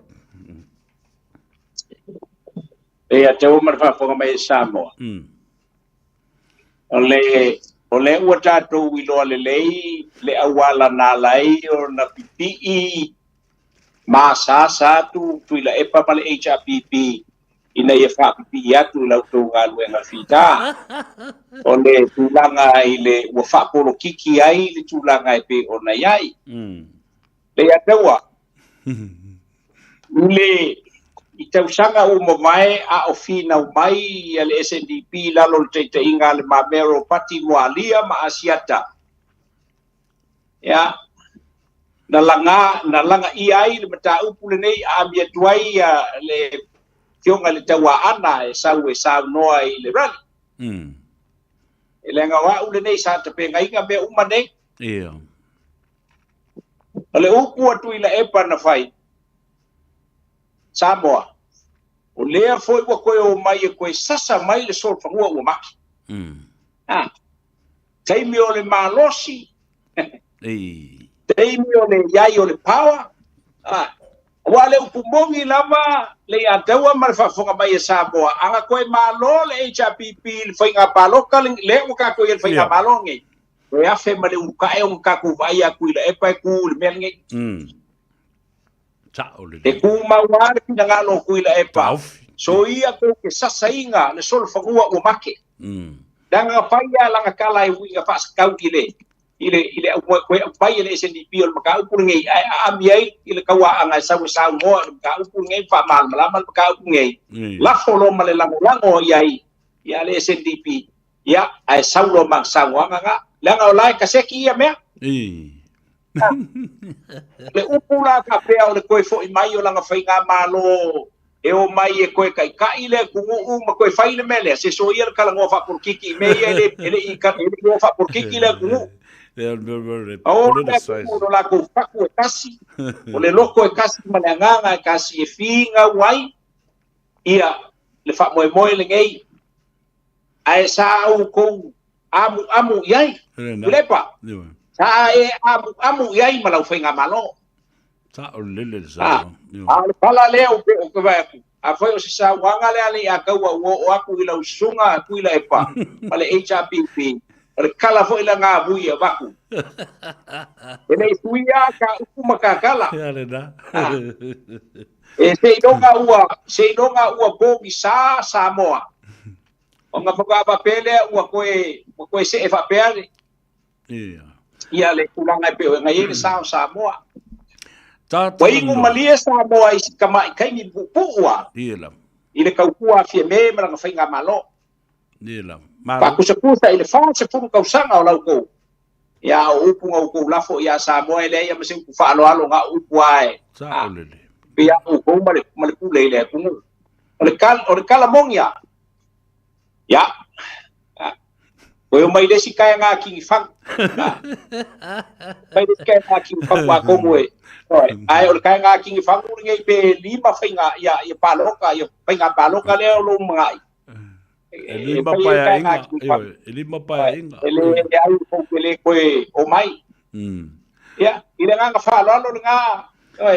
Nei ia ka ua whapalangi o le wishful thinking. Ia. Mo onga le kaulau ia mea. Ia le nganga whakolo wale a taua man whakonga mea Samoa. A e sila vui i le tau ai maa le, tau ai maa le toi ina malana salalo le, wa halu whaasau wea whaasolo atoa. O le malanga ia fia me ma le Fong of the Lai ma nisi po i o le tātou ai ngā whaatuatua le tua Samoa watas. Ai wa ai le whaatala noanga le nai sau. Lau le tataa o fia me ma le kapeneta. Ma le whaatuatua i le tua Samoa watas. Na wo tataa. Ioi. Wale a ton tangata usua le fono. Ioi, le whaia malota ni mata upu. Tataa e le i whaia mumu le fono le chaukam. Uma le chaukam e le foto so la atu i fafu. Ia o tali atu lo iai.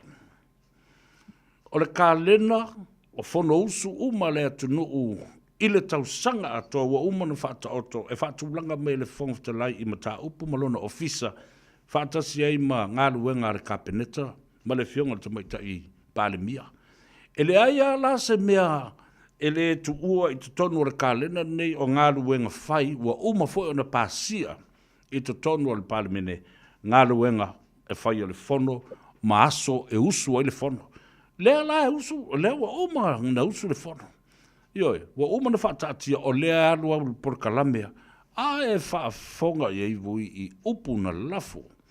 Ioi, ta ta, e le iloa ni mea, e le a to, lea ua oso sola a su e tupe solo, a tia I le fono, la whawhena whai nei tala o ia sa pale mia na te iloa le lei, ua uma na ta oto le kalena o ngā luenga fuafua ma fono usu o taimi o aso, o masina. Sa no le ofio.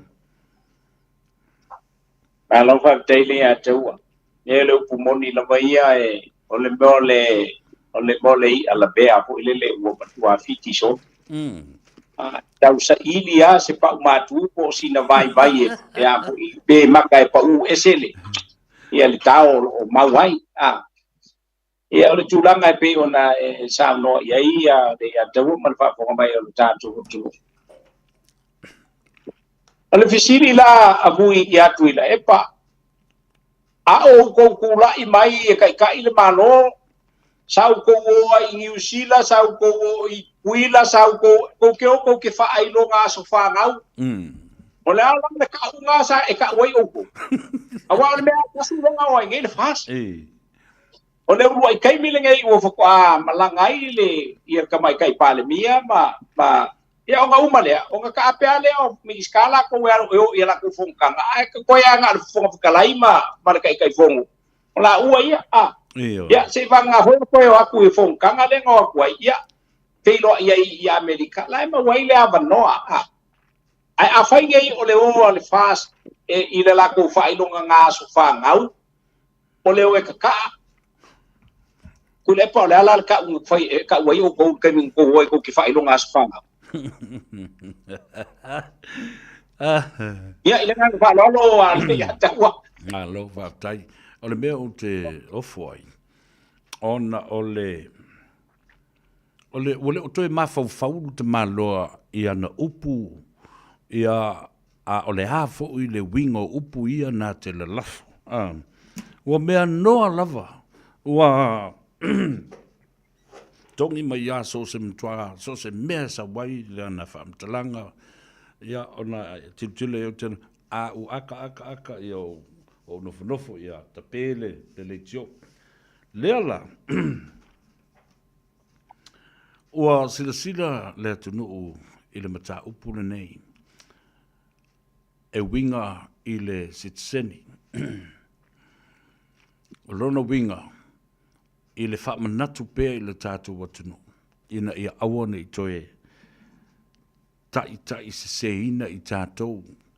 E lea toe mawhai o na toe langa I lunga se mata upu whaapenei wa umana whai I ai se whai unga le palemene o New Zealand. Na paule mea tātou te a ngai nei whai le lei ia pepole tina ma le tamā. O le memo mua vui. E tau na o e whai ia pepole aso whanau fui leo le birth certificate. Pu e ata e lua, a ngai lo le officer o le High Committee Samoa. O ta tala uma I le aso lua o le vai aso fau. Na ona whamanatua ia manu o le fau le teimene nei. E turi matai, I mamata I tuwina, and expect some excitement to come out of it vui I o tātou lelo. O le mea lofoni o kirisi masi. Wa vini milma kinga. Sorry. Vave ia aese o al wakoi whai. E whailo 6 cent vate o te popole mam. Whai ngau fie. Vave na. O na o mai o le whamrianga o le kirisi masi I ate. Oi. Vui. Nau fionga tole fua. A watu le whamalo ma le whaftai. O le la utale no antu le swafa tole fua. Ona o lea na matua nginga I lea suana nafi. Le wha malo si o le tula fono. E lea toi whaia ni nofo I fafu. O a toi whai nofo. I to tonu o nuu mafio anga e whaasino I eipa ia ma pāpao le nā suafa. Lea la ua mōria mai se tasi sa ave ma whaipule la ua pule nuu nei. A ua whai se suafa matai. Ele I whaia se matai. A ua o ma le pepa sa whai e ave le stala. Lea lau o moria i nei te ngata nei, o leo te whai atu. Ona o leo te wa ai pea. O la lafo upu mata ngā e le tamaititi le swafa e ngoi a sai a tonga tuki mai i Sydney, Australia. I lau fionga, i le tapa au whasina to le fua. Leo e watu o wha tino tonu le nofo i tono o le whale whasto o ma whasto tai. Whaftai o whae e papa. O le alau whautuanga e te tau na ave i le tamaititi lea. Ia manisi foi matai o lo whaafonga mai po ni te ngata o lo whau e whaini mea whapea, e sori e tu la whono ai maua ini tupe. Nā lova tei le ia taua, ia e pēla wa foi o le tūlanga i le suafa whapele o ainga i nutu mo i whanda po mauta fo. Ia. Whasto tau. Ia. E tau o kata se ta ofi e tala noa iau ona o le tala hui lele a le tusipa ia a e tali i le vale e vale ai fo mo e a e le ia lao na o tala noa sao atu le mata upu le nei leanga o lea ua matou tau lima ina ia le tūlanga whasori tūla fono sa whaia e le isau i Samoa e whaise nofo ai na paule tala na au mai i le ainga e ape atapa na ola nei se ye se teimi o na saula lea o le ala fesilia tu i le ainga fai mai le ai o le foa e le i fai se ngofo o le ata tali po le ala teimi sa ui fai le nofo a o te ilo fa a o le ala le pepale o le ala pepa mataile wa uma ona matou o manisi o suafa o lo wainga matou sa ilia ma maua ne ai i le sa ilinga fatasi ma le ofisa sa iai awala fasoli tu la fono sa fia iai ta fifi ta fia le matele o le ofisa o a foi o famisinonga e pe ona tal no mai na o sa ili mai kilo i le saingi la saingi ai ma le saingi ale pulengu sa ia fakingoinga le pepangei e kukusa le longa lua o tanoanga le ofisa e mako kelo le lei al kangaka ele o yaiso nga so fa ngau o fa mawinga o le kangaka ele sa mo e fa ilang of ui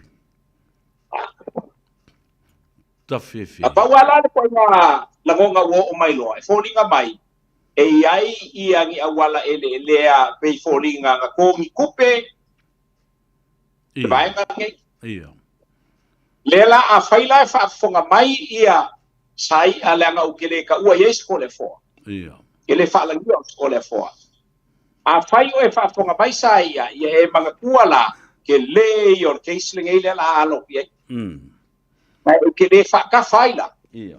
Ule o e po au upu e kalafo ia ke au. O kele pupole iai. A nga ale saungi mai ia. Ia. Kulanga e pe o mawhaya. Leanga i ke lele son pula fomo a whainga e kong kupea le purengu. Ia.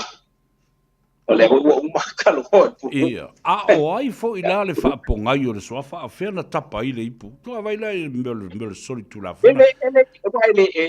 Ole miskeli o la lea wala o kalanga whai. E ia pe kapa le ipu, i pe kapa le ipu le fisili. E kapa le ipu le kangaka o lea le angofo. Ai le nga me o fa pe kapa le pu ai ngole skanga le me fa penga e le me matau tia na tupu avui ina wa nofo ura tu le ya tau ia na nofo ma fa ali mai fa pela na certificate tuto mai lo ona tango lola e le screenshot le me a mai lo e le a fo i le toe i le print out le me le la ia te wale kopi o le mea na o no winga o se kopi fo i la whapena le na e mawaina. Le no whatu iai. Sa ia, vai iei. O lau pepa sa whaile na e te toe whale pui ai le mea le na a e te ilo wa wain. O e matau tia sole. Ia le na. Le la e nofo lau le ngau yo fia me, lau le ngau yo lauri, lau le ngau yo olo, lau umangoi. Lau le ngau yo sa vea, ai le laua, ai le mafau i le ngau i le ngau i nei, i le swafa tole a foa. e mata utia le nā mea. Tau na toi nofo. O lau whautuanga vui o le ave iei. O tā ua uso mātutua e whatu alu e whai le leisu suafa. Tā ua le nā langa e whata sina e le suafa tole fua. Ma lou fo i tangata, ma ou a inga e fia. Ia a whai o le mea lana. E tau ai maa mai lola ia le ma whai mai upu leanga ia tia. Ia na o whai atu lola ia e whaalongo le lei mai. O tango loa e tau ma whai a oa i le lei atu siari. Le lei, ona o le tātaimi lau fionga tole fua. Rafti tele lava esele nganga fifia wa masani a tātala e fifia le tunu o e whaalongolongo o tātala noa ma whaasua i le tele o mea. Ia e maise foi o mea o ngongo e le fia tala noa i tangata ma mai i lunga. A o loo ma whai i lo tā malama lama ma le tanga ngana. Ia ma mawhauwhaunga o lo mwhai e ono whaasua i se au wala whaingo fie e malama lama i le tunu. Ai, au te manatu e tau pea o na whaima maua tā so tanga whapenei. Ina ia update ia lea tunu ui lea taimi ma lea taimi. Wha malo fo i lau fionga whapea fo i lea fionga e tau ili. Tau longo o tele lava o mta upu tā ui e tātou te papai ai. Ma o fo le taimi o te tau o na tātou mulu au foe mo le tāpe nātu o le tātou... Tātou whainga panota ala tātou ainga le lua awhelus fulma leono. O le mea le na utala noai. Lau fionga vui, ma lau tangata ne. Tangata masane mori mea ne o campaign. Po le ale anga wa ai whios tangata. A ale le lei tangata e o mori le sa vale. E ave ele tamari i le i o lumo le nuu po whea lava i ai. E le tau nuu se tau nuu unga le lei. Ai, avatu le nei ava noa. Whaamanuia mai ai i lea tunu umar sapati a tai au, ia matalo soifua, i ai se avanoa. Tātou aso whanau le vai aso fau, mai maue pe ana mawhai ona e fio mai, tātou militino fo i whatasi, ma feo fo i le alofo le tua, o le whātau sanga i le o se mea, le titi, o se teimi umi o mawhitianga, ia masavalinga, ia i maunga e ifo i vanu, ia o lo ngā malalo le soifuanga nei, a o lea lava o lo maua lo malosi, ma maua le lo tele tutu mauai le whaatuatua, lau saunoanga whaam, muri lau fio. Te etu le ia teua, mumoli etu ale nganga o le whaavitai o na o le whaavanoina ma whaamau ma fo i teimi o le walesi whaatara lau e meisi fo i o lau sunga le ia teua ia ona o lo nei vai le ase tau mo whainga e tu sai o le tali atu e tu sa o whaafesidi mai ia tō whaamalie fo i mautanga malie ia meisi le tō whaamale tanga i lo tātou tunu ia e vai fo i le auona e le a whailava le tawai lo to finangalo sai o se fa mal ranga mastalia to sa officialia le sunga ya le ya tawa ya to fa le tua lo to finangalo ya ole fa moe pe ona tato fa so ia le ya tawa tato tula ia le tua ia le tau unga o lauto ngalu e ngafita e me sai fo yo na yo tato matua ile tulanga o le fa dai ile tua le alava ua i fotonu le fuiniu ilo na lapalapa ia se inu malie na i o tātou matua na fito i tonu i ai le whaaiunga o le whaapasinonga. Wani si vaenga e pe o na tātou whaasoa i ai le so, ia o upua e masani ai o ai ai whaalele upua le tunu ia o talana le vaima le usunga. Ai olo o ia tātou ia le tāo finga o le ikumaya. Tātou te ilo ai o whea le sao a o whea le tonu. Kamalo foi whaatai, e mea foi le nei a manoa o te toe sanga mumuli e tue ilunga o lau o unanga le whaatai tele ilo nuku ma le iku malo. Mei se foi o le mātou ona o le to whai, ia sa tuala malo nātou maupu, ai whapea foi ia alo vāpsuanga masua. Ia ele ngā te leo malai unu malana tausinga, whala ne masana mulianga. Ia ona ua tasi iai o wha, la nātou to wha ma le tuunga. Ia ina ia whai olo vai e whai masui, awa ia le whaalanga mai o le ua afe lua spumalon le se poto se ata mai ai whamomoe te uma i le tua ia ai o le whamoemoe o au kilani o te malanga atu matou te malanga atu ma le tātou whainga malanga na paua ia o nai teimi na o tawina ia le sunga i te fuli ia la ule male tuan fionga le te fono na o te le ava no i Brisbane ai o te ava no atu on i ai fo Canberra fa pe fo Masini o te le ava no i America ai o te ava no na o au kilani la ia o fo i mai la le ai le asotolu ona o fuafuanga ia alo nuu ia o lo atofa inai lo nei vai ia ona o fa'au unga ale a onga tatu nuu ilan ia o le nganga lea alo fangia e le tua o fai valo filima o lo tautuai lo tatu tunu e mai fo o tatu uso lo fa pe o tautuina lo tatu tunu e ala i wale si fa sa lau ai au ngofia lava ia lo uso ma le au ona ia iso se teimi a fai so to finangalo se tatu fa soa ia le fangia le tua te atu le soifua o tatu tunu i le asoata e ao wale na ungaina le au fai ngalo nga tofi e le tua e o to fai valo filima ia fata mau ainga pea e le tua o tau ia ma ia oa pea ma tumu pea lau to utu ia wale fata le leinga o whanau o tatu tunu ia lau sunga fo i le ataua fapea fo i le ainga mai se o le wale si fasa le lau ia i le fionga fo i le lipule fapea fo i le flitua ai mai se o le au nanga ia to mai le langi o to fa manuianga i sai o lau to o nanga ia Samoa ia fo i mai lo nei vai o le ono si uso ia ka kua iso se vaenga ia o le aba peo nga fili ai ia kalo sia inga ia usale to fa ia sa duala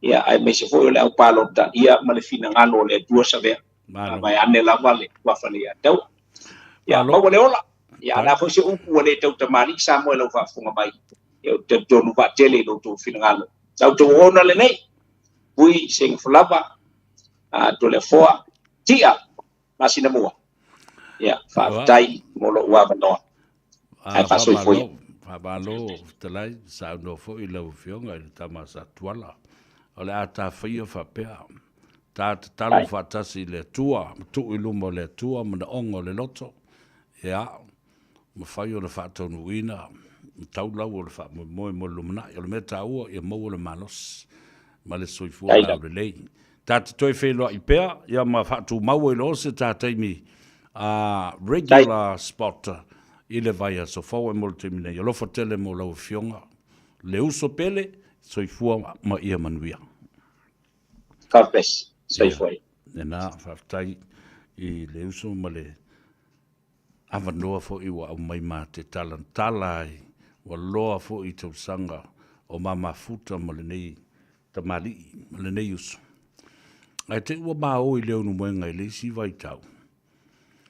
Maa o lo i le mauta. E le umi ana al watu le awala fo i leo nu moenga awhelo la alu i tuai i le whanga. Ai tau lo i le mango na e tilo le i lo i tūtamta. O le mauta le nā vui maa nei a le mauta le ainga. Au fatu lo i ai. O ai le tangata le ta oto i luma i. Olo i eile tu ngā mauina. Ai whai mai le tala vui. Na pau ale mea o te iloa o le tangata le nā. O le tangata whale a lili e eilo mātou so tanga. E swafa ia peito maleifi. Whatu e haia. E ana warola ia le o fasili. Ai te ua ulo ai. O le si foi peito maleifi le nā o ta oto i luma o le mauta o vui. O le peito maleifi la. O le tala whaasolopito o le swafa le peito maleifi po fe maliu ai. Po fe tuk malo ai. E fata tua i nā e ave i tua i le whanua tanu. I sala sa tele. Ai wale la vai rau. E amur ko inga whamai ko inga. E ko inga o le sionga a inga nga. Ia le nea. Ia, le nei fo i te mali i e tele tala tangata i whai iai. O tala le lei a tō ma tala wha le lei, ma le tau wha leanga a wa o vui fu ele o stangata e fefe i stangata, pe kia fo i stangata. e whaia e o nā le masingi a vui e le tai popole e sesi. Ia, winga masani le nā nei ta mali e me se tele o lo nā ngā. I upu whai o mālo e māla malama le le e vui. Tangata fo i upu, tangata e whaaloalo. Ma masani le vānu nofo mo le atunu. Ia, e tau ai maa e tangata walanga le mele ale inga whita i a vui. O le mea leo po uwele malo tu le pamale chapipi e whai tala i a vui. O vui manioka, o vui e a, o vui e teleo no tō lua, o vui e a.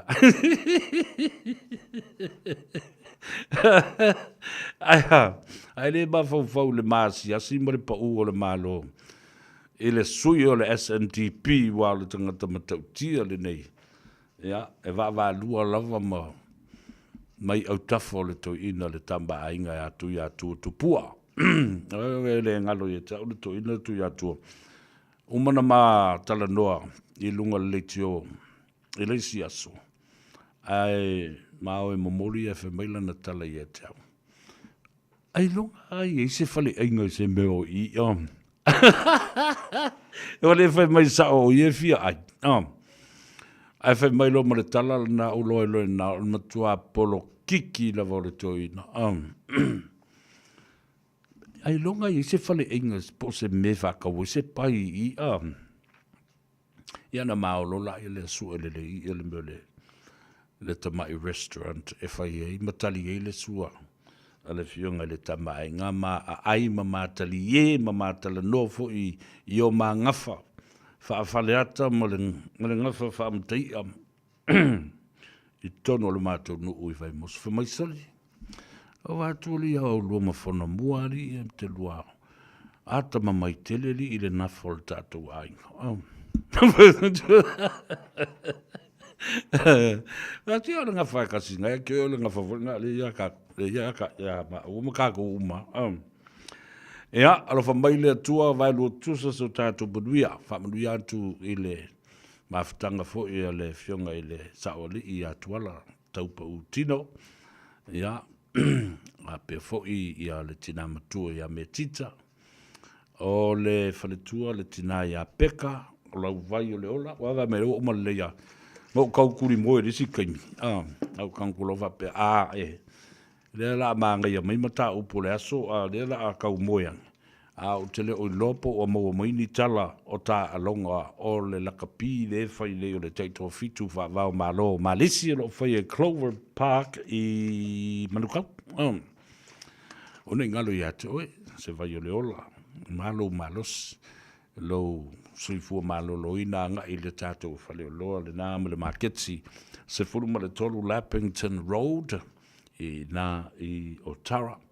Ia al fionga tuala ma fitu ia peka ia olo ina ma waila vai o la maua fo i ma lau vai avoka full tolu Lappington Road o ina wa to nei le fitu tausanga talu na tala le na no fanga le marketi mua le na wa over i le fitu tausanga o anga i e tangata ma ua masani e fo to le fa malo ma fa tai tātou se e bai lesi a tātou marketi ma le whale o loa le lua sifu ma le lua Templeton Place i Glendon Manarewa tua fine i a nive malia i a wha pia fo i le tamaitai o Marita Sawanga lua sifu lua Templeton Place i Glendon Manarewa se e mai i le tātou marketi o le Tasi Market i tonu o le taulanga whatau i Mangele fionga tole foa Reverend Larry Lavea Tupai ia male uso ia whauratane se eti male tama o tā vita ia male tina ia Auntie Fiona ia ona tātou se e lole i le tūlangi sifo o lo o iai le tama Wahid ia male Grand Market no whangale sa i le Tasi Market ia so ia o lo iai pel tātou whale loa le nai taftafo le Pampensini nga iai numero Tasi Triangular Road i le roundabout i Massey Road au ke lani sifo ai a whai ai te whika kalama i a teo ma ia ma numero whale na mo i la tau i Australia E sau le tangata la fe mai. E le tangata life mai life ia lau vai o i Australia. Fea te wha mole. A whafunga mai Australia a toa po fea le stete. Sydney, Brisbane, Melbourne, e o la vai Perth. Wha mole. Au tau sila iai. Ele eise ele eise vai sa vea o lo whaia ina. E lafo uma tua vai a tangata i nei. Ai whai folas tangata i nā. O le nā opo whena whatau mai nei whaile iai. So ia ngā oi ma le whai ma le solitu la fono. O nei o lo watu umai le supply. Tato numero le nā o le telefoni. O lua tasi lua iwa wha fitu iwa lua fitu. Whamanui atu i le ngā ruenga whita o lo o whengai ma le whionga i le matai tufunga ia po le whionga fo i le ia i la tau o lo o whatinoina le ngā ruenga whaifo langi tau langi malo fie o le atunu ia le whionga i le matua o whaiva ia tulo wena mareko palea ia whapea fo i le mea na i tāua ia mulianga tele Stella ia mautou umalava le whale lua o le autofunga ma i lātou o lo whaia le ngāruenga.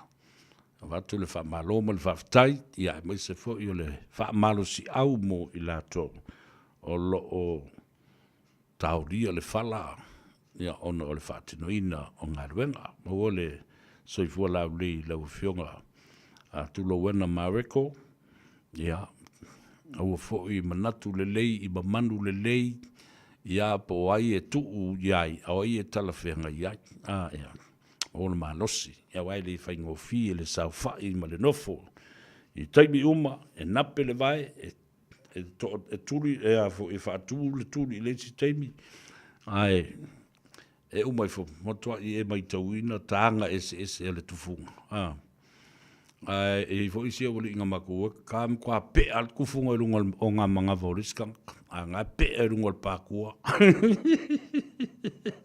ava kona bere a mai no sa pe fa e ku fa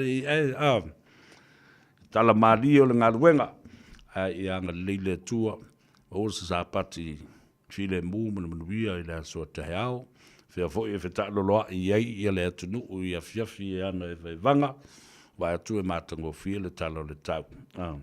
Ai o la ngona pea le ma ini o le malulu o le savili.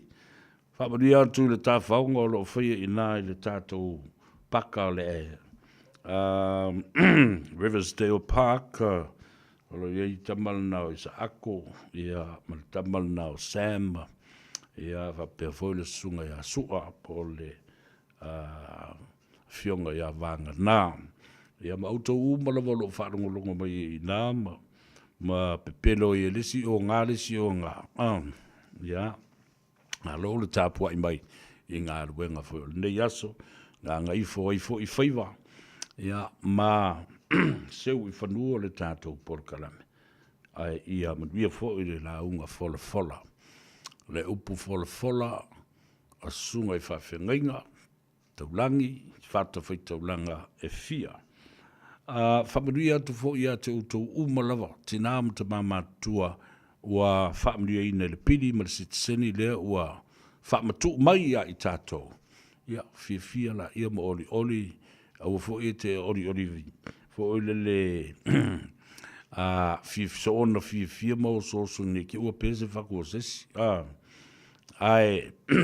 It is a beautiful moment to reflect upon and say, thank you, Lord Jesus. Thank you for inspiring these people in Parliament, and also our greatest gratitude to Honourable Member of Parliament, Honourable Te Anau Tuiono.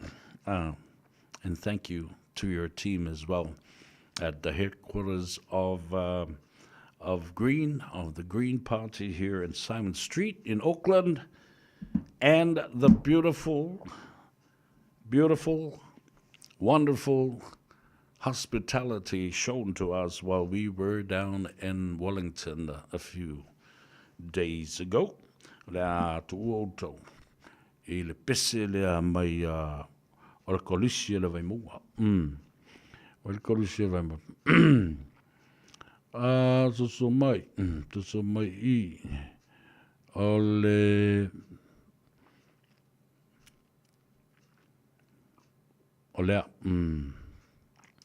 vi I o tau mesina la tātou o tātou te tau mawai ai. Maria tele le atunu o le whamo oe, lunga o le tātou api fōlinga, whapea fōi le tātou YouTube channel, and all our friends and families right across the country and right across the world. Ia manuia tele o tātou ainga. Ia soifua ia ma ia manuia.